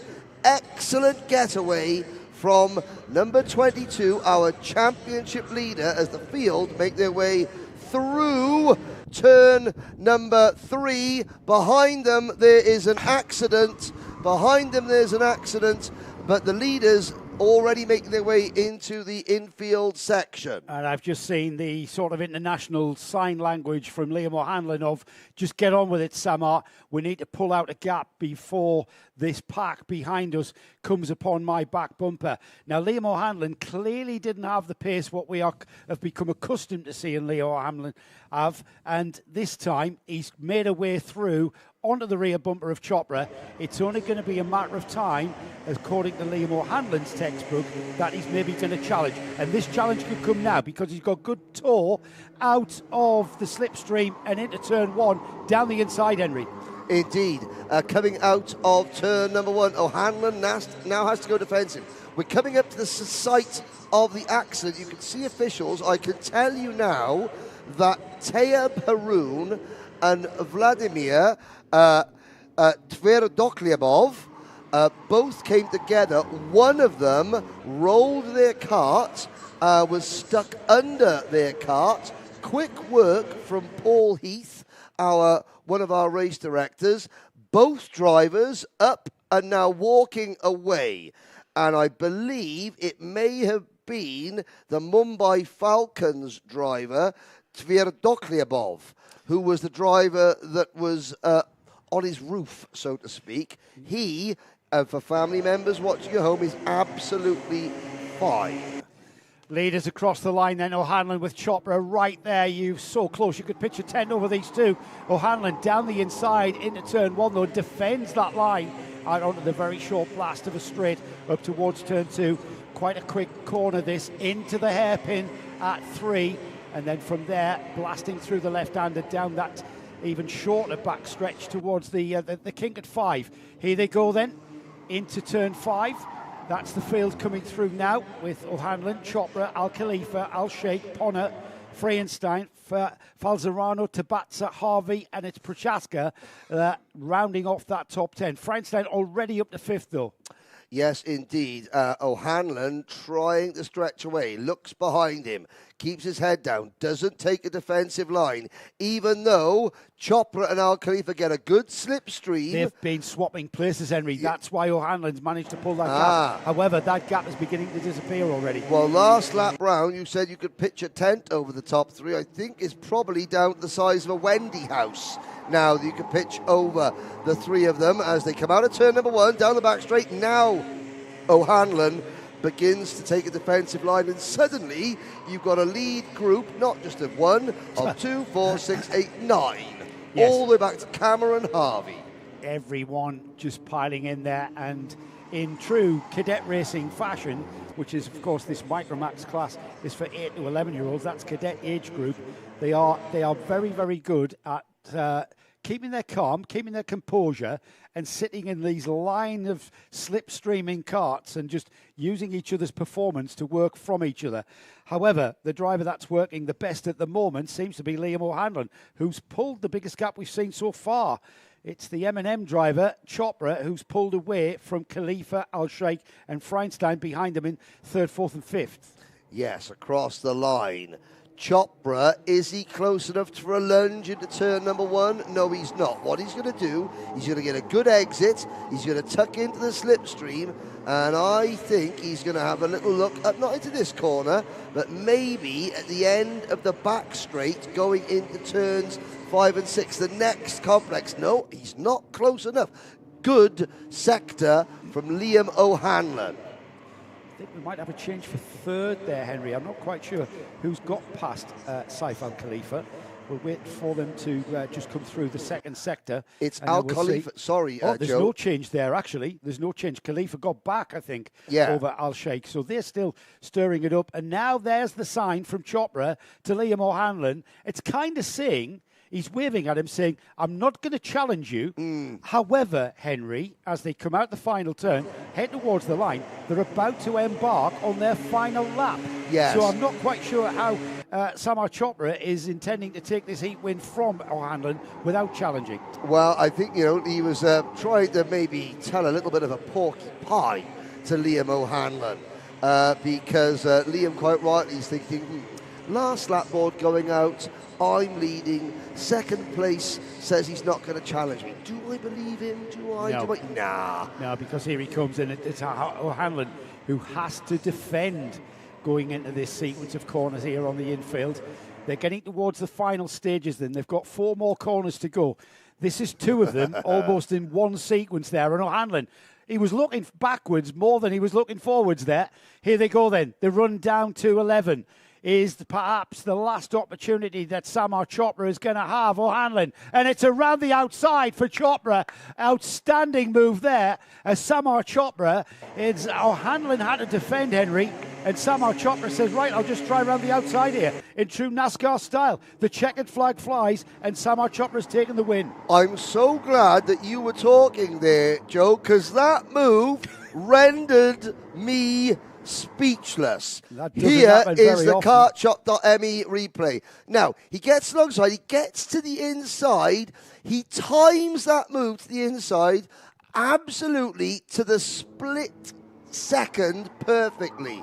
Any later on the break and turn in, he would have overshot the corner. Any earlier, he would have cut across the front of O'Hanlon's nose and there would have been a crash. That was outstanding. O'Hanlon will be upset, but he will have no complaints because Chopra did the job perfectly. That was a sublime move. And there is your results grid. Chopra by 700ths with the move of the day. Now, I know kartshop.me sponsors the replay, Joe. I wonder who is out there to sponsor the move of the day. That would have certainly been in contention. So there's your winner, Samar Chopra. Liam O'Hanlon in 2nd. Saif Al Khalifa hangs on to 3rd. Alexander Freienstein gets ahead of Adam Al Sheikh right there at the end. Vaibhav Ponna in 6th.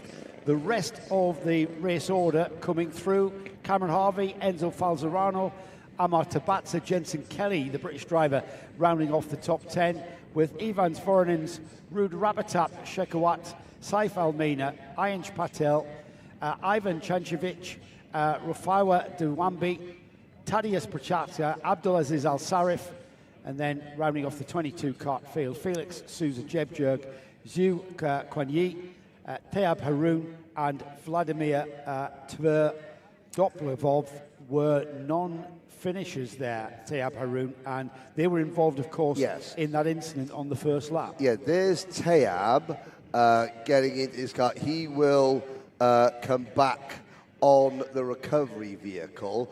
I think that the race officials, just because, of course, Vladimir had rolled his cart, even though he was checked out by Paul Heath on site and was standing up and sat down and walking around, I would imagine that they've insisted on Vladimir Tverdoplavov going back to see the medical team, just to be given the once over, as is pretty much essential for any driver that inverts their wagon. And you can see the inverted wagon there with the now that's not one of the American style sit down super speedway carts with the flat NASA panel. That is not by design, put it that way. Obviously, we're happy that Teab is okay, and Vladimir. We hopefully will be joined by Teab's older brother shortly. But a good way to start this afternoon's proceedings. We talked briefly about why the UAE had their most successful grand finals ever last week. Well, it's because to win a simple heat race in this championship, sometimes you have to pull off an overtaking maneuver like the one we saw from Samar Chopra there. It's the racing and the racecraft that we see, certainly from pretty much all of our classes, to be honest, but certainly the Micromax class.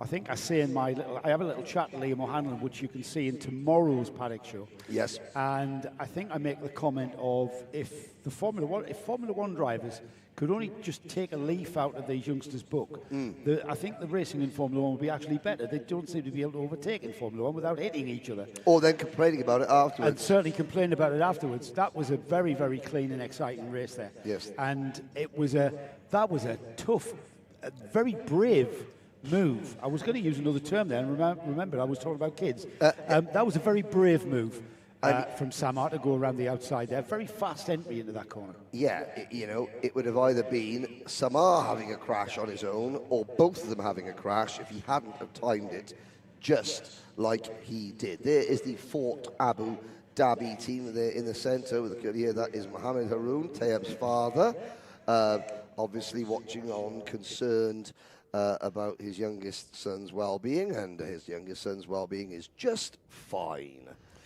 Yeah, and I'm pretty sure Mumbai Falcons are a team. Hopefully Vladimir is not too battered and bruised there after that little off, and hopefully we'll see him back out racing very shortly this afternoon. Mumbai Falcons, the team who are very well stocked and well prepped for dealing with an issue like repairing that cart and putting it back on its four wheels, so to speak. Well, in Mumbai Falcons, amongst the two of the driver coaches they've got in that team this weekend, Sem Kanyopas, current DD2 Grand Finals champion, and Zen Darua, last year's DD2 Grand Finals champion. So not only have they got a great support network in terms of mechanics and parts and what have you, they've also got a great support network in terms of driver coaching.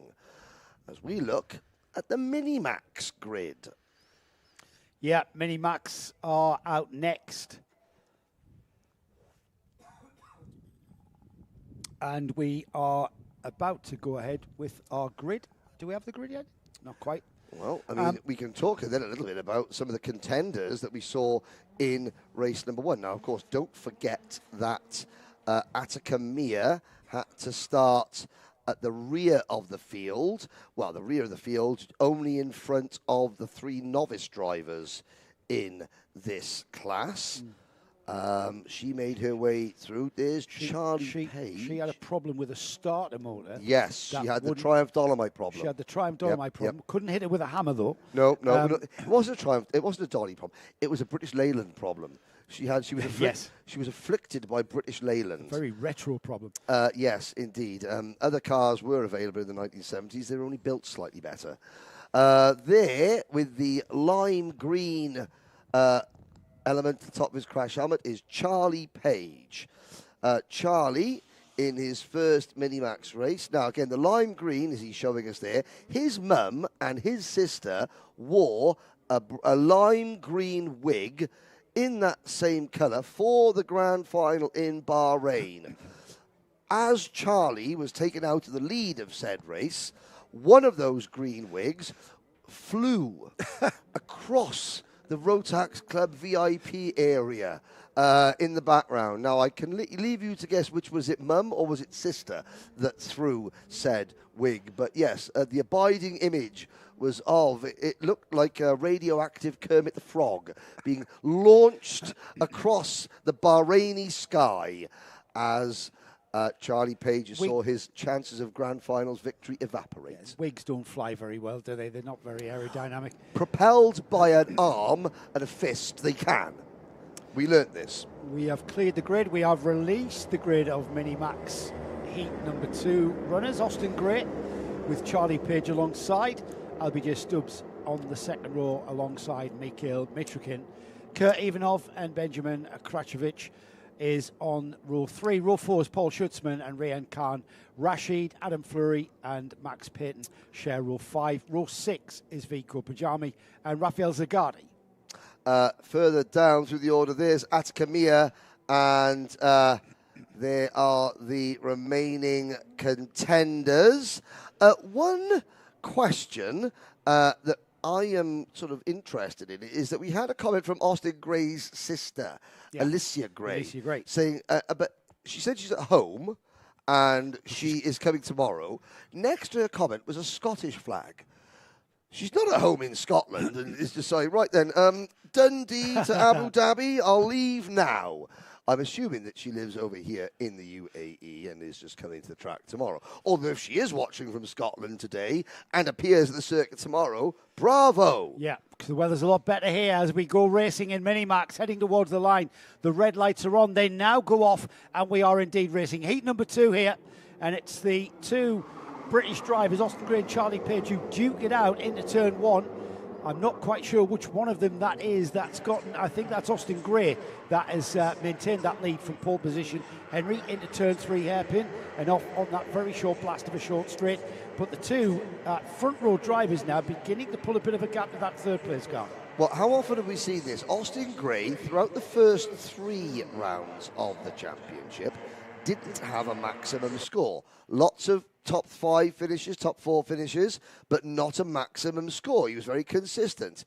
Now he's got the taste for victory. It wouldn't surprise me if his second maximum score comes in this race just after his first. It often happens with drivers, young drivers. You know, suddenly they think they can do it. They know they can do it, but they haven't quite done it yet. And then suddenly they do it, and it's simple. Okay, that's how you win a race. You know what? I thought that said 170 on that cart on the rear bumper of Austin Gray, and that was Paul Schutzman from, I think, the 3rd, 4th row of the grid. Yep. Here he is, right on the bumper of Austin Gray, gotten through that traffic through turns 1, 2, and 3, and now challenging for a lead. He got a flavour of victory at Alpha San in round 2, and now he wants to see another victory as they go side by side. 2 JNKD, in fact it's a JNKD 1, 2 and 3 with Kračovic coming on board as well, with the 3 of them now off towards turns 9 and 10. And who's that interloper? No, it is still the 3 JNKD drivers. And that looks like the NI Racing cart and a 160 Kia Ivanov in 4th. Oh, 3 wide. flying formation. Incredible, 3 wide, and that has absolutely compromised their speed onto the straight, and it will show across the line, Schutzman leading, Ivanov into second place, but that's all changed by turn 1. Page gets jettisoned to the outside. Karachkovic is involved. Mikhail Mitrotkin is there. Rian Khan Rashid for the Axel GP team. It was a late scramble for Axel GP to get here and get themselves sorted. It's a smaller team than before, but a quality team headed up by Mark Baines with Lee and Jay Taylor, both Grand Finals winning mechanics, helping out for the first time on that team. And despite a little bit of it's all lastminute.com, they have got drivers at the front of the field because Attica Mia is up into P7 in the number 113 cart. Here we go across the line then, and we'll just catch our breath, and we'll catch our breath for a microsecond as down the inside has gone Krachkovic into the lead. We've had a coming together there, and it looks like we've had carts that have actually spun. Yep, let's have a look. Karchup.me replay will show. So there's the move for the lead. That's Benjamin Karachkovic into the lead, but then are coming together with second and third place. And I think the drivers in fourth and fifth ended up off track, Henry. Yeah, the second and third place carts came together, slowed themselves down in fourth position, trying to see who that was. It was Kier Ivanov, sadly, for the NI Racing team. He suddenly thought, there's an accident in front of me. I've got to quickly brake and turn to avoid it. That spat him round.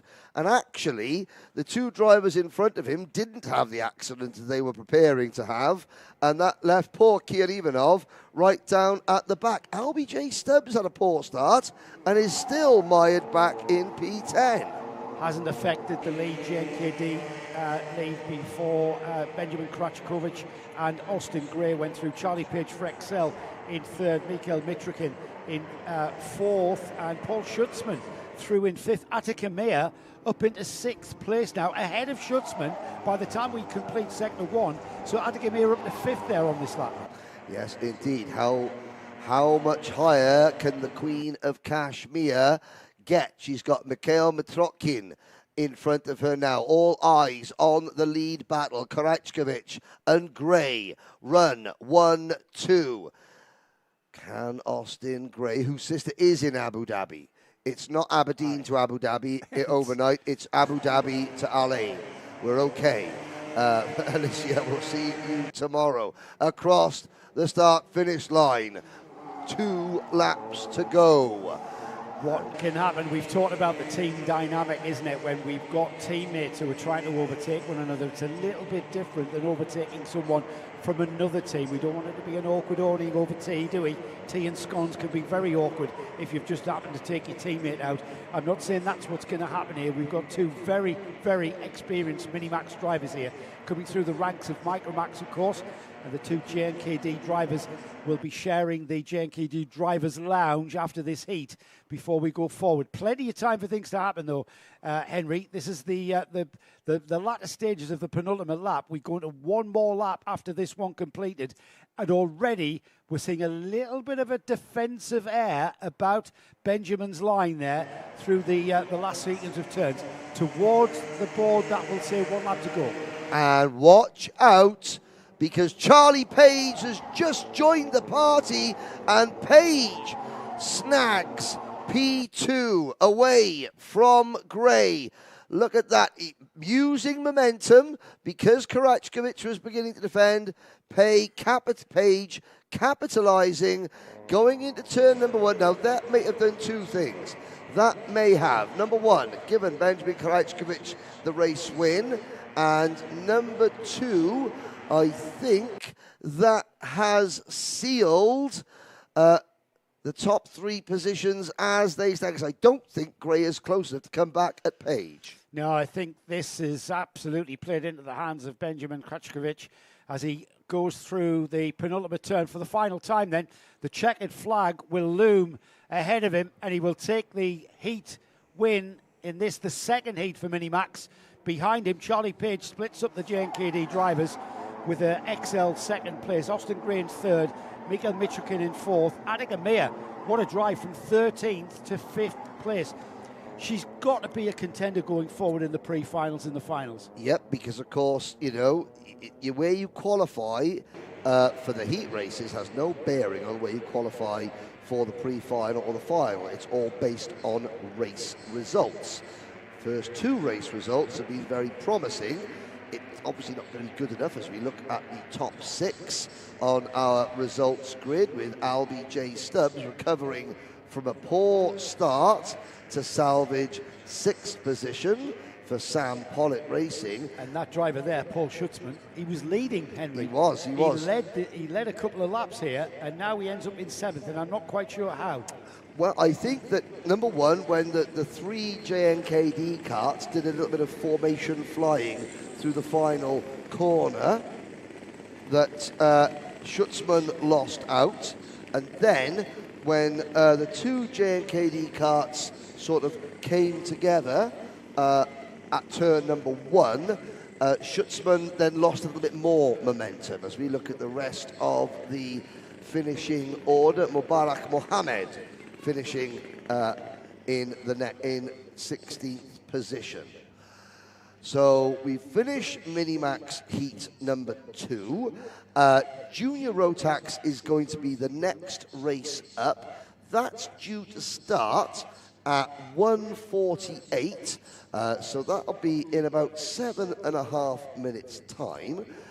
There will be, ladies and gentlemen, some waffling, maybe some rambling, some discussion, and then when we get underway with heat number 3, we will be joined by Faris Haroon, who is not racing because he broke his arm and is in the recovery process of that. So he will be be able to give us a real insight from a driver's perspective of one of these junior Rotax races.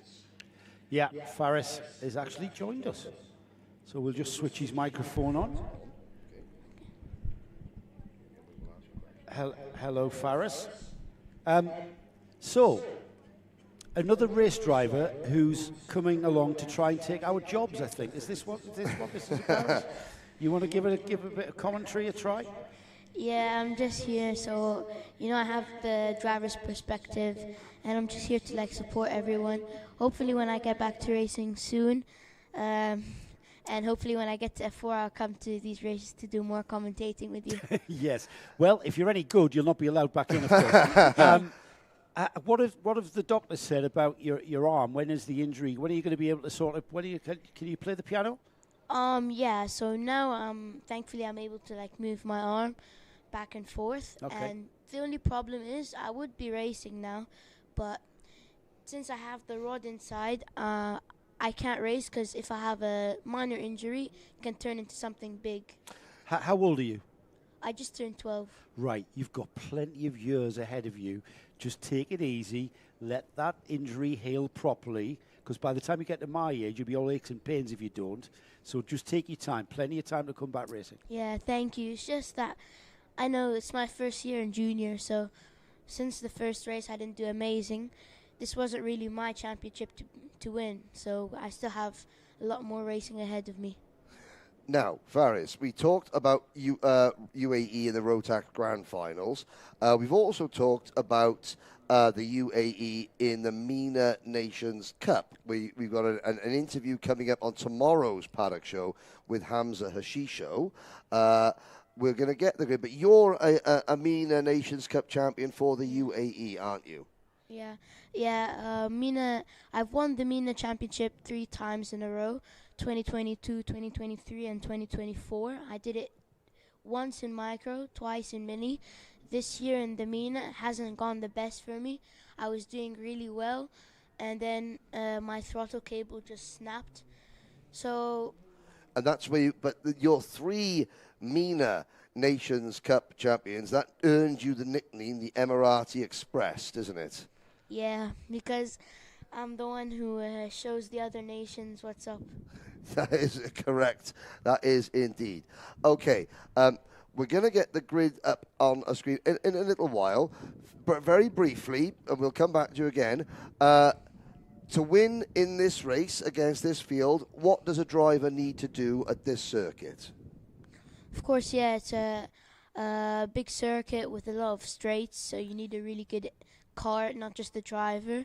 Also, you need to be a really good driver with your racecraft, because, you know, the grid is full of drivers that have so much experience. And, yeah, it's just a combination of the driver and the car. Okay, well, we look at the drivers sitting down on the dummy grid. Faris, at this point, when you're on the dummy grid, are we A, nervous, B, excited, or C, just impatient and want to get on track? Really depends where you're starting. Okay, so you're starting at the front.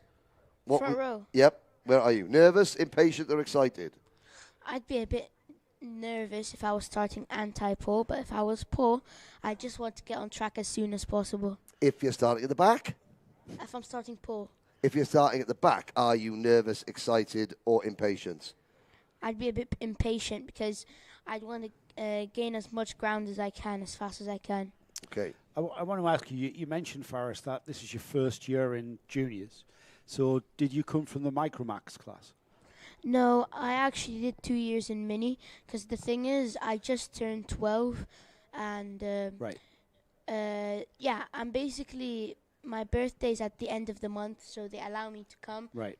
Because so you would change in the year of your birthday. So I want to ask you, when you came from the Minimax kart, which is the 950mm chassis, into a 1050 chassis, the tyres are wider, the engine's got more power. What was the first time you took that a Junior Max kart out on the track, what was your thoughts under your helmet?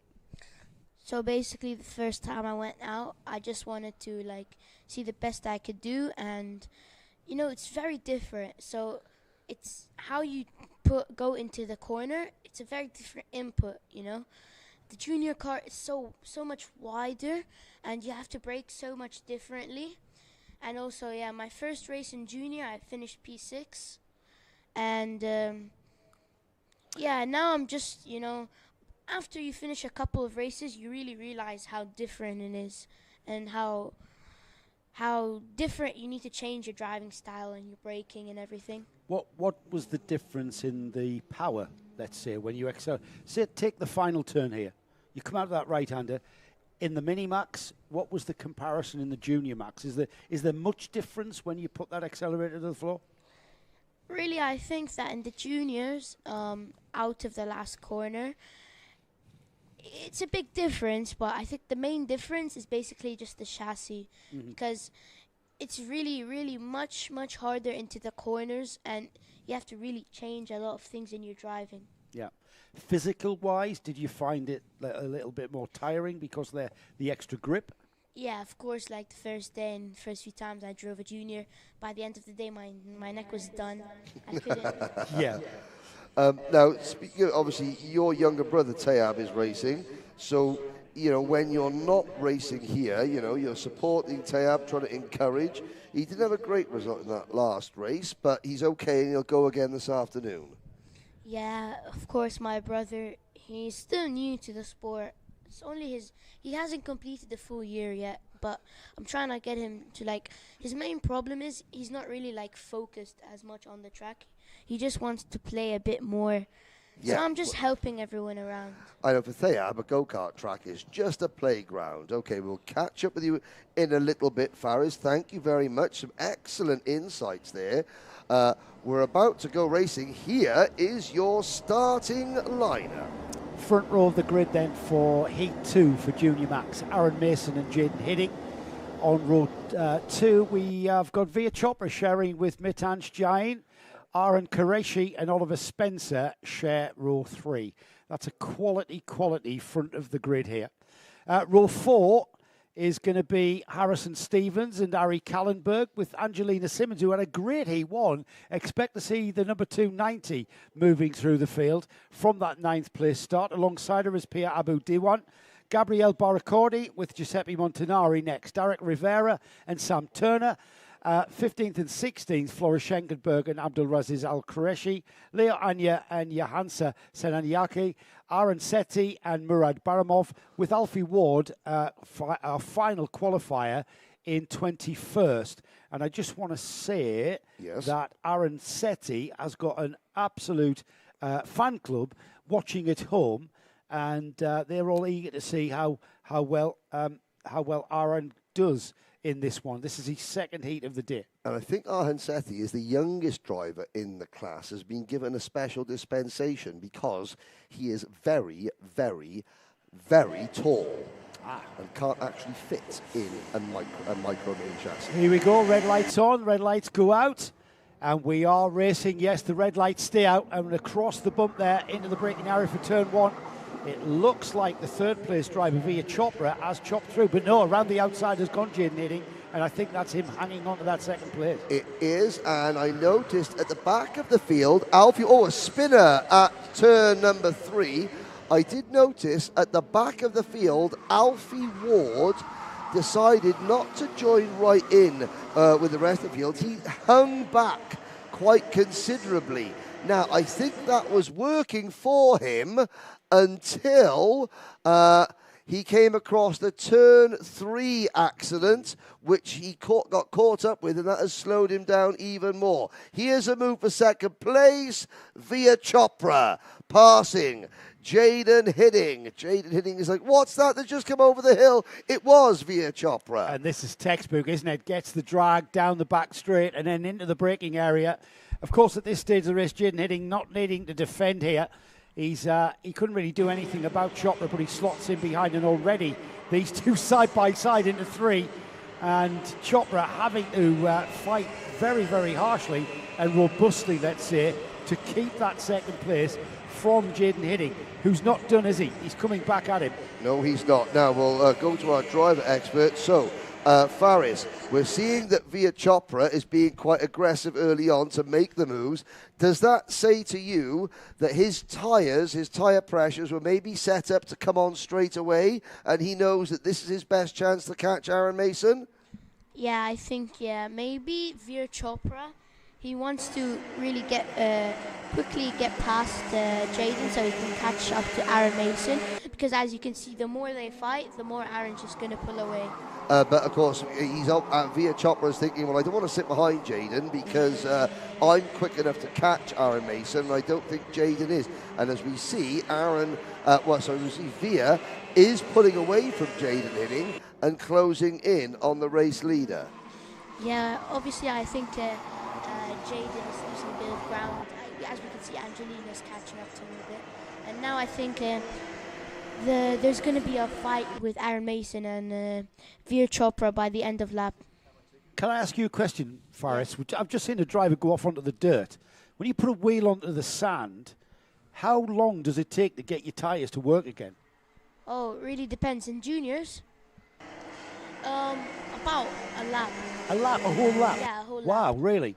So the sand just sticks to the tyre, I take it? Yeah, it also depends, like if you're driving hard or if you're driving light. By driving hard and driving light? Driving hard is pushing, and driving light is just conserving and, being conservative, not wasting the tyre and stuff. Okay, thank you, Faris. Back to the action. We do have a battle for the race lead developing. We have, Henry, and it's going to be at half distance already. It's kind of settled down, and I can't help but feel it's a little bit calm before the storm, because as Faris mentioned there, Angelina Simmons coming through to challenge there for third place. Jaden Hitting, if he had mirrors, they'd be full of Angelina, who likewise has got Harrison Stevens there who's come through. So this is really, really... Oh, and there's the storm. Angelina Simmons, Harrison Stevens going through as well. Let's have a look at the kartshot.me replay. And again, that was Hitting trying to go to the outside, and Simmons just thinking, the door is half open and I've got to go. We've now got Matthias Negem Motorsport, second, third and fourth. We're in the second half of the race. We've talked about how easy it is to work together in micro and mini. How easy or how difficult is it to work together in a junior kart? Yeah, obviously, in micros and minis, it's really easy to work together. Like, even a bit, if there's a second gap, you can close it in really easily because it's the power of slip. And now in juniors, it's much harder to catch up. But with slip, I feel like if Angelina catches up to Veer and they get to work together, by in about 2 laps, they'll be on Aaron Mason's bumper. And Aaron, thank you, Faris, and that is something that Aaron is very concerned about. Yeah, absolutely. Jaden hitting down the inside of Harrison Stevens, back up to that 4th place. So Jaden hitting on a bit of a recovery drive, having lost out to the 3 M&M drivers. He's wanting to get back on terms. However, it's George Gibbons Motorsport in the form of Aaron Mason, who's just managed to pull out 6/10 here. And if those drivers behind, Via Chopra, Angelina Simmons, I'll include Jaden Hitting in that, and Harrison Stevens, if they can stop squabbling, they might just catch Aaron Mason. However, at the end of this lap, it's going to be the end of lap 6. It's an 8-lap race. Do the math, 2 laps to go. We're looking at the lead group. Well, Faris drives for the Fort Abu Dhabi team, and in association with Yas Heat, who are Faris's sponsors. The team that, Faris's brother drives for, Fort, they've got Floris Schenkenberg in this race. He's running P6, Faris. What have you got to say about Floris? What a recovery drive. Imagine, he had so many problems today, especially in quali. He wanted to drive by himself because of the people rolling over. And in the first, he had a collision with another driver. But what a drive from him. From the back of the grid, now to P6. And meanwhile, just to give you something to know about, yesterday he didn't have much pace. To go up to P6 from not having much pace, that's a crazy drive from him. Indeed, crazy indeed. Well, he's made that look easy, hasn't he? Yeah. It's not easy, though, is it? It's not. It takes a lot of time, especially because this is Floris's first season as a junior as well. Meanwhile, though, we have got a battle for the race lead. Mason, Chopra and Simmons out of the Formula 1 hairpin, on to the back straight. This is lap it's lap 8 out of 8. This is the final lap. Checkered flag awaits. Has Via Chopra got anything for Mason on this, the final couple of corners? Oh, he's going to have to defend, though, isn't he? Aaron Mason now knows, because he can hear the engine note of Via Chopra in his peripheral down towards turn 11, and he takes the middle line there, chops him out. Indeed, sorry about the pun there, but Chopra comes back at him, and there's Angelina Simmons. Simmons is going to take the win. She absolutely capitalised on that as the two leaders tripped over one another through the final turn. Angelina Simmons says, thank you very much. I'm going to have this. Heat number 2, Angelina Simmons and M&M. Via Chopra second, Aaron Mason third, Harrison Stevens fourth. Jaden Hitting has to settle for 5th. What a drive, as Faris has mentioned, from Floris Schenkenberg to bring that kart up to 6th spot. Now we're going to see a kart shop. Faris, take us through this from Angelina Simmons. What was she thinking? What was she doing? So obviously, she knew that Veer was going for an overtake. And obviously in the last corner when he tried to go for an overtake, it gives you a really bad exit. And especially around there. So Angelina's just thinking in her head, okay, he's going for an overtake. I know that he's going to give him a bad exit. I'm just going to try to stick behind, wait for something to happen, and go straight through. Which she did. Textbook win. Well, we'll have a look at the results. Faris Haroon, thank you very much for joining us up here. And you're going to be back for Heat 3. Are you going to come back for Heat 3? Excellent. Great stuff. That was pleasure to have you. You're far too good at this as well, so you can stop that right now. There are your provisional top 6 as we look. Simmons, Chopra, Mason, Stevens, Hitting, and Floris Schenkenberg, who we know had, now thanks to Faris, had a rough day yesterday. Ina Kallenberg, top 8, Gabriel Barricordi, and top 10 for Saudi Arabia's Abdul Razak Al Qureshi. Alfie Ward from the back of the grid up to 12th. Oliver Spencer, we didn't see him much. He dropped back to P15, obviously with an incident. A lot of DNFs. Pierre Abu Diwan, the Lebanese driver, Arhan Qureshi, Derek Rivera, and Mitanch Jain. So, championship blown wide open. Faris, it's been a pleasure. We'll see you back for Heat 3. Go and keep healing that shoulder, will you? Yeah, see you soon. Like, can I say congrats to these drivers, Sure. like Aaron Mason and obviously Alfie. I know he had a rough start and he really wanted to give a gap, you know, so he can warm up his tires. But then he really like improved. But this was like a hectic race. Everyone was crashing up and down. We saw incidents everywhere. And I just can't wait to see what's happening in Heat 3. The championship's getting close. Well, Faris, you are very welcome to join us back here for Heat 3 with some great insight. I have a question for Faris. What's his day rate? Kind of thinking. Yeah, okay, all right. Well, do I replace Henry or do I replace Yeah, Joe? but he's a racing driver, so it'll be very expensive. Yes. He's got to pay for his racing out of it. And by the way, Nick, I'm his agent, so I set his rates, and I'm pricing Faris out of the commentary market. If anything I know about the racing drivers, they'll turn up late, disappear early, and get a huge number of speeding fines on the way. Yeah, that's true. That sounds like me. And even possibly, Joe, fall off their chairs. They tend to, don't they? Yes. Johnny Moore won the internet on that one. That was, you know, Can I just say, great. Henry, It's great to have drivers come up here. It is, absolutely, and it's great to have such an articulate young man who helped with that insight. However, Henry, you have now created a monster. Not in Faris, but the fact that you've got about 74 requests to come and commentate with you. I say this, you know, and I'm sure that you agree with me, Joe. Karting creates very, very intelligent, mature, articulate young men and women. They have to be, because they are dealing with a sport that is so professional. We ask so much of these drivers, both in terms of technical feedback, data, all the things that they have to cope with. And it does result in, and every young driver, young boy or young girl has their own level of confidence, and it takes them time to get over nerves and shyness and what have you to find their voice.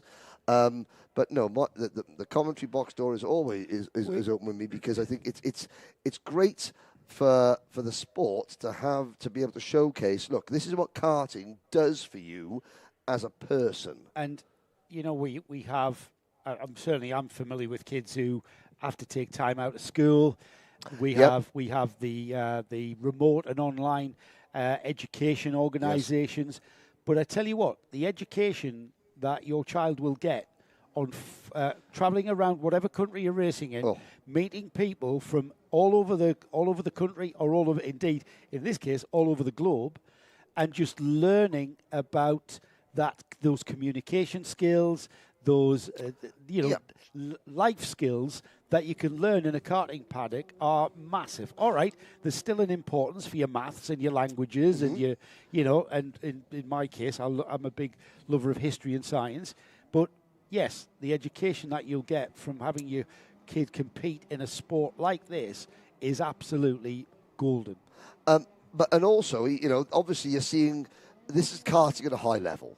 This is a national series. There are so many divisions of karting below this. Club level karting, which is accessible to so many people.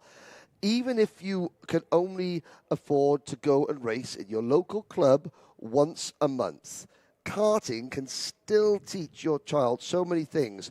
Number one, the most important thing that I think karting teaches any child is that you can't always get what you want. That sometimes, you know, life isn't fair.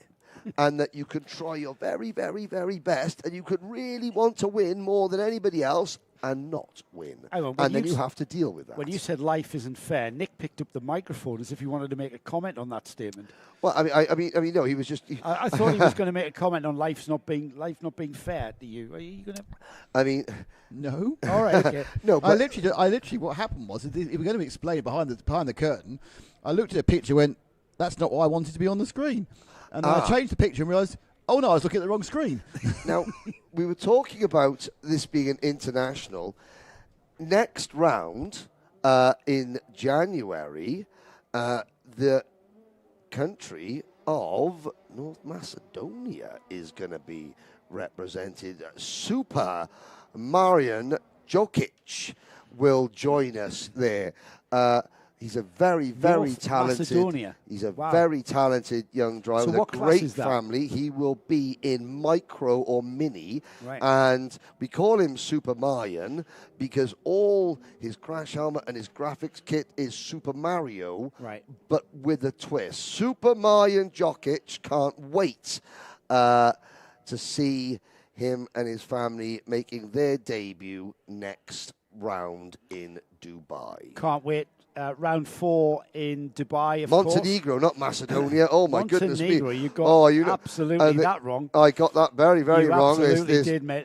Suddenly the Balkans crisis has restarted just because some Welsh muppet says the wrong name on a karting live stream. Montenegro. And Marjan Djokic is the very first driver from Montenegro to ever represent his nation in the Rotax International Trophy.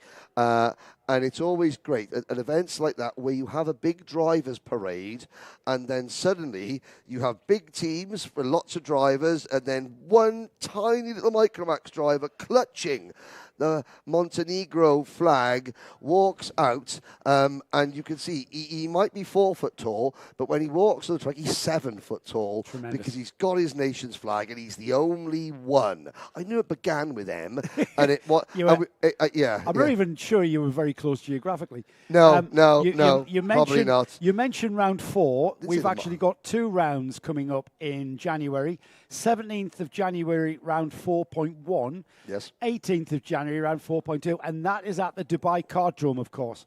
Yes, and indeed. we are looking forward to that. And just to plug a Karting Live TV broadcast as well, the following weekend, we stay with the Dubai Kartdrome and we bring you the Dubai O-Plate meeting. So that is an absolute overload of karting action from the UAE. In February, we go to round 5, and that is a unique one, isn't it? Oh, 2 yes. rounds of the championship again, round 5.1 and 5.2. On the 14th and 15th of February, we're on the Yas Marina circuit in Abu Dhabi, and that is using part of the Formula One track. It is. Where the Formula One championship has only recently, last week, been clinched on the same tarmac as part of it's up at the West Hairpin section of the track, and we are going to be racing around that. Just to round off the calendar news, 8th of March, we head back to the Dubai Kartdrome, and then we head back to Al Fassan for round 7 at the end of March, the 29th.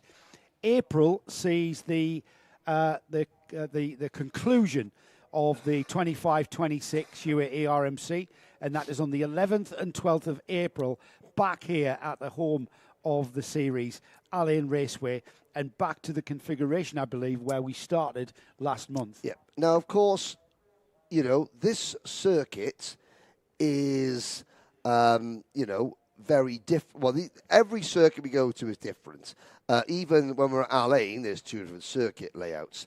Yas Marina, the circuit there, if I were to tell you that the drivers spend over 90% of the lap on full throttle. It's a very fast track. Oh, it's fast, it's wide, there's, now that is like a NASCAR race. Overtaking is very tricky because you are flat out so much of the lap.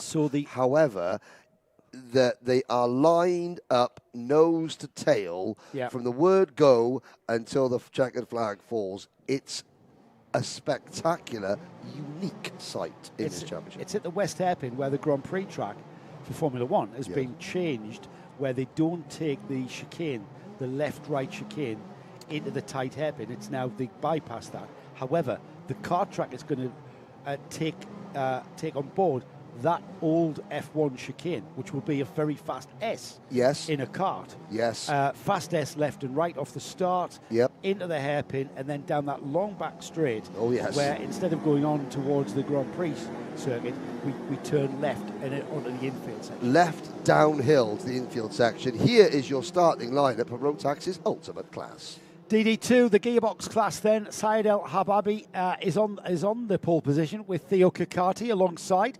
Tyler Harris and Hamza Ashisho start on row 2. Mark Bassier and Adam Malek round off row 3. Row 4 looks like it's this Just waiting for it. Moritz Knopfjes is in 7th. 8th is Kyle Blockley. 9th is Sami Al-Assad. Greg Watt for Honolulu Racing is 10th. And then rounding off 11th, the novice driver, Nicolo Cacciatore. DD2, it's the two-geared gearboxes. Left paddle for first gear, right paddle for second gear, and the drivers you'll see flicking between first and second gear. That's how I would describe it. So Heat 1, Theo Kakati wins. Tyler Harris cruises up to the back of him, but doesn't make a move. Will Tyler Harris get to the back of Theo Kakati in this one? Can Saad Al-Hababi hold on and take the race win? We'll find out as we go green into turn number 1. Al-Hababi has the lead. Kakati on the outside, trying to grab second place. He does so. And now Kakati trying to go around the outside of, I think that might be Mark Bassey. I'm not sure if it's Tyler Harris. Harris is a much taller driver, although that is Harris now into third. Make that second. Kakati into the lead. Yep, game on, exactly as we were in heat number 1, with Kakati having to fend off Tyler Harris. Is Harris going to show his cards early to Kakati? I'm not sure, but we've got a 4-car train, almost a 5-car train here as they complete one lap then. First lap in the bank, so to speak. Side, it's Theo Kakati, Tyler Harris, Mark Bassier, Adam Malik, Saad Al-Hababi.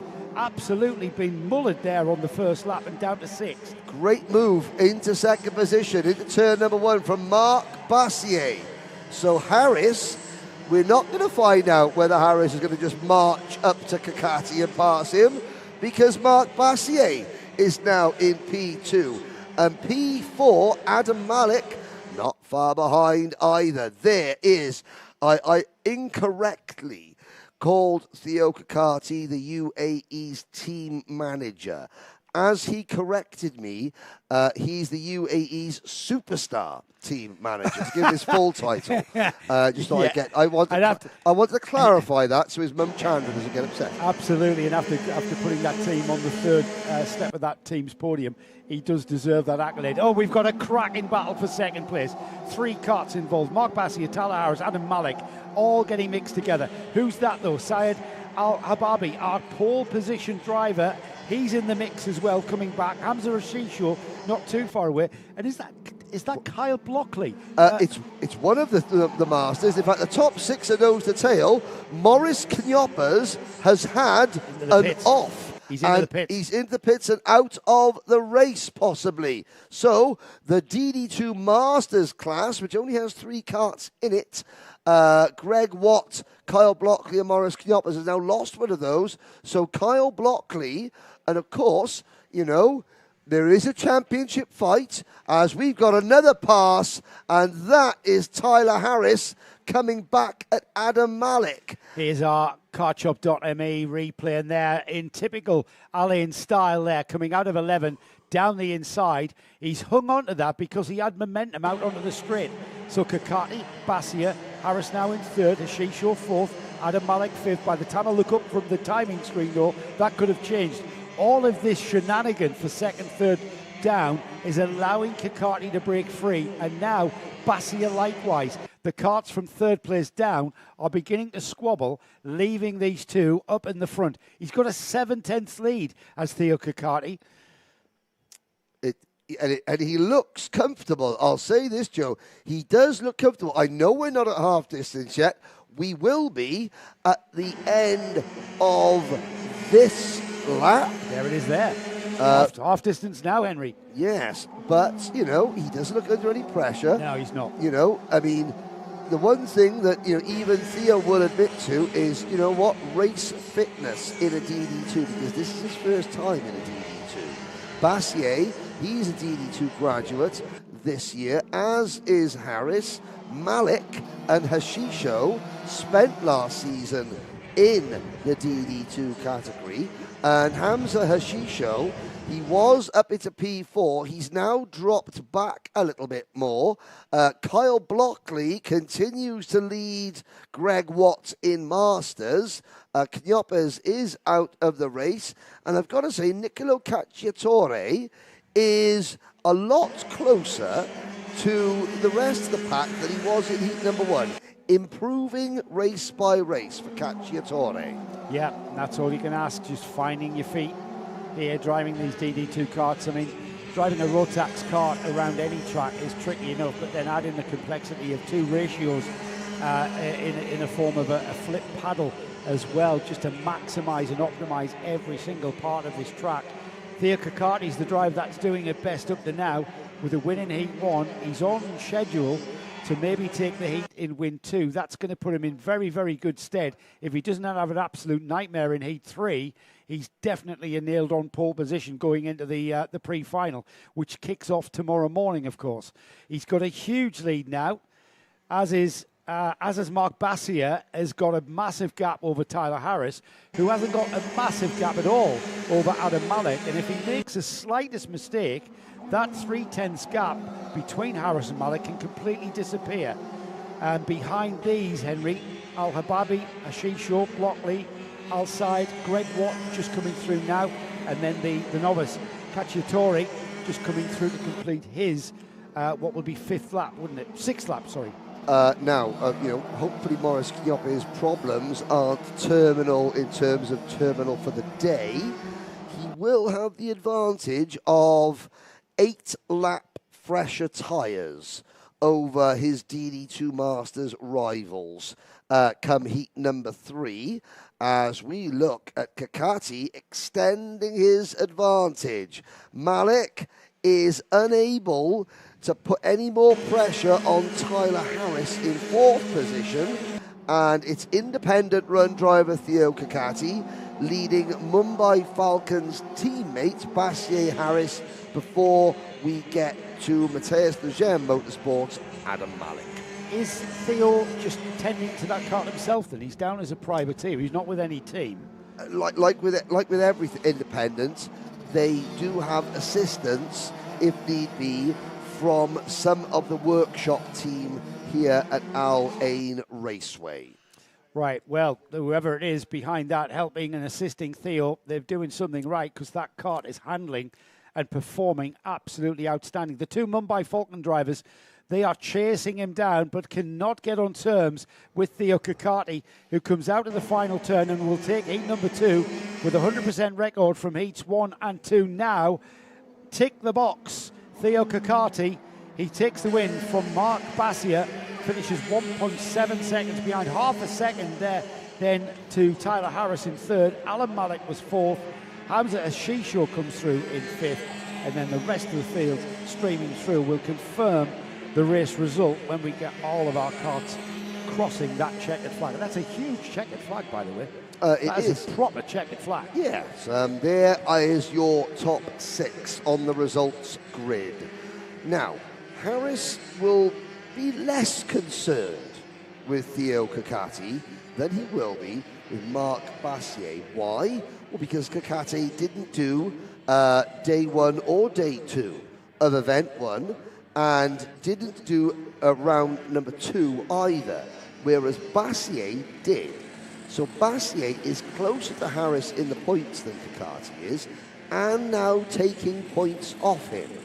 No need to panic, but it just goes to show that even on the smallest grid, numerically smallest, there is still an awful lot to play for and an awful lot for each of the drivers to think about in terms of their positions and how tactical they are. It's perhaps even more tactical with the smaller grids, means that you can still make up a lot of ground and gain a lot of points.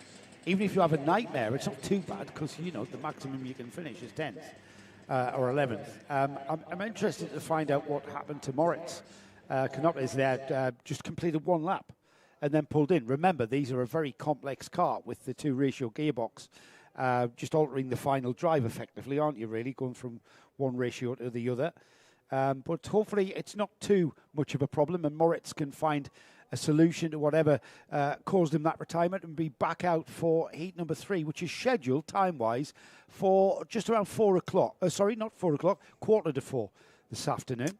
I'm going to use this opportunity to go and get us some fluids, because it's the height of day. Height of the day. It's only over there, Henry. The fridge. Yes. I know what you're up to here. Yeah. No. I'm going that. I'm going. Oh, you're that going way. over there. I thought you were nipping outside. I've got to check. Right. I'm going to check the weather. Fluids. I've got to check the weather, and Right. I've got. You're going to check the weather, are you? I've got to And check then the go weather to the because it fridge. might Are rain. you going and to then use get some through. sort of like lit instrument to test the weather? Pass. Oh. You know that'll kill you, don't you? Humour kills me. Yeah. Okay. It's going that way. He's not even passing the fridge. He's passing North Macedonia, though. Are they here? Yeah, I've got one of them, Henry, but I will have a water. We are just having a little bit of a refreshment. Refreshment break. Yes, it's very exciting for Replenishment. everyone listening and watching. Yes. They get to hear the commentator refreshment break. And this is why we don't really need a camera booth, a booth camera. Don't want people to see you in the underpants for a start. I think that's a massive assumption. So Who knows what we want to see? Nick, you're chopping the pictures here. I am chopping pictures here. Once I like again, using cutting rather than chopping. Well, cutting, chopping, that's a technical term, an industry term, isn't it? No. What's your reflections on the meeting so far? The racing-wise, do you get a chance to to follow the racing? Listening to me and Henry, of course. I hang on your every word. I know that. In fairness, apart from the DD2 races, they've all been which have been quite processional. The rest of the race have been really, really interesting and exciting. It's gonna, you know what? But this is the heat stage. I'm kind of slightly. People are keeping their powder dry. I'm slightly fearful, actually, because the intensity of what we've seen so far in the Rotax classes. The finals aren't even till they're not until tomorrow afternoon. No, we have pre-finals and then finals. And that's when it starts getting really serious. And the intensity level just, goes up to 300%. So I'm a bit fearful. It might be good news for the Rotax spares department. We're in the entertainment business. Absolutely. We have got Kyla Schmukim. Hello, Adish Mehta. Another one of, is that another Mehta? All the best. Yes. So Kyla Schmukim, or Kailash Mukim. The thing with YouTube is it puts the name all together, doesn't it? So you don't know where the first name You've no idea who. But no, you put down your avatar call sign when you want to be, but you can write anything you like. Yes, keep your comments coming through. Tell us where you are in the world. Henry's refreshed with refreshments and nothing else.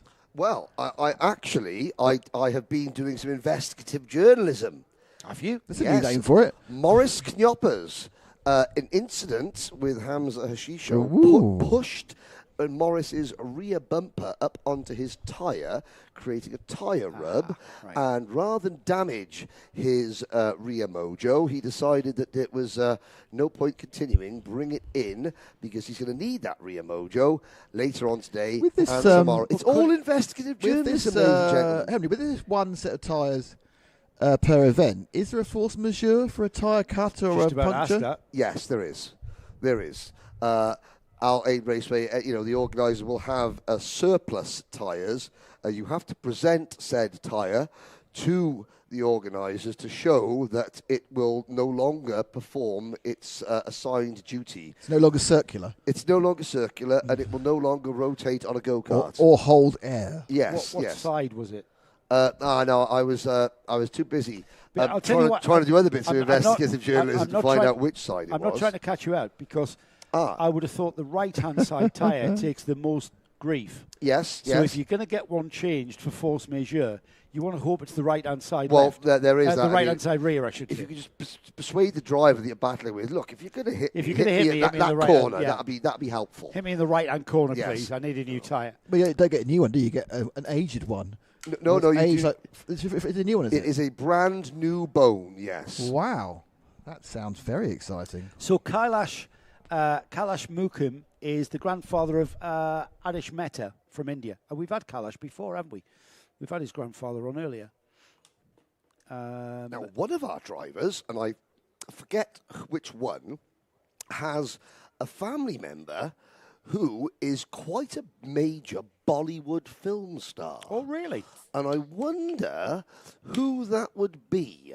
I will do a bit more investigative journalism probably in about 4 races' time. Well, Indian, so please, the Indian nation, yes, love their movie stars, and Bollywood movie stars. Oh, well, are the biggest in the world in terms of their fandom and their following. We came upon Ajit Kumar, who is a Kollywood movie star, which is a form of Indian cinema, at last year's Dubai 24-hour sports car race. Yes, and we had about a 10,000 strong crowd in the grandstand. Yes. That when every time Ajit Kumar's Porsche came by, yes, it erupted. Screamed and erupted like we'd scored a goal at a football ground. But you made me do the podium ceremony. That was ridiculous. Because there were thousands of them. It was it's like being at like some sort of boy band concert. Give me an idea, Nick, of you're more of a sort of hits and a views thing. Am I? So we normally would get at the Dubai 24 hours, how many views do we get? They put on about 2 million extra views. 2 million extra views. Yes. All from India. All from one part of India. So, he's Collywood. not Bollywood, he's Kollywood. Yeah, I've just said that. Yeah.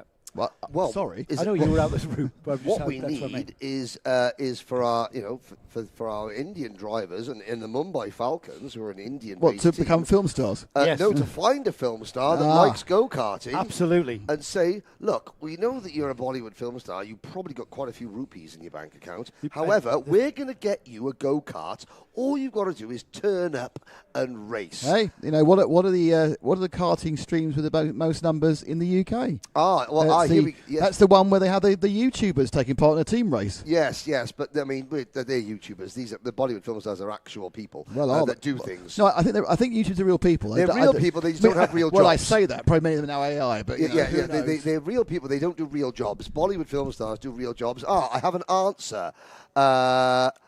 Here we go. Adish's dad, Abhishek, shares his name with Bollywood star Abhishek Bachchan. Is that who I'm trying to remember? Thank you, Priyanka Mehta. What we're going to do is, can we just pretend that Abhishek Bachchan, dad of Adish Mehta, is actually Abhishek Bachchan, Bollywood film star, and see what happens. Anyway, we'll come back to that because there are go-karts on track. It needs senior road tracks. I'm just going to drag this karting sporting broadcast into some semblance of order. Yes. Because we've got the grid in front of us. George Nasser didn't have it all his own way in Heat 1. Let's see what he can do about Heat 2. Rayan Damadasa alongside him. Likewise for him. Oscar Lambert and Andrea Remy share row 2 with Enzo Tesluk and Jules Dumont on row 3. Row 4 is Connor Clancy in his first weekend of senior Rotax. Eloy Gonzalez with Jeremy Montgomery's the winner of Heat 1 from 9th on the grid. Alexander Bigi and Nathan Kapman and Amani Kanua round off 6 rows of the grid. On to the 7th row. Zain El Homasani with Arif Doohan alongside. Kian Cranbull with Rayan Qureshi alongside. Antonius Haddad and Adish Mehta with the fan club looking on from India, I think. Whose dad may or not be a Bollywood film star, but has the same name. Yes, okay. That Adish Mehta. Lewis Hartman and Shivan Kartik. Oscar Backhouse with, you've gone too quickly. There it is. Well, because the carts are with us. Kai Hunter, keep an eye on him, from 29th to 10th, back down to, I think, 17th or something.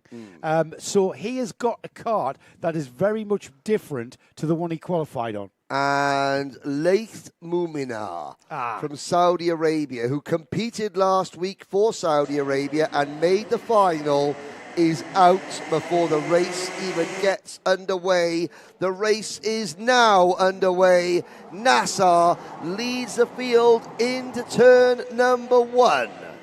He's got a lot of experience of leading a field of being senior Rotax Max Kart into turn 1. And he looks so composed, doesn't he, just George Nasser? However, the field have got other plans. They want to take that lead from George Nasser as they head off down to the back straight and onto the infield section. through the left-hander at turn 6 into turn 7 there, which is a hairpin, through the sweep at turn 8, and then towards the final stages of this lap. Everybody just finding their feet. Tyres not quite where the drivers want them. Karts not quite as balanced as they perhaps need them to be. That's going to come in by about lap 2.5 to 3. But here we go, Henry, across the line. There is 2 karts that have broken away and looking very composed. Yeah, and one driver I want to draw your attention to in about 6th position, the black and white livery Telios car, Jules Dumont. He's very quietly having a good day. The driver directly in front of Jules Dumont is the CRG of Enzo Tesla, Nacho, and the CRG Middle East team. Also having a very, very good day, although as I say that, Jules Dumont has a little nibble at the rear bumper of Tesluk's kart, but Tesluk, in the red and gold crash helmet, hangs on. These 2 at the front need to be very, very aware that the 2 teammates from GGM, George Gibbons Motorsport, of Andrea Remy and Rian Damadasa, are about to join in for this battle at the front. Across the line then, Nasser, Lambert, Remy, Damadasa, Connor Clancy, here he comes. Connor Clancy up to 5th, Tesluk 6th, Dumont, Gonzalez, Montgomery Swan up to 9th, Nathan Caplan 10th. Where is Kai Hunter? He's up to 19th already, up 10 places in 2 laps. Yeah, and this race is a lot more spread out than heat number 1. Here's your kartshop.me replay, and having a look to the inside for 2nd place, Andrea Remy takes the position. So Kai Hunter, he made 10th places on the opening lap. Enzo Tesluk has just gone wide and has dropped out of the top 5, coming through turn number 6. Now Kai, well, in one hand, that's a good thing for Kai, the race is spread out. On the other hand, it's a bad thing. It's a good thing because he's got less chance of getting involved in an incident with a huge pack of karts towards the end of the race that he did in heat number 1. On the other hand, it is going to be harder to make up places now because he can't pass 3 in one corner, for example. Jerry Montgomery Swan, I've got to say, make a note of this, up to 6th place. Connor Clancy ahead of Damadasa on this lap here. He's up to 4th place. Next on the checklist for Connor Clancy is his teammate at Mumbai Falcons, and that is Oscar Lambert, who is in 3rd place. That's the kart there that we're looking at. There's the leader. There's 2nd place kart of Andrea Remy. And down the inside now, and ahead of Remy has gone Lambert, and Clancy's gone with him, Henry. Yes, let's have a look at this again. And, Lambert making the move. Remy not defending. Smart, actually, from Andrea Remy. I know he's lost 2 positions, but he hasn't lost that much ground to race leader George Nassar. You can see there, 4 or 5 kart lengths is all that Nassar's lead is. Now it's going to be a bit more after the 2 teammates, Clancy and Lambert, go side by side through the F1 hairpin. We had Clancy going down the inside of Lambert, but then slowing himself slowly out of the hairpin. He couldn't do anything about Lambert coming back at him. So even though there's been a change for 2nd and 3rd, it's not going to show at any of the sector times or the lap times. Montgomery Swan up to 4th already. Andrea Remy down to 6th. His kart has just fallen off a cliff. 5 laps completed this time by. Here they come. Across the line. 3 laps to go, says the digital display board. That means go time for Connor Clancy. Now he makes the move on Oscar Lambert. The gap to race leader George Nassar is 1 second. Montgomery Swan there on the black and blue JNKD kart into P number 4. Behind Montgomery Swan, Remy, Damadasa and Eloy Gonzalez. Now, Jeremy Montgomery Swan, during the lunch break, was a little bit miffed that we didn't do an interview at the end of his win because he came from 9th to 1st. But of course, did explain that we can't do post-race interviews at the end of every race. A simple case of technology and manpower prohibited. Well, however, it's your legs as well, Henry. However, how does this sound? at the end of a race, at the end of every single heat race, we go down to JNKD pit reporter, or the pit report, post-race report, sponsored by JNKD. All they need to do is sponsor the cost of cameraman and camera and a set of legs. I think that's got a great ring excellent to it. sales pitch, Henry. JNKD post-race report. It's got a ring to it. It does have a nice... And that's a great sales pitch. Yes. Back to reality. George Nasser in the lead. There's the second place now. Connor Clancy. This young man here, having cleared his teammate Oscar Lambert, who was come under immense pressure here. Jeremy Montgomery Swan. Oh, he used a tin opener there to get through. But here comes GGM's. No, all settled. No, Rian Damadasa loses out. The carshop.me replay will show Montgomery Swan opening up the door, but it was Oscar Lambert who hung on to that place and he basically hung Damadasa out to dry. I mean, here they come again, though. It's not over yet, Henry. Yeah, you say about Montgomery Swan opening the door. Montgomery Swan opens the door in the same way that a debt collector opens the door to come and collect your telly that you haven't paid for. There was a little bit of force, no contact, but he wasn't taking no for an answer, was Jezza. Here comes the leader then on the final lap, heading towards the checkered flag. This is what he likes to do. George Nasser likes to win things. He's on target. He didn't win the final at Al Fassan. We saw his side pod fly off. Here he comes though. He didn't win Heat 1. He's about to win Heat 2 though. George Nasser and Eminem take the win. Connor Clancy, his first weekend in Senior Max. Can you believe that? Moving up from the Junior Max class. And Mumbai Falcons, second place. Jeremy Montgomery Swan, he has got to be a contender for a final win here. Yeah. Because he's coming up the order from beyond, I think he's 9th or something? He was 9th, 9th after qualifying because he had a penalty that took him out of Superpole, stripped him of his fastest lap, and resulted in him finishing, starting 9th. Supercar Henry says, can he come and commentate tomorrow? Henry King, well, you don't race Rotax anymore. You're not racing in the championship. We can only have drivers that race the Rotax Championship commentate on the Rotax Championship. I saw him yesterday. I haven't seen him today, but he's not racing in the Rotax Championship. So sorry, Henry. Here we go. Here's a look at the results grid of the Rotax drivers that are here, and there are lots of them. 107 this week in total. Nassar, Clancy, Montgomery Swan, Lambert, Gonzalez, and Damadasa. These 8-lap races go through without even us getting a chance to mention drivers like Nathan Kaplan, P8, Amani Kinua, Zayn El Hamasani, 8, 10, and 12. All championship contenders. Jules Dumont dropping to 13th, Kai Hunter up to 16th. And Adash Mehta with his fan club watching in India. Yes. 17th for the M&M driver. Yes, indeed. I'm sure his mum doesn't wish that she was married to a Bollywood film star. So Enzo Tesla down to 23rd. Mohammed Benemene. Mohammed Benemene, yes. Benemene. He was really at the fore at the start of the season. He was at the front of this field. Yep. And we haven't really seen him feature. I mean, look at the results grid. We're down to P30 already.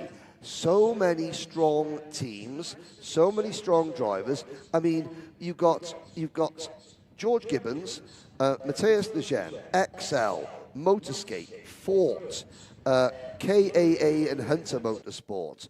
You've got the Mumbai Falcons, JNKD, Telios, Skyline Racing, CRG. That's 11 teams, all of whom are very professional, very well equipped, and have the ability to attract very good drivers. Monty Swan, 30-43. Sweet, another good job, Jezza. That's Jeremy she's talking about. He's talking about. I have an observation, and my observation is that I think you've got a couple of winners on the Henry Burdett bingo card so far today. I didn't have Wendy House that came up earlier. I don't think. I am pretty sure that is the first use of the word Wendy House in a karting commentary since I've been involved. Or in fact anyone's vocabulary since about 1993. Well, I was sitting there going, when Wendy Houses probably became not politically correct. Well, you had to call them a Wendy stroke Walter House. It's just a playhouse now. It's a playhouse. Right. Let's not give it any gender. Secondly, I do love the vision of a 1960s debt collector coming around as well and stealing your telly. Is this from bitter experience? Did your black and white rediffusion get repossessed just as you're about to watch Top of the Pops, Henry? I can never go into a Rumbelows ever again. No one can. No, exactly. Yeah, we miss Rumbelows. There's a whole generation of people here who just have no idea about renting tellies and videos. Or even renting Wendy Houses. Oh, you could rent a Wendy House. That's a Japanese thing. You could in the 1970s and 1980s go and rent a television and a VCR video player. Well, renting the VCR was quite popular because they were very unreliable to begin with. The thing is, back then, televisions were really expensive. Yes. And I used to rent deliberately so I could every year change to the latest technology. And I had like a TV that was as deep as it was wide. Well, they were. They had to, the cathode ray tubes had to be. Hang on, listen to this. The biggest TV available at Radio Rentals, now not available, was a massive 36 inch. Was that a back projection? It wasn't. No, I used to F1. Did you do F1? Yeah, I did. I spent What my did you do first in F1? paycheck. Oh, it was very important. I spent my first paycheck from F1. I bought myself a brand new 32-inch widescreen TV in 1996 for about 1,800 quid, which would be probably about 4,000 now. Yeah. And it was like, so a 32 watt, because most of the widescreens had just come in. So basically, 1 in 17 programs was in widescreen. The rest, everyone was just fat. Yeah. I remember buying one of the very first front-loading video machines. It was a Sharp. Not one where you had to push it in like a cassette recorder. And I paid £700 for it. By today's standards, that is about $4,000. Yeah, and that's for a 360p. What was I thinking? That's 360p resolution VHS. It had a remote on a wire. Yeah. That stretched across. Well, I have a very sad story about video recordings because the whole point about video. There's two things you got videos for. Recording television programs because you had to do it in those days, kids, and also renting films. Yes, that's right. Because it's great, you could rent your film. It's a brilliant idea. Was there any better evening spent taking your kids down to Blockbuster? 20 minutes choosing the film. 20 minutes choosing the film, and then 20 minutes choosing your sweets. Exactly. Kids did that. Anyway, kids did it. But my father, being an avid reader of Which, the consumer magazine, and only believing in what Which recommended, bought a Video 2000. No, they were better quality. They were better quality. You've knocked your volume, by the way, there, Joe. The Video 2000 were the best quality, and they were very clever. They were super unreliable, I'll be honest with you, because they recorded on both sides of the tape and chewed them equally. Weren't they on a disc? You could no. Oh, they were taped. You could literally rent 7 to 9 films in total. Yeah. Because they were. Yeah, it was bad enough with Betamax, but why did he do that? Because Which told him to.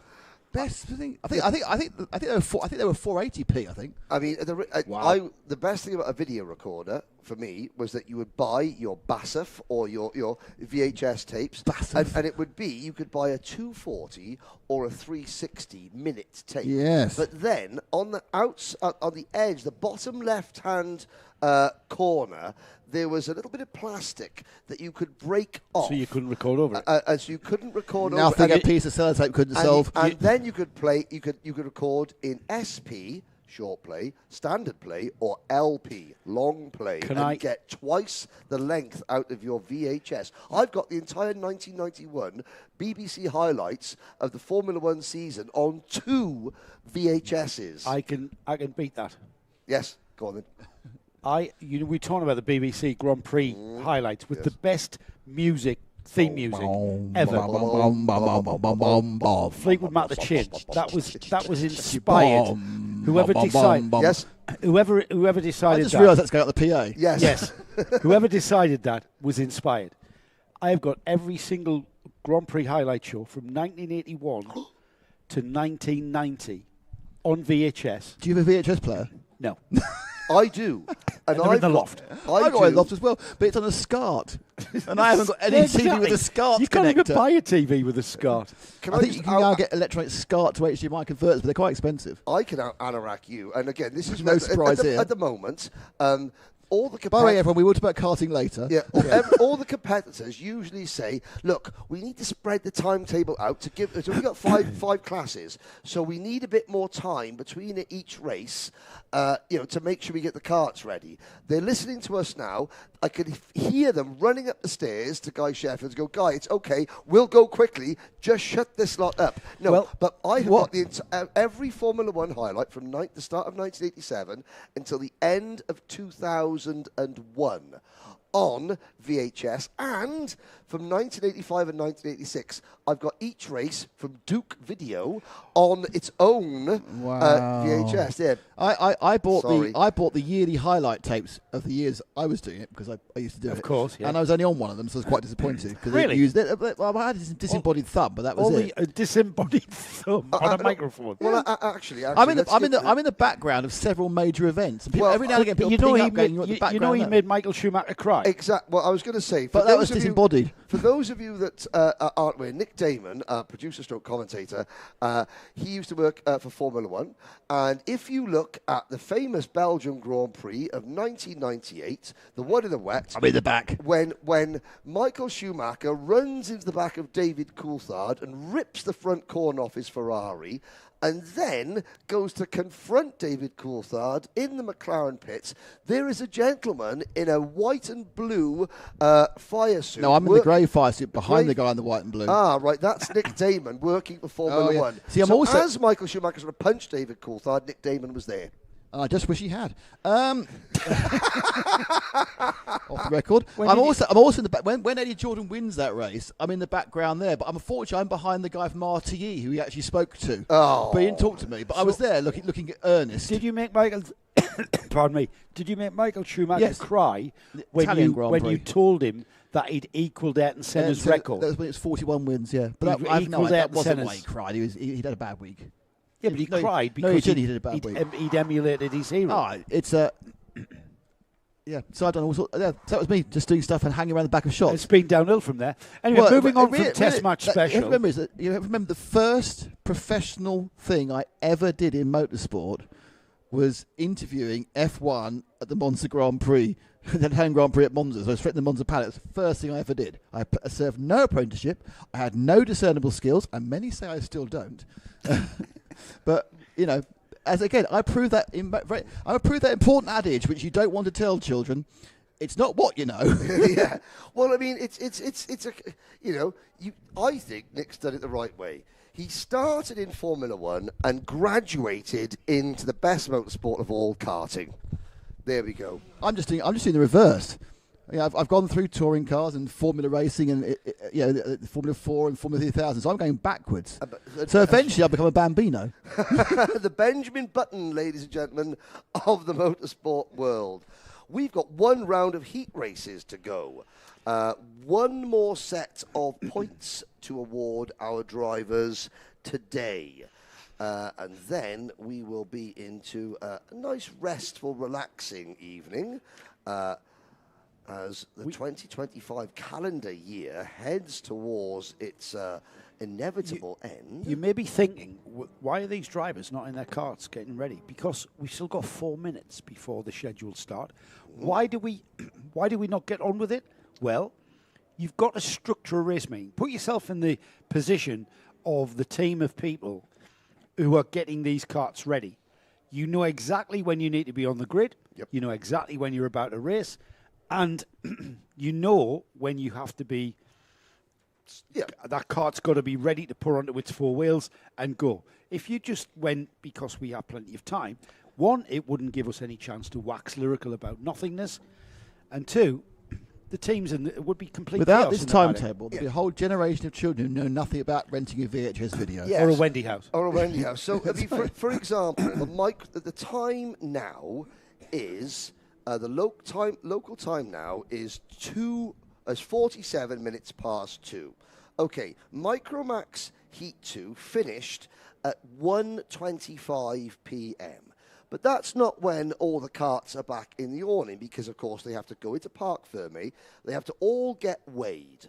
Then the scrutineer and the race director can hold all the drivers, and the structure of things here in the UAE is that any on-track incidents, Ken Potter will go over there and he will resolve as many of them as possible with the drivers. Now, that might take another 5 to 10 minutes. Therefore, suddenly you are at, instead of 125, you're at 140, for example. That's when the scrutineering and the karts and the karts are released back to the teams and their tents and the awnings. You would have, and if there are any protests, you have to have, the protest has to be submitted within 30 minutes of the decision being made, and then the decision will be made within another 30 minutes. So you need that 60-minute period in order to correctly go through any protests and appeals to finalise the race results. Now, the race is due to start at 50 minutes past 2. Well, you've got to be in Parc Fermé by 40 minutes past 2, 10 minutes beforehand, or something similar, and every race meeting is different. So the teams, even at this timetable, with a built-in, we'll call it waffle period, to allow us to talk about said VHSs, Rumbelows, radio rentals, Triumph Dolomites, Wendy Houses, etc. The teams only get, say, 40 minutes to actually work on the kart. Now, if you're a race winner, that is not so much of a problem. If you have damaged your go-kart, then your mechanic has got less than 45 minutes in some cases to get that kart repaired, retooled, rejigged, and back out, or else that driver misses a race. So, to make sure that we get as many drivers on the grid for every single race as possible, we do have a very structured, extended timetable. Because it's, what we show in the paddock show, what goes on behind the scenes, to try and give you, the viewers, a much better picture of a race meeting as a whole. So that is why there are set start times for those of you what are impatient back home.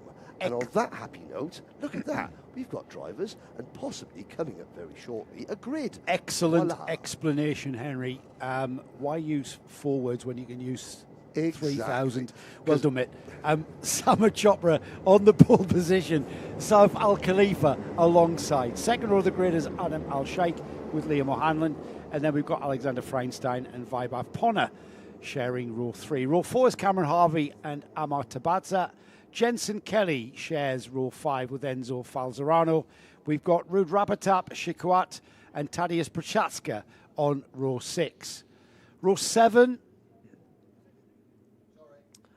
is Evans Voronins and Ivan Janchevich, Abdulaziz Al-Saraf, Tehab Haroon, Felix Sousa Jebjerg, and Ayanch Patil. And then rounding off this field of Micromax karts is Rofhiwa Nwambi, Saif El-Mina, Vladimir Turdokvlov. Yeah, it doesn't look like Vladimir's gone No, out. I don't think he would. No, he was the driver, remember, that ended up on his roof, so to speak. Yes. Rounding off the field, by the way, is Zhu Kanyai. I don't know if I've said that right, by the way. Kanyai, how did you pronounce Zhu Kanyai? Zhu Kanyai. Yes, Zhu Kanyai. Sorry. Yes, great to have him along, by the way. Great to have Zhu forming up on the back of the field, Henry. Here we go then. The grid nicely formed. Sama Chopra, who has got experience in doing this, bringing that field of Micromax karts around. Still move of the day from heat number 2 for Samar Chopra. What has Liam O'Hanlon learnt? Well, first of all, he's learnt how to get from the outside of row 2 to the inside and take P2 coming out of turn number 1 on lap number 1. He has to now remember this. Chopra, his trademark, slow warm-up lap. Samar Chopra is hoping that none of the drivers have been able to warm their tyres up, because that makes his job easier, because everyone else will be sliding away as we Go green, lights are out, we're off and racing. Chopra leads them over the crest into turn number 1. O'Hanlon can't get to the inside this time because it's Fryenstein who's up into P4. O'Hanlon back to 5th. Incredibly, everyone through all of this field, through all of the first half a lap or so of this Al-Ain Raceway. Here we go, charging down towards turn 5, which is the sweep into the hairpin at 6. And again, everybody behaving themselves. We're on the infield section now, heading towards the final stages of 1 lap, the first lap of 6 laps for this Micromax class. And we've already got a battle for the lead beginning to develop. Samar Chopra having, oh, look at that gesticulation there. Let's work together. The 2 XL drivers of Saif Al Khalifa and Adam Al Sheikh have gone chopping through ahead of Chopra and have taken the lead. By the time they come onto the start-finish straight, we're going to have an XL1-2, Henry. Yes, indeed. Al Sheikh, first race back from a broken arm. Al Khalifa driving with a confidence that I have never seen before. They've both got a dark livery crash helmet. You can tell the difference. Al Khalifa on the top of his crash helmet has the red and white flag of the Kingdom of Bahrain. Yes, he shares the same Al Khalifa name as the King of Bahrain. I did ask Saif last week, have you ever met the King? And he said, no, you know, generally extended family members aren't allowed to meet the King until they're at least 12 years old, which is a very interesting insight indeed. Well, he may not have met the King, but he's certainly driving like a prince at the moment as he holds off O'Hanlon for P2. And that's really stifled O'Hanlon's exit of the final turn. O'Hanlon now under threat from Samar Chopra, who's coming back, but O'Hanlon's hung on to it. Chopra under immense pressure from Fryenstein, the Motorscape driver, absolutely all over the back end of Samar Chopra. Things remain the same. The timing screen exactly the same. Adam El Sheikh, Saif Al Khalifa, Liam O'Hanlon, Samar Chopra, Alexander Fryenstein as they head out onto the very short back straight towards turn 5, coming at us out of the sun. And there's no challenges on this very fast section here. Is the challenge going to come? What this is doing, Henry, it's allowing Adam Al Sheikh to break away. They're already heading towards turns 9 and 10. And just look at that gap. That's not an XL kind of tactic of Saif Al Khalifa. Nope, that's holding things up as O'Hanlon down the inside and almost goes wide. He does force the issue there with Al Khalifa. But here's the kartshop.me replay. He sends it in from a distance. And again, just can't get the kart slowed down on the apex, sort of washes out mid-corner. Fair play to Saif Al Khalifa having the wherewithal to not try and pinch O'Hanlon towards the inside, to let O'Hanlon deal with the issue and then slot back into third. Yes, he lost time and lost 1 position, but it could have been a lot worse. Now he drops back behind Chopra and Fryenstein into 5th position with Falzarano, Tabatsa, Harvey, Kelly, Veronins next up. As 1 kart off at the side of the circuit. I think that might be Vaibhav Ponna. It's definitely a JNKD kart. Yes, Vaibhav Ponna out of the race. The JNKD team look on, and they're not going to be happy when their driver does not pass by them next time around. Ponna out of the race. Al Sheikh has lost time to Liam O'Hanlon, gap down to just on half a second. O'Hanlon is coming. He's ducking his head down behind the fairing there just to reduce the airflow across that kart and get on terms with the leader. Samar Chopra there in 3rd, 4th Fryenstein. A little bit of a change around from 6th down over with Enzo Falzarano and Amar Tabatsa dropping down to 8th and 9th. Cameron Harvey, Jensen Kelly up to 6th and 7th there. So a bit of a 2x2 change of position. And as the leaders head on to the back straight through 9 and 10, they are about to be joined by Samar Chopra in 3rd, Alexander Fryenstein in 4th, Saif Al Khalifa, who's dropped to 5th, but coming back now. So we're about to have a 5-kart train, Henry, and we're about to go into the final lap. Yes, indeed, across the line. Adam Al-Sheikh. Well, you know, you would have thought that at the age of 9, coming back from a broken arm, a driver might be forgiven for being somewhat tentative on their return to the track. Not so Adam Al-Sheikh. He can't afford to be tentative now, however. O'Hanlon gets a great run coming out of the Formula 1 hairpin, looks to the inside. Great move, Liam O'Hanlon. Can Adam Al-Sheikh fight back? O'Hanlon, surely he's got this in the bag, but that's not what Adam Al-Sheikh thinks. Al-Sheikh absolutely glued to his bumper. He has to stay composed, stay in the slipstream. O'Hanlon looks over his left shoulder, and then he dives to the right, does Al-Sheikh. Not enough, though, as O'Hanlon defends there, going into the sweeping left-hander into the right-hander now. That's O'Hanlon across the line to take the win. He was kind of robbed of the win in Heat 2, wasn't he? But he takes Heat 3. What a mixed grid this is going to give us for the pre-final, by the way. I have no way of even calculating who is where and how things are going to line up for the pre-final tomorrow. As O'Hanlon takes the win in Heat 3, Adam Al-Sheikh second, Alexander Feinstein in third, ahead of Sama Chopra. Now let's look at this again with the kartshop.me replay, and that is the first time we've seen anyone overtake there. We speculated that with the change of configuration here, out of the turn 3 hairpin, through 4, which is effectively just an acceleration zone, through that sweeping left-hander, you are going to be going faster into the kink at 5, which then you are braking and turning for 6. And that's the first time we saw anyone. And perhaps that's because it's a Micromax. I mean, obviously, you've gained one overtaking opportunity with this configuration at turn number 3, the F1 loop hairpin, maybe at the expense of another overtaking opportunity for the Grand Finals layout of what is now turns 5 and 6, but not completely. Kart drivers, they will find a way.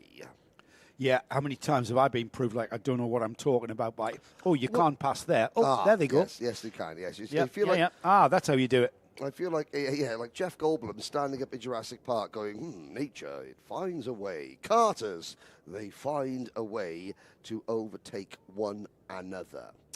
We're looking down at Minimax now. Again, another very mixed upgrade. You've had drivers, Paul Schutzman, great in Heat 1, fell back in Heat 2. LBJ Stubbs, great in qualifying, has faded in both races at the start and has had to come back fighting. Karachkovic winning, Page winning, not to mention the likes of Attica. We don't know exactly how quick Attica is because we haven't had a chance to see her starting at the front. She spent a lot of her time making her way through the basically the whole field, and this is to get back to get on terms with the top 5. And it's going to be the same in this race. Yes, it is. But this is the last race where she should be starting from the back. That's right, and because she's managed to gain places, that will get her up the grid for the pre-final. So we're perhaps going to see. Now, the reason why Attica Mia is having to do that, remember, let's just remind everybody, she had a faulty starter motor that just didn't work. It'll have been working. It'll have worked when the engine was warmed up on the trolley. When it's gone to fire up in the collecting area, the starter motor has failed, and that's just one of those things that can happen. And it's you're thinking to yourself, why are there so many races today? How come we've got the time to fit in qualifying, Superpole, an extended lunch break, and 3 heat races? That is because we didn't have a warm-up. We did away with morning warm-up. So the first time that starter motor would effectively have been used in anger for Attica Mia was sitting on that grid before the start of qualifying. Usually, drivers have a 5-minute warm-up. Personally, I'm of the opinion that at this level of racing, 99.9% of the drivers have been here for at least 1, if not 2 days testing. Another 5 minutes isn't, if you're still scrambling for setup after 2 days of testing, then you ain't going to get it in the last 5 minutes. You know, Saturday and Sunday, for me, it's all about racing. And tomorrow morning, we do have a warm-up session, which happens before we go live. It's an optional warm-up session.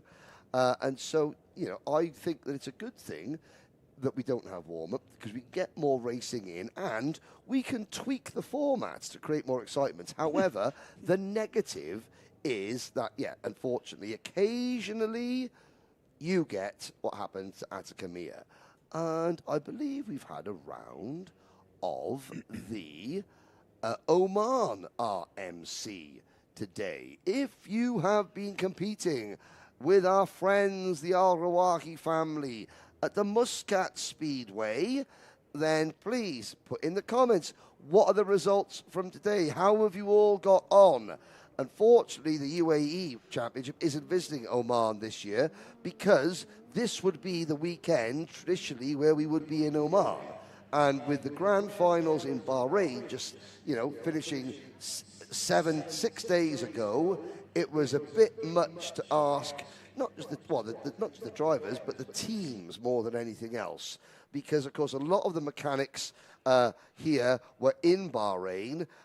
They've got to come back. It's not the work of a moment to get all your equipment across the border into neighbouring Oman, even though, as we discovered last night, Joe, the Omani border is only about 8 minutes by car away from the circuit. If you spoke up rather than holding your counsel and said, Nick, you're supposed to go round this roundabout, not straight over the roundabout, but Joe wants to see a new... He hasn't seen Oman. He wants to see the Oman border. We saw the Oman border by night. It's quite frankly the best border I've ever seen. By night. I've had this conversation with Nick so many times when he's doing the driving. It's like, Nick, are you actually paying attention? And he actually admitted many years ago, no, I'm only giving it about 20%. And I'm like, Nick, do you mind giving it like 90% so that we don't die? So he was probably giving it 10%. It's a dual carriageway. We just got some petrol. It's very exciting. We pitted early, didn't we? He's just on a dual carriageway. You said go early. You pulled me in early. Just on a straight dual carriageway. Because I wanted to go to the other petrol station round the roundabout. Just on a dual carriageway. He wasn't focusing at all. And he was just miles away.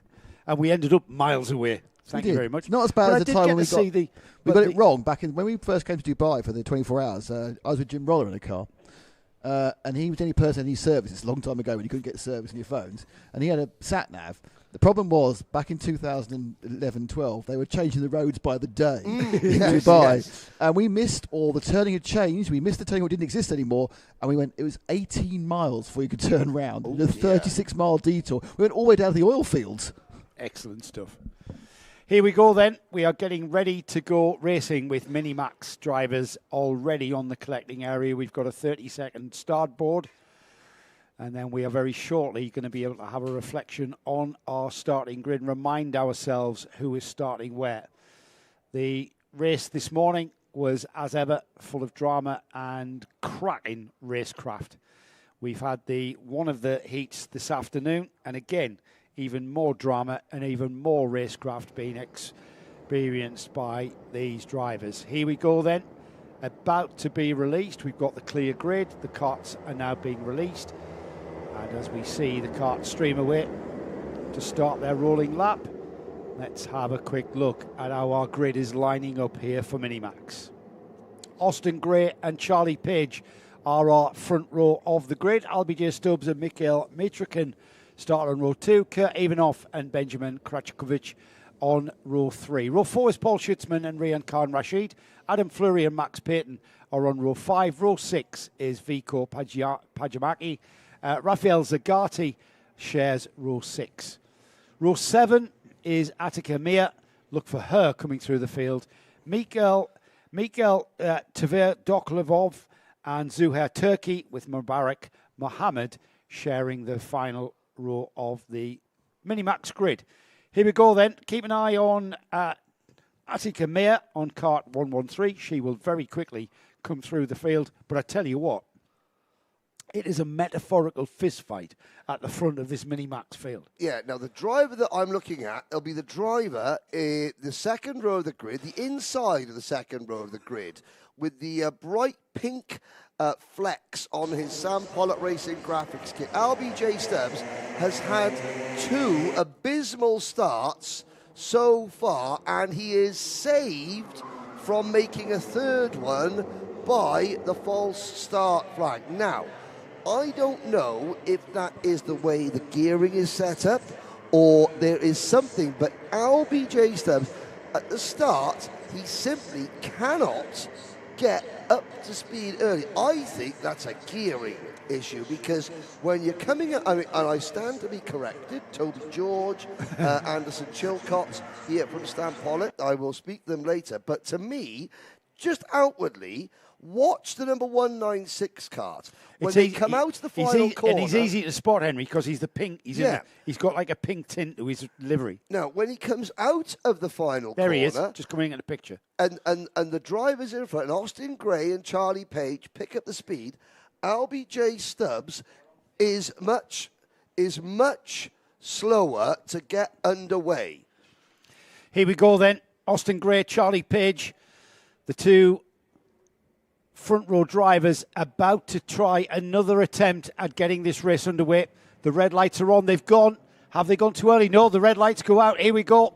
Towards turn one, J&KD's Austin Gray leads into turn one, and LBJ Stubbs proving Henry wrong this time, Henry. Well, he's absolutely got off the line in impeccable style, and he's in second place. Well, thanks to Jeremy the Debt Collector Swan, who also poked his head in the door to tell me that, Henry, they're on fixed gearing. That was well spotted, yeah. Yes, he opened the door there, didn't take my telly, but took my dignity instead. Stubbs running in P2, out of the turn 5, 6 area, and he's made a rocket getaway. Look at the gap they've got already. The top two, Gray and Stubbs, miles in front of everybody else. There's a real bun fight happening for third place on, but after two poor starts, LBJ gets it right. Into third has come the 183 of Benjamin Krajčković. Yes, and you cannot discount Benjamin at this stage. Fresh from his Micromax World Finals victory there. Top step of the podium for young Benjamin. Oh, and he's I think that's Charlie Page, who's just snatched it back. We'll keep an eye on that, because we can't take our eyes off this lead battle at the moment. Austin Gray, LBJ Stubbs, absolutely glued to his rear bumper. They're already through the hairpin at 6. They'll go through the right-hand hairpin at 7 there, just in front of our box, through the sweep of turn 8, and then on towards, this is an important section of track here. Got to maximise your exit here, and this is where Albie will pull the trigger, will he? Sits in the slipstream. No, he's happy to sit there, isn't he? Yep. Yeah, still very early days. This is only lap 2 of 7. So LBJ Stubbs quite happy to follow Austin Gray round, and he will follow him across the line in second place. Austin Gray still in the lead. This has been the first time all day that LBJ Stubbs has been in this situation, i.e. second, sitting behind the leader at the start of lap number 3. So he's thinking to himself, well, you know, I've given myself a load of work to do to get to this point. Why am I going to make my life harder by engaging in battle with Austin at this stage, which will only invite Page, Krajčković, Mitrokin, Schutzman, and maybe more in. So I will quite happily push away so that I can keep Austin all to myself later in the race, where the rest of them haven't got an opportunity to catch me up. That is very, very intelligent driving from that young man. And I think you are absolutely spot on, because once again, we do not see any kind of attempt, not even to show himself to Austin Gray. Austin Gray undoubtedly knows he's there. Into turn 1 then, for the 4th time. And once again, LBJ Stubbs happy to sit there. The gap to Charlie Page is 0.7 of a second to Charlie Page in third. Benjamin Krajčković is there in 4th, and these two, little bit of a gap between them, but they're working together because, Henry, we are very shortly going to have a 4-kart train for the lead of this mini-max race. Yeah, LBJ Stubbs may have his hand forced by that purple sector lap from Charlie Page. And there's another purple sector lap, and that means the fastest lap of the race incoming from Page.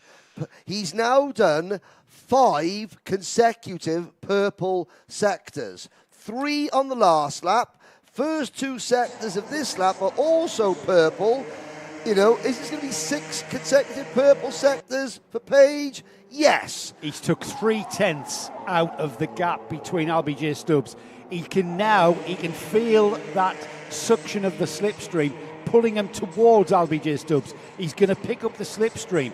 Benjamin Kracikovic is there as well. He's trying to hang on and get into that slipstream. But very shortly, we're going to have that science taking over in the aerodynamics of these 3 karts. And it's happening now. Because Page has just put in a 7th consecutive purple sector. Stubbs senses the danger, and he has to go. That was 2.5 laps of perfection from Page. And by that, I mean the ideal lap, and Page now goes to the lead. That's outstanding. 7 straight purple sectors from Charlie Page. That momentum, Henry, that momentum was coming, and there the cartshop.me replay shows the momentum. And Charlie Page, that's what I talk about. When you can't stifle that momentum. No, you can't. The momentum brought him up towards the back of the 2 karts in the lead, and he continued that momentum, didn't stifle it, and made that move. And here he is leading the race at the important bit at the end. Yes, but of course, what has that perfect set of laps done for Page? Well, it's got him the lead, and it's now got him a huge defensive battle because Stubbs is still there. But, you know, when you look at the ideal lap, and that is the best 3 sectors out of any driver at any point in the race, it's very rare that you get the ideal lap belonging to the same driver on the same lap. Page has done it twice in one race. Austin Gray seems to not have a card in the second half of this race because he's just lost out to Benjamin Kracikovic. There his GNKD teammate just basically caught him and just waltzed by him. He didn't have anything in the toolkit to stop that, and here we are already on the final lap of this 7-lap mini-max race. And it looks, dare I say it, I'm not going to curse this one, Charlie Page, if he stays composed, doesn't make any mistakes, he's got this in the bag. There's only a mechanical problem that can come into play now, because Charlie Page has been a very, very intelligent race driver about this. Yeah, and these 4, look at the gap they've got. They have got a 5-second advantage over Schutzman, Rashid, and Mia, who battle over 5th, 6th, and 7th. Charlie Page, that is another outstanding drive. LBJ Stubbs did everything he could. He couldn't have done any more in that race, could have LBJ. He takes P2. Krajčkovic and Gray, 3rd and 4th. Who's going to get 5th on the line? It's Rihan Khan Rashid, just edging Paul Schutzman. Attica Mia 7th again.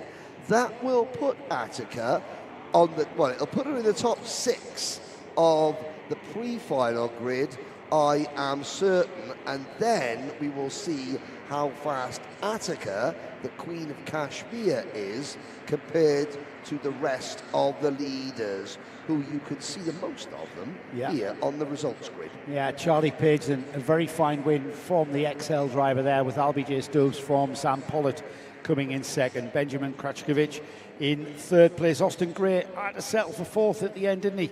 Rihan Khan Rashid, great drive from him, with Paul Schutzman coming through into that 6th place. Just outside the top 6 then, Attica Mia continues her recovery drive for the day. Max Payton in 8th. Kurt Ivanov was 9th. Mikhail Mitrokin was 10th. We've got Mikhail Tverdoklibov. I hope I said that wrong. I said that right, I should say. I'm pretty sure I got it wrong.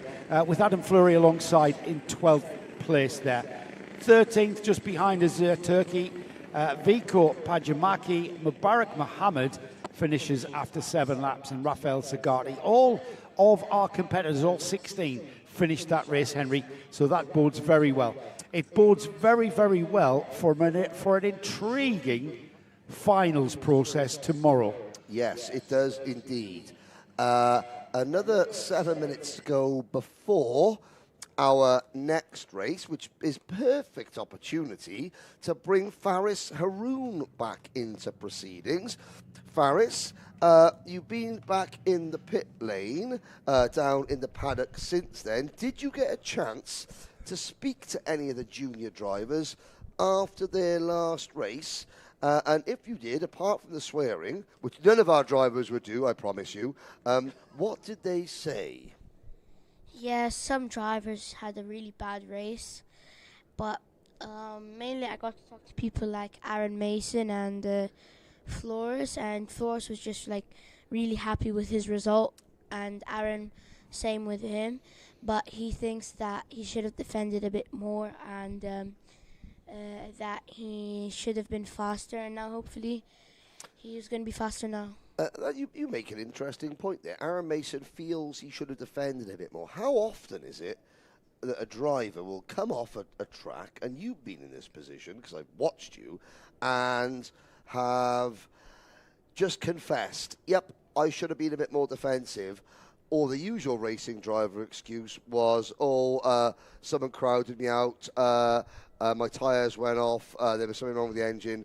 You know, how common is it for a driver to go, do you know what, that was all on me, I should have defended more? Yeah, you know, of course, after the race, emotions are high, and sometimes drivers can say things that they don't really want to say. It's just that, you know, maybe they had a bad race. You know, most of the drivers are like that, you know, because we have so much adrenaline after the race. We might have not had a good race. But, yeah, some drivers, when they feel like, okay, they just want to admit so they can... The smart drivers do that, so they can just move on, find the problem, and improve for the next race. Well, that's very, very, very insightful indeed. Aaron Mason sits on the right-hand side of your screen there, number 264. Jaden Hidding is next on the outside of the front row of the grid. As we look back down the order, a field of 21 drivers. The absence of Brando Londono, Ray Haber, and Saveli Kogai. Well, it would be 21 drivers, even with those three not here, if you were racing. When are you back in a go-kart? Will you be back for the next round of the championship at the Dubai Kartdrome, or are we looking at maybe the O-Plate or even the following round at Yas Marina? You know, really every day I'm working harder and harder that I can get my arm better, so I can, you know, the thing I just want to do, I want to get on the track today, but, you know, every day I'm doing my best to, like, get on the track as soon as I can. Hopefully I'll be back in January, but I'm not sure if I'll do Dubai, since it's a really technical track, and I still have to heal after they remove the rods. So for sure I'm doing Yas as my comeback race, but hopefully O-Play as my first. Now, you mentioned Yas. You are sponsored by Yas Heat. You want to be there at the Yas Marina. Explain, what is Yas Heat? So basically Yas Heat is a Formula 4 team that does the Formula 4 UAE Championship, and they like to sponsor nationals so we can do more races, and not just races in UAE, and like races in Europe and whatnot. How many drivers are currently on the Yas Heat program, not in the Formula 4, in karting? In karting, we only have one in Rotax. And that's you? Yeah, and then the other ones are in other series, and some of them are doing racing in Europe. Fair enough. Now, the Yas Heat colour, it is a electric blue, isn't it? So you are very, very visible any time you are on circuit. How proud are you to represent Yas, which of course is from the Emirate of Abu Dhabi, the same as you? Yeah, of course. Every time I get on the track, I'm representing my family, my team, my country, and Yas Heat. You know, it's a really special team because not every driver gets sponsored by an F4 team, and It's really an honor to to represent them, and I'm really grateful, and I can't wait for it since last time in Mini I won there. Exactly, winning on home soil.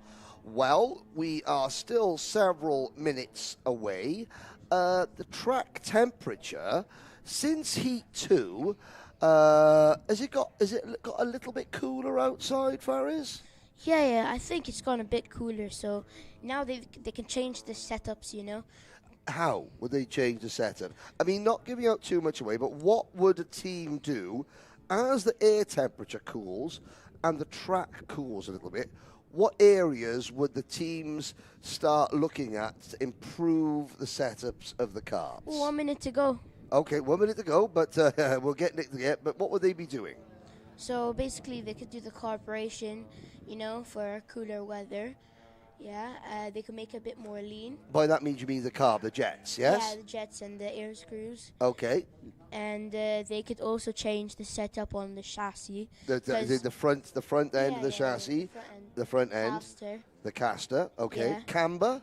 Yeah, camber too. Okay. Tire pressures. Of course, tire pressures is the main thing. As the grip improves and gets worse, they adjust the tire pressure to the track. Well, as you can see, the setting sun casting a shadow over the circuit, the reflection of 21 junior Rotax karts hit our screens. Aaron Mason, Jaden Hidding via Chopra, Mitan Shaheen on the front 2 rows of the grid. Shaheen looking for a really good result after a DNF in race 2. Look at Angelina Simmons, P9. First.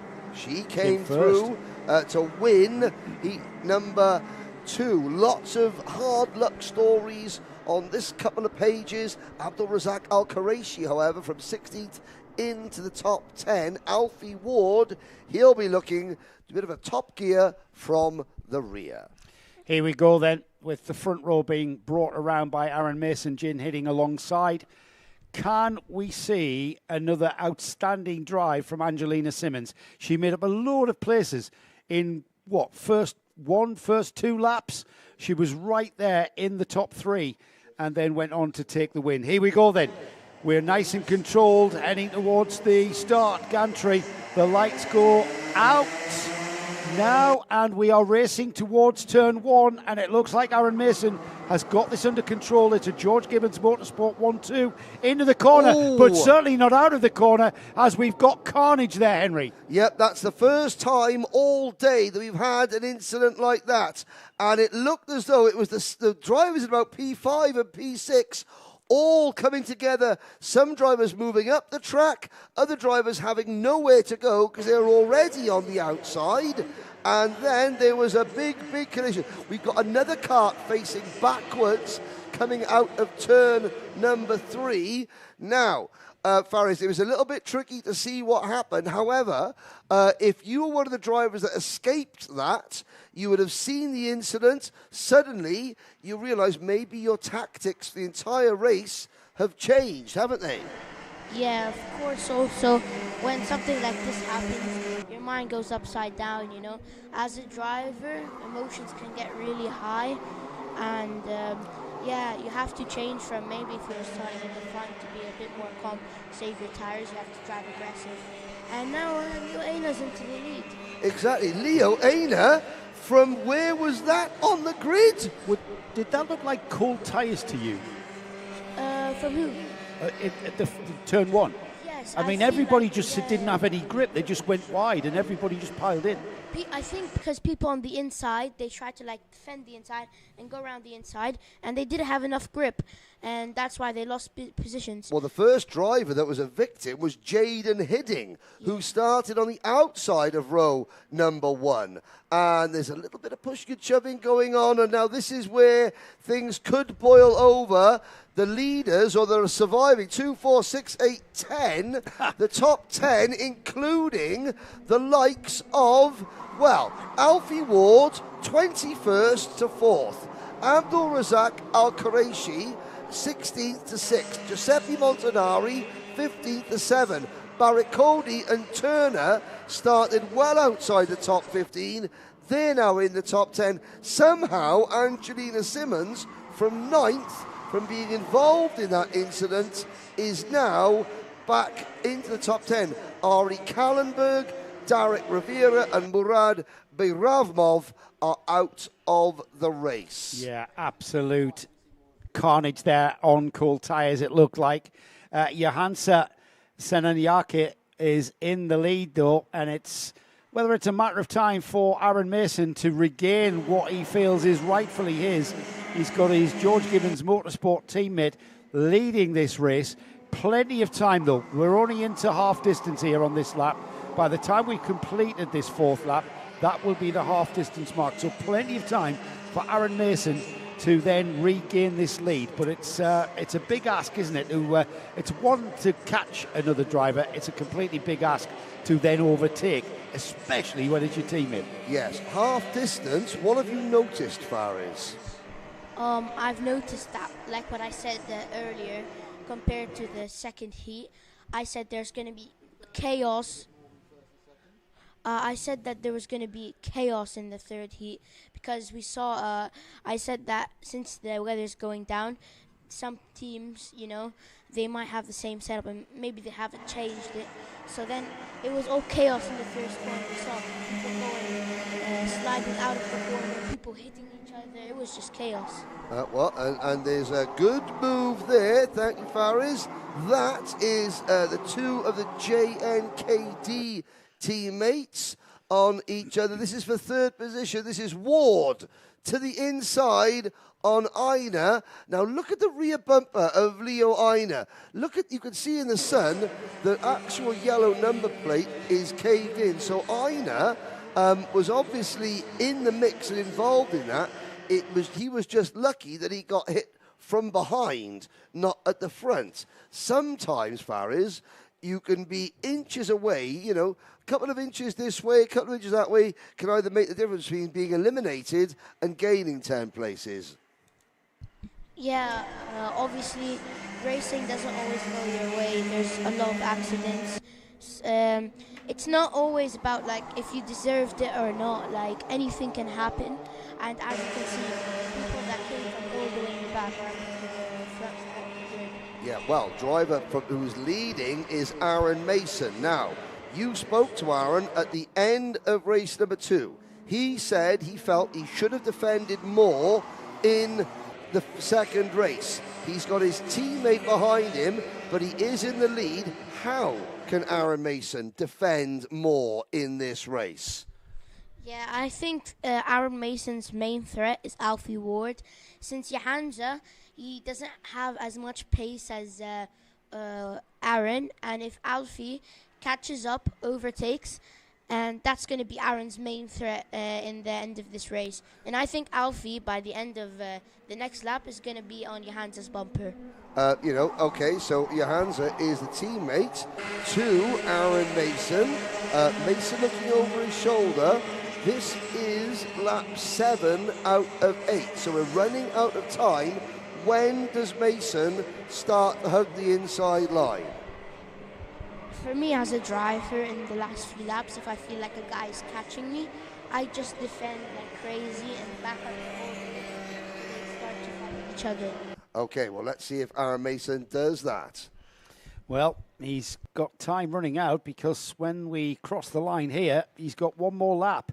And he's not needing to defend as Johansa Senanyake just cannot get on terms with Aaron Mason. Now, remember, Mason started on the pole, so we know how quick he is around here. Alfie Ward is not gaining any real ground as well, Henry. It's not quite... I'm not sure that this is going to change on this final lap. Well, I mean, consider this. Senanyake, like Faris said, doesn't generally have the race-winning pace that we've seen from Mason. Ward, from 23rd, why would he want to throw a 3rd place away with a crazy move on the last lap, Faris? Yeah, I think if I was starting from 21st, I'd also drive like... It's a big difference starting from the top, front spot on the grid and starting from the back, you know. You'd want to get as much ground as possible. And also I feel like when you're starting from the back, your pressures aren't really that low. You want to set them high. And that's why I feel like Alfie's not going to catch behind Well, him. you're right, he's not, because the checkered flag is out. Aaron Mason doesn't need to defend on the last lap. He takes the win, and what an upside-down order we have got here. Johansa Senanayake second, Alfie Ward third, Gabriele Barricordi in P4, Leo Aina fifth, Oliver Spencer, Via Chopra, Angelina Simmons, and we're looking down. There are lots of drivers there, Faris, who, okay, Jaden Hidding will be disappointed. Mitan Shaheen gets the end. Hard to believe. A lot of these drivers were involved in the first lap accident. It means there's probably going to be quite a few nose cone penalties, isn't there, Faris? Yeah, of course. I know that Mitanch and Jaden are both fighting for the championship, and Mitanch just had a DNF the last race. So in his head, all he wants to do is just gain as much ground as possible. So we saw that he was driving a bit too aggressive into the first corner, and he had an incident. And yeah, so many people might have nose cones penalties, so we don't know what's going to happen for tomorrow in the pre-final. Okay, well, thank you very much, Faris Haroon, for joining us. Joe has a question. I have one final question. Have you enjoyed yourself up here? Have you enjoyed yourself up here in the commentary box? Ever? Have you enjoyed it? Oh, I've enjoyed it a lot. Okay, Yeah. Joe's got a question. Does it make you have to watch a race with a different mind where you can't just relax, can you? You're looking for things to talk about. You know, always when I'm watching a race, since I'm a driver, I always want to see where a person is losing. When I'm racing that day, like maybe I'm watching seniors or something, I always see everything because I really want to know where one guy is really fast. So it can I'm basically teaching myself by watching other people. Yeah. So I've got a question. You've heard me say that there is a different dynamic between drivers when they come to overtake one another when they are teammates. So give me your thoughts on that. If you've got a driver in front of you who you can overtake from another team, is it an easier job to do than when it's your own teammate? You really don't want to get that wrong, do you? Yeah, it's a really tough question. But the thing is, if it's another guy in front of you, and really depends where you are on the grid, where you are in the race, actually. If you're starting... All right, it's for the lead. For the lead. What are you going to do? If it's my teammate, and if they're the same pace as me or they're really slow. Well, you're in the lead, so they're going to be pretty quick, but you feel like you can get by. How does your mind change because it's your teammate? If it was another team, I think you would have a different mindset, yeah? If it was another team, I think I'd probably just overtake him and then back the whole grid up. And if he was my teammate and if he was really that fast, I'd just push him the whole way into the last lap. And then we really get to decide it then. And then rob him. Yeah. Or her. Yeah. Faris, it's been an absolute pleasure. And Thank you for know having what? me. I tell you, I'll give you this, right? Your comments have added a lot of colour and depth to our commentary. So you've done a really great job. Perhaps too good a job, actually. Thank you. No, great stuff, mate. I really And also, appreciate you coming up here. A lot of people have been happy with me for going there and saying, I know they said more people have joined because I've came and it's really been a pleasure, to see from up here and can I come tomorrow again? I don't know. We're going to have to see because maybe the pre-final, maybe one of the pre-finals, whichever one you want to do. Okay, because it's really important stuff for everybody, the finals. But Sure. I'd love to have you. I'd love to have you. You come and see us in the morning for it's one. Is it one pre-final or two? It's one pre-final, then into the final, isn't it? Yeah. Yeah. So come up for the pre-final. Yeah. Will you do that? Yeah. Brilliant, Faris. Thank you very much. Give Nick the. Thank you so much. Give me a high five with the good arm. That is. I don't want to do a high. No, that's your bad arm, man. What are you doing, you crazy fool? Right. Brilliant. Faris was. Yes, as I say, absolute great colour and insight. I still wonder if he's cheap or not. He's really good, isn't he? He's really good. He absolutely is. Too good, Nick. Why are we letting these people in this booth? Have you seen how old we are? yeah, we are going to need a continuation plan, aren't we? And just before Faris went there, Happy Hat 454 says hi, Faris.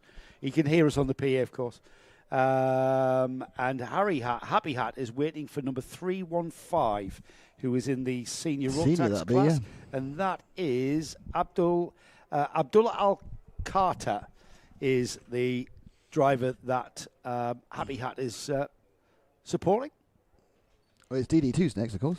But it is DD2's. You're going to have to wait for one more, aren't you? So it's 8 laps. And I'm going to say this now. First 2 races, a bit, so we were due a good one.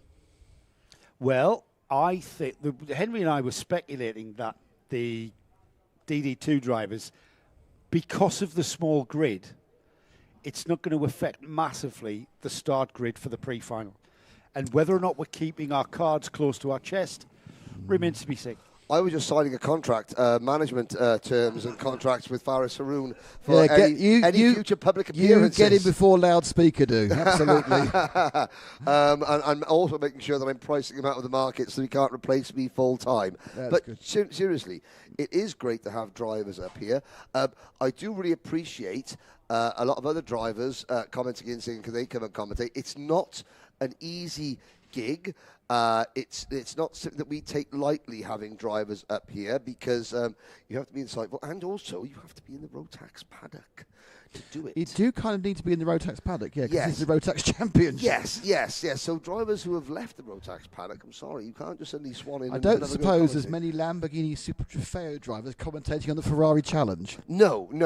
There's another thing you have to learn, and that is, the corporate world of branding and brand protection. But there we go. DD2 will be up next. And, I have to say, I'll say it again, that, you don't get these kids, and they are kids, you forget that sometimes, that from the age of 8, 9 and 10, we do thrust cameras upon them and microphones at them when they are either very excited, very upset, very angry. Their dreams are fluctuating on a daily basis, and yet they have to put up with the media. And it does teach them from very early to be confident, professional. There is a very hidden benefit of taking part in any sport. Yes. In your youth, not just fitness, it does make you, it helps in socialisation, which sounds like I'm training a puppy, but it actually helps in confidence.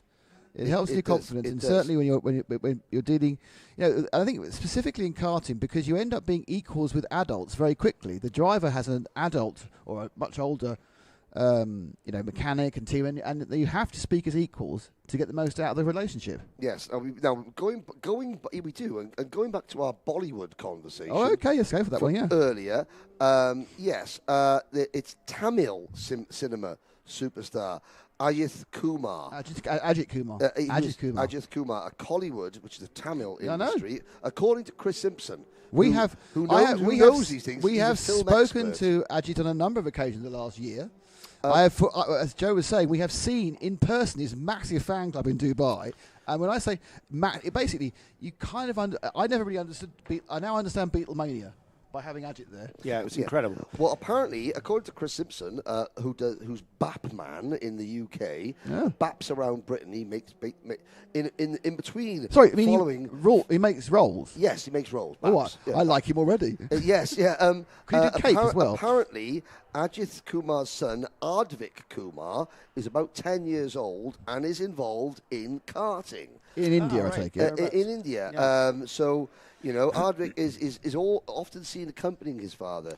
We'll see Ajit at Abu Dhabi in January. Ask him about joining this championship. Need to ask. Well, I'll tell you what we're going to do. We'll ask him. We're going to invite him across. We'll ask him. We're going to invite him across. Well, actually, he'll be racing. He'll be in the Dubai 24 hours. Because that Dubai 24-hour race is the same weekend as our two-day meeting.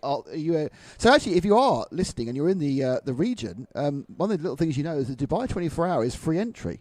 Really? And the Dubai 24-hour goes on after this is finished. So you can watch a whole day of the UAE RMC Round 4, and then you can go and watch a few hours of the 24-hour, and then you can watch the second day of our event. What I want to say, I don't think I finished what I was saying about. Well, that's fair. And he's got every time his car went past the pits, literally for 24 hours, the crowd went wild. When he wasn't in it. When he wasn't in it. So. And I tell you what, I was at the pit garage, And and his teammates, whenever his teammates stepped to the garage door and waved at the crowd, it was like someone scored a goal. So do you know what I'd be doing right at this moment if I was, say, the team boss of the Mumbai Falcons? I'm sure you're a long way behind. And that would be getting many, many leaflets and flyers printed and placing them on the seats of the main grandstand of the Dubai race circuit, saying, come and watch India's #1 karting stars next door at the kart drome. It's not a bad call. Not a bad idea. Yeah. It's the Dubai Autodrome, to give it a Dubai full Autodrome. Yeah. Come to the kart-drome across the road and watch India's rising stars in India's #1 karting team. Absolutely. And yes, that was what I would be doing the team. You should have a job in marketing. Well, you never know. I mean, as event procurement director for Karting Live TV, I'm expanding my repertoire. We have now given Henry some official jobs. There'll be some official. I think you may find you may get inundated with your new business cards next time we meet in Dubai in a few weeks' time. I can think of several titles for you. Obviously, some of them you can even say on air. Yes, a commentary and presenter agency. That's right. Yes. For under 10s. He's signing up the youngsters for the chatting. Absolutely. Yes. Well, I mean. Yeah, it's obviously Chief Bailiff Dodger as well, apparently. Chief Bailiff Dodger. Thank you very much, Chris Simpson, for that information about Ardvik Kumar, who hopefully... That's great, Chris. Thank you very much. Yeah, I mean, because I think what may happen, therefore, is as we will be seeing Ajit the week beforehand, I think we'll have a chat with him ourselves. Yes. Yeah, absolutely. I mean, we just want to say, Ajit, he is a superstar, but he's a lovely guy. He's a really lovely guy. Yeah, and he loves his racing. And he certainly learnt the hard way. I mean, the amount of chassis he rode off I'll tell you one finding thing, his feet. He's not afraid. Because he's done some big uns and has got straight back in again. Straight back in, yeah. And he's a lovely guy. They love him at the Stuttgart Spares department. He is really lovely. For someone who, we as Nick said, we kind of got a feeling for what it must be like to be a Brad Pitt, like a Hollywood actor. This Hollywood actor had thousands and thousands and 2 million additional views on our Dubai 24 hours. Yeah, no, that was what he brought along. That is very impressive indeed. And, of course, the Dubai Kart Drome is the circuit where, every time I look on Facebook, there's another Formula One driver just popping in to have a blast around the circuit in the car. It's literally over the road to the Autodrome. Yes. And it's in Motor City. Yes, it's pretty much... Does what it says on the tin. And there could be, at the Dubai O-Plates, there could be a driver entering that who has won their drive courtesy of the Mumbai Falcons for £2. Now, they have to be a British driver from the UK with a Motorsport UK karting licence. But there's a website called Kart Competitions. Right, if I enter that here's the thing. Yes. If I enter that competition and win it, yes. Can I then nominate a driver? No, you could get. Instead, you get a 4-night holiday in Dubai. Airfare transfer at the time of the same weekend as the O-Plate. Oh, yes, right, I'm already there though. Well, you're already there. Yeah. So, but there could be a driver racing at the Dubai O-Plate from the UK who has won that prize. They're with the Mumbai Falcons for £2.17, courtesy of Kart Comps. I'm just going to enter that.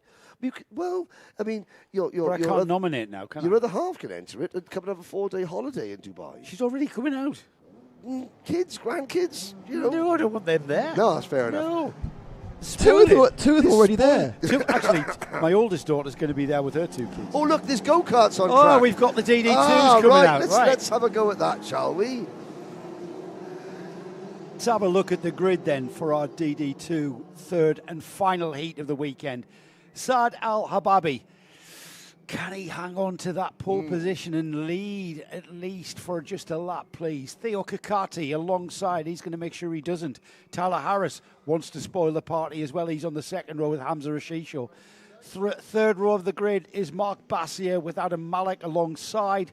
We've then got Moritz Canopes, who had a retirement from Heat 2. He's alongside Kyle Blockley.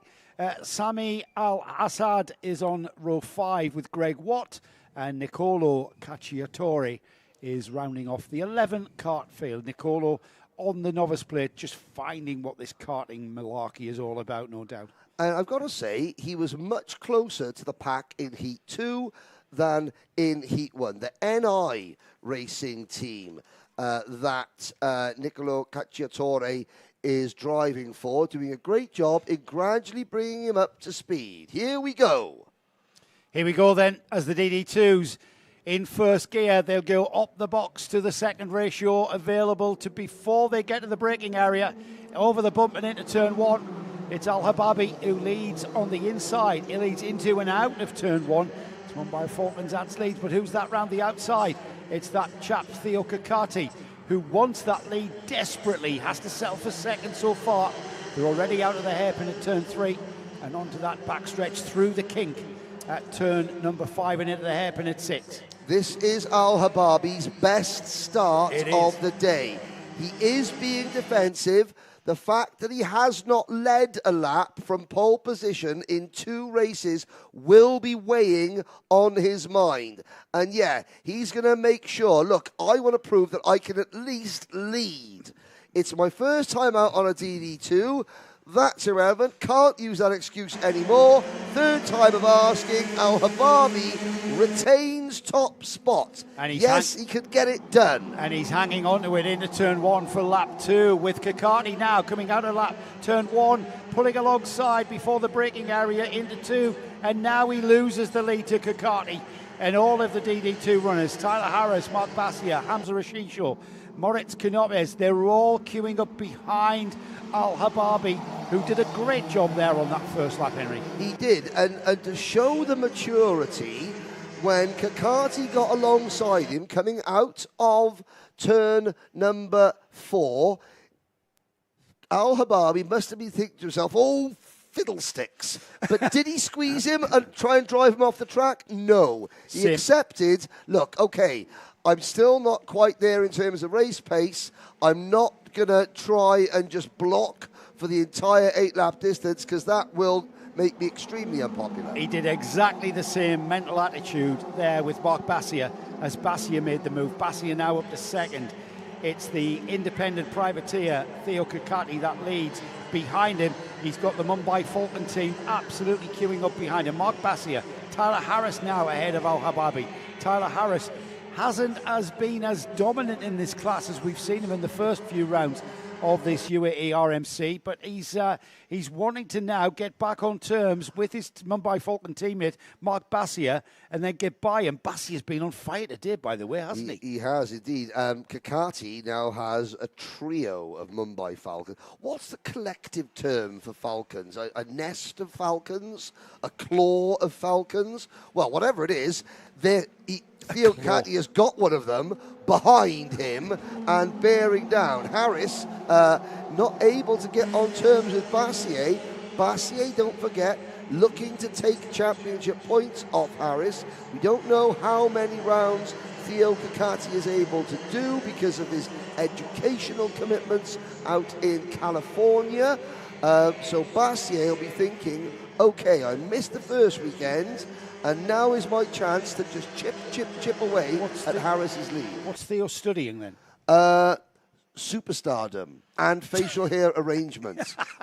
You don't know? No, I have no idea. All no, right, we'll ask him. No, I thought he was in UCLA, and he looked at me and went, "You're not quite. I had to go to junior college first of all." Okay, we'll ask him. Yes, he's leading. He's completed 4 laps. That's half distance complete. We're now heading towards the checkered flag. We're halfway there. Theo Kakati, Mark Basia, Tyler Harris, Saad Al Hababi, Hamza Shisho, Adam Malik, Moritz Kinopes, Kyle Blockley, Sami Al Assad, Greg Watt in 10th and 11th.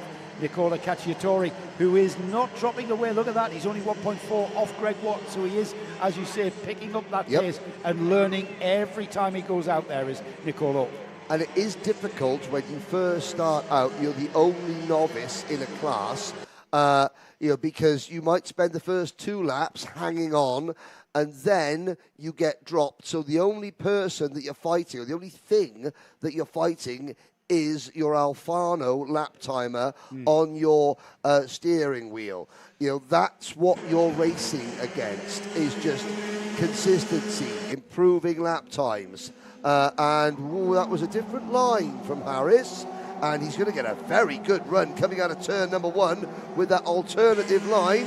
Bassier, though, is still just a little bit too quick.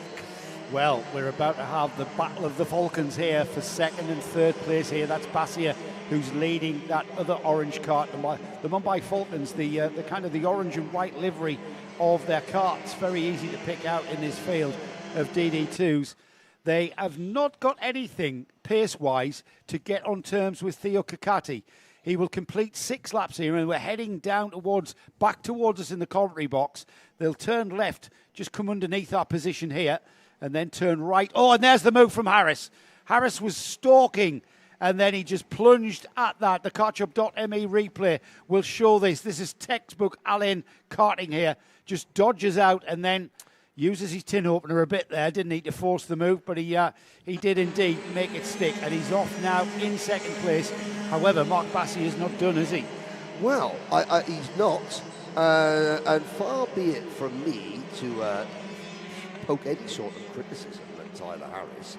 That's the second time he has pulled off that exact same move at the exact same corner on a teammate. He doesn't want to give his secrets away too early in the heat races, because rest assured that every one of the 106 drivers here today will be watching this live stream back at the various hotels, the Danats and other hotels around the circuit that host the drivers. And the DD2 competitors will be thinking, right, that's where Tyler likes to make the move. How can I position my kart, if I'm ever battling with Tyler, to make sure he can't make that move on me? The problem is, Henry, if you defend into that final turn and the kart behind you doesn't, they're going to have an optimised run all the way down this curving straight here at Alain. Yes, and Harris is back under pressure. He is. Bassier's not through with Tyler Harris yet. Out towards the top end of the circuit. This is great news for Kakati, who can stretch his legs and now turn the wick down a little bit. 2 corners to go. Clean sweep for Kakati, and Harris holds on for second place. From Bassier, Malik, Al-Hababi, Hashisho, Morris Knyoppers takes the victory in Masters by 9/10 of a second over Kyle Blockley. Sami Al-Assad, there's Greg Watt, and look at Cacciatore. Yeah, not that far behind. 2 seconds behind Watt, but he was 7 seconds behind Watt in heat number 1. He's less than 2, it's 1.7. 5 seconds behind in heat number 2, and now, like you say, Joe, less than 2 seconds behind in heat number 3. Well done, Nicolo. Theo Kakati, though, that's, you know what, that's your front row of the grid, I think. I believe so, yep. By my head calculations. Tyler Harris in second there. Mark Bassier in third. Fourth place was Adam Malik. Saad Al-Hababi from pole to fifth. Hamza Shisho, not having the pace we expected of young Hamza this weekend. No. But seventh place is our E20 World Finals winner there, the World Finals champion in the form of Moritz Gnobjes. Kyle Blockley finishes 8th. Sami Al-Assad, Greg Watt, who keeps on smiling, doesn't he? He just loves driving that kart. And well done, Nicolo Cacciatore. You are gaining all the time. Before you know it, you're going to be challenging Greg Watt soon. Well, I've got to say, of course, Greg Watt keeps smiling. It's a photo. And I'd be very concerned if he started not smiling in the same photo. But if you notice on that grid graphic, you've got Theo Kakati in the latest Team UAE race suit. You've got Adam Malik in a Team UAE race suit from 2 years ago. Morris Knyoppers in this year's Team UAE race suit. And then Kyle Blockley, that's the 2015 Team UAE race suit. So for the eagle-eyed among, for those what care, have a look back at our grid graphics for DD2, and you can see the development of the black and gold Falcons, of Team UAE. I've got a confession to make. when... Is this in context? It is or in completely context. digressing? No, it is in context. 2 years ago, Team UAE changed from a pure gold, like you saw on Kyle Blockley's, to the bright, luminous yellow that you see. And I said to Tony Kakati and Guy Sheffield that I wasn't sure I liked it quite as much as the old one. You know, when I woke up... No. They said, OK, that's fair enough, we disagree. I have to say, I will now officially, on the record, go back on that statement and say that I prefer the bright yellow. Do you know why I like it? It's so distinctive. You can see it out on track. It's even more distinctive than the black and gold. It is. And they've got the claw as much as I'm marks. a massive black and gold fan because I'm old enough to remember JPS. Oh yes, of course.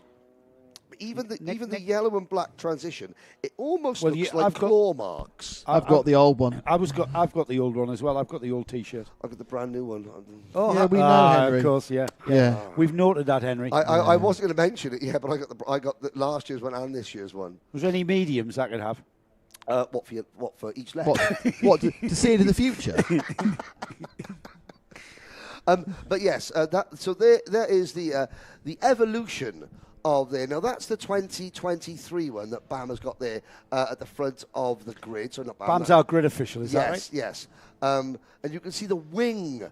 It's the Falcon's wing, which on this year's one is not as prevalent. It's now more like the Falcon has taken a claw mark, a talon down the side of it. That's the term, talon. Talon. The Falcon's talon. Yes. Isn't there a Falcon? Yes, there's a Falcon Research Centre about a mile from here. Research Centre, yes.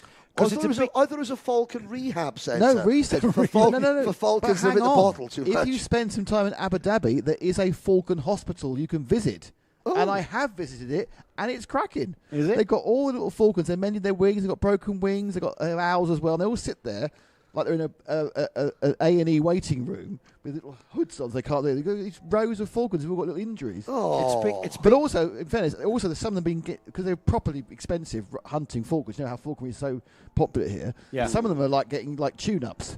They're getting things sorted out. For example, if a Falcon damages itself, tune up a Falcon? If a Falcon damages itself, they can lose some important flight feathers. They will put in flight feathers and they'll super glue them in. Oh, really? Much more accurate than this. So they actually put in extra flight feathers. If it's lost them, reattach them to make them harder to poach, capture. No, the Falcons are the hunters. They're trying to catch, so they can fly better. I thought you meant that people hunt them. No, they hunt. Yes, the falconry in this region is massive. Yes, people will buy a first-class seat for their Falcon on a plane. I mean, I wouldn't want to be next to a first-class Falcon on a plane. No, if said Falcon they're in a didn't cage. like the in-flight meal. They're in a little cage. Oh, right, okay. They've got hoods on, but they're amazing animals. Oh, yeah. And they're properly flown, they're properly hunting, and it's a massive, massive thing You here in don't the UAE need, and all the Arab area. You don't need much TV selection for them. Alfred Hitchcock's The Birds. Yeah. Birds of a Feather. You know. That horrible sitcom. Anything by any music by the Birds. Wait a second. Surely they want to see their rivals and watch Where Eagles Dare. Where Eagles Dare is another one. Yeah, absolutely. And if they fancy a snack, they just watch that British cartoon Pigeon Street. Well, no, they obviously watch the classic Pigeon, Catch the Pigeon. Yes, Catch the Pigeon. Yes, absolutely. Dick Dastardly. Yes, And Muttley. Yes. Luckily for Not you, we've digressed. We've got the 30-second board. Thankfully, luckily the 30-second board is about to go out for the last heat race of the day. Where has time gone, ladies and gentlemen? You know what? It's been an absolutely outstanding day's racing. We've got the pre-finals and the finals coming tomorrow. Coverage on Karting Live TV and the UAE RMC YouTube channels will begin at 10 a.m. in the morning. So don't forget to join us after you've watched this, what is undoubtedly going to be one of the best races of the weekend. There's no question, because the pressure's beginning to mount for George Nasser, Rian Darmadasa on the front row, Oscar Lambert and Andrea Remy, Enzo Tesluk and Jules Dumont share row 3. We've then got Connor Clancy, Eloy Gonzalez, Jeremy Montgomery Swan, Alessandro Bigi, Nathan Kaplan and Amani Kinua. We then move on, 13th and 14th, ZL Homasani, Arav Duwan, Kian Krayanbol, Rayan Qureshi, Antonius Haddad, Adish Mehta. 19th is Lewis Hartman, Shivan Kartik, Oscar Backhouse, Rain Carews. Alicia was there. We've got Kai Hunter in 29th again. Let's see how many overtakes he can make. And then rounding off this 34 kart field is Mohammed Menemene and Jordan Schultz. Jordan Schultz used to race motocross, only came across to karting about a year ago from originally Durban in South Africa. He's a very tall driver. I think maybe more suited to DD2 as the lights don't the red go lights out. don't go out, so you can continue your South African motocross story. Well, I mean, South African motocross, I think that Jordan Schultz is far more suited to DD2 than he is to because of his weight and not height. His weight, his height. You have a look. The majority of the DD2 drivers are taller because with 2 gears, taller drivers are at less of a disadvantage. I mean, in racing, you know, being tall is a disadvantage, full stop, pretty much, although Gerhard Berger would disagree. However, the disadvantage is mitigated by the front brakes, by the 2-speed gearbox, and I think that we will see Jordan Schultz move in to DD2 in, you know, maybe at the end of this year and start of next year. That's your fact-finding mission then. I will find. I'll find out. Right, here we go then. It's the last race of the day then. Round 3 of the Al Ain round of the UAE RMC, the 25-26 season, is very much underway with the championships beginning to form very readily, and that man there, George Nasser, he was absolutely dominant in the previous heat, Heat 2. He'll want to emulate that again. Not so much in Heat 1, so he is charging for championship points and position in tomorrow morning's pre-final. Nicely controlled. They'll get their foot in here. We go towards the red lights, and this time the lights go out, and we are racing towards turn 1, and Nasser's got a very comfortable lead. Remember what happened last time? Oh, that was the juniors, wasn't it? Yep. Yeah, we had carnage there. The tyres have been heated adequately, though, with that additional warm-up lap. Yeah, there's a couple of drivers running very wide, and, in the middle of the pack, there's chaos at turn number 3. We follow the leaders, and behind the leaders, behind the top 10, there is an aching gap, and several drivers out of the race, a couple of others, including the luckless Kai Hunter, actually having to take to the grand final circuit layout to avoid, to get back on the track without cutting the circuit. I noticed Kai Hunter Kai Hunter had to jig to avoid a photographer who I will say was not standing in an ideal position. Wow. Meanwhile, back at the front, Nasser leads the survivors, I think it's best to say. And he's not leading by very much because he's got... and there's the move from Oscar Lambert. Connor Clancy's now right on his bumper. But Oscar Lambert, he's been sandwiched by the Mumbai Falcons. Here's the kartshop.me replay. And here we thought this would happen at turn 3, didn't we? Jinx out to the right, down the inside. He's going to absolutely destroy his exit speed from that, but not too much of a disadvantage. And already Nasser coming back at him and taking Connor Clancy with him. But that driver there, Oscar Lambert, just ended up on the dirty offline, and he just didn't have any grip to turn in. It'd be interesting. Obviously, our camera angle there didn't see whether Nasser helped Lambert onto the dusty track, or whether Lambert just moved late to defend and then outbroke himself. We shall see, I am sure. Top 4, Nasser, Clancy, Dharmadasa, and the CRG of Enzo Tesluk, who now jumps over the back of Dharmadasa. What an end to a fantastic start of the race. And look at that, they all back each other up. I think Tesluk just got caught out. He bunny hops over the back of Dharmadasa. Dharmadasa continues losing less time than Tesluk. And now Connor Clancy has George Nasser all to himself. Now, Connor Clancy's got a bit of a backstory coming into this third round. He's already competed as a junior Rotax driver and leads the Junior Rotax Championship, coming here this morning to start round 3. He's made the jump into seniors, and look at that. Duck to water comes to mind. Yep. He's very much at home with the older drivers here, and it's looking, and he's worked out that mathematically with dropped scores, etc., if he scores well in the remainder of this season, he could actually still be in contention for the championship. Yes. So here he is showing that that was not arrogance at all coming from him, but actual reality. Because here he is, this man that he's on the bumper of, the orange helmet there, is George Nasser. And George has been absolutely the man to beat, or one of the drivers to beat, I should say.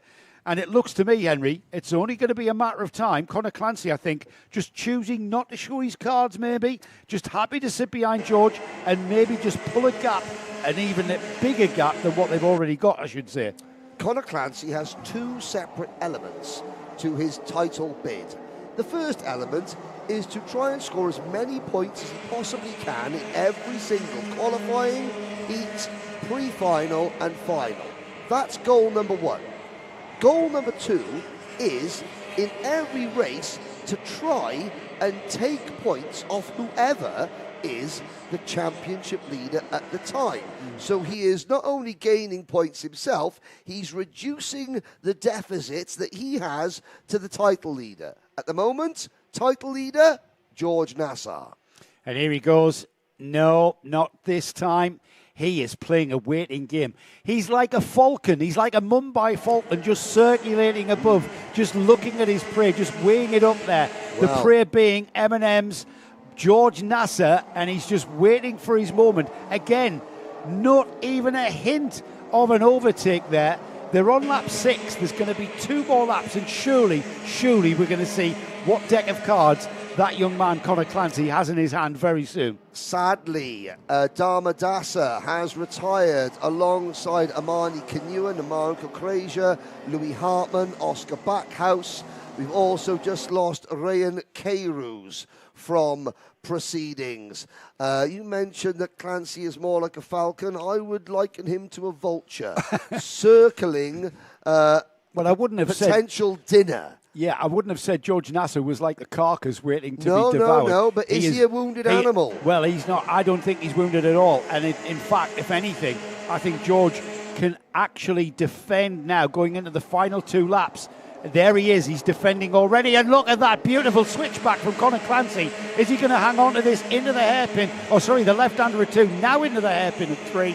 And Conor Clancy has took the lead. Yep. Are we about to see history in the making here in the UAE RMC? Win on debut for Conor Clancy? Let's find out. Andrea Remy doing a fantastic job in 3rd position. Then Eloy Gonzalez, followed by El Homassani, the notorious BIGI. Alessandro Bigi is up in the P6. Lambert, 7th, trying to recover. Kappen, 8th. Antonio Sadat, 9th. Kian Krahenbull, the Swiss driver, up into the top 10. Now, Clancy has learnt to race with the seniors. The seniors now have to learn how to race with Clancy. Well, here we go, Henry, into the final lap of this race. Conor Clancy over the bump and into turn 1. He takes the inside, and here he is. George Nasser just didn't have the punch out of the corner to emulate Conor Clancy there. Into the left-hander, now into the hairpin. Now Conor Clancy's going to really stifle his momentum. And Nasser around the outside. That is a great move out of 4. And Nasser, I think, has got this done. Absolutely clever racing there. Conor Clancy absolutely stifled his momentum out of the hairpin at 3. And that's what we were talking about. Defending into 3 is an absolute nightmare. And now Conor Clancy has Andrea Remy about to snatch 2nd place. George Nasser, Henry, is heading down the back straight, and he's got another heat win in sight. The 2 moves of the day so far have both been from drivers underneath the Matthias Negem Motorsport awning. Because as George Nasser takes the checkered flag, that round the outside move, the move itself wasn't spectacular. The setup was brilliant. Yeah. The setup began coming out of turn number 1 when Clancy slammed the door in Nasser's face. Nasser was like, okay, That's how we want to play things. I'm going to make you defend your line into 3, and that leaves you easy prey coming around the outside of 4.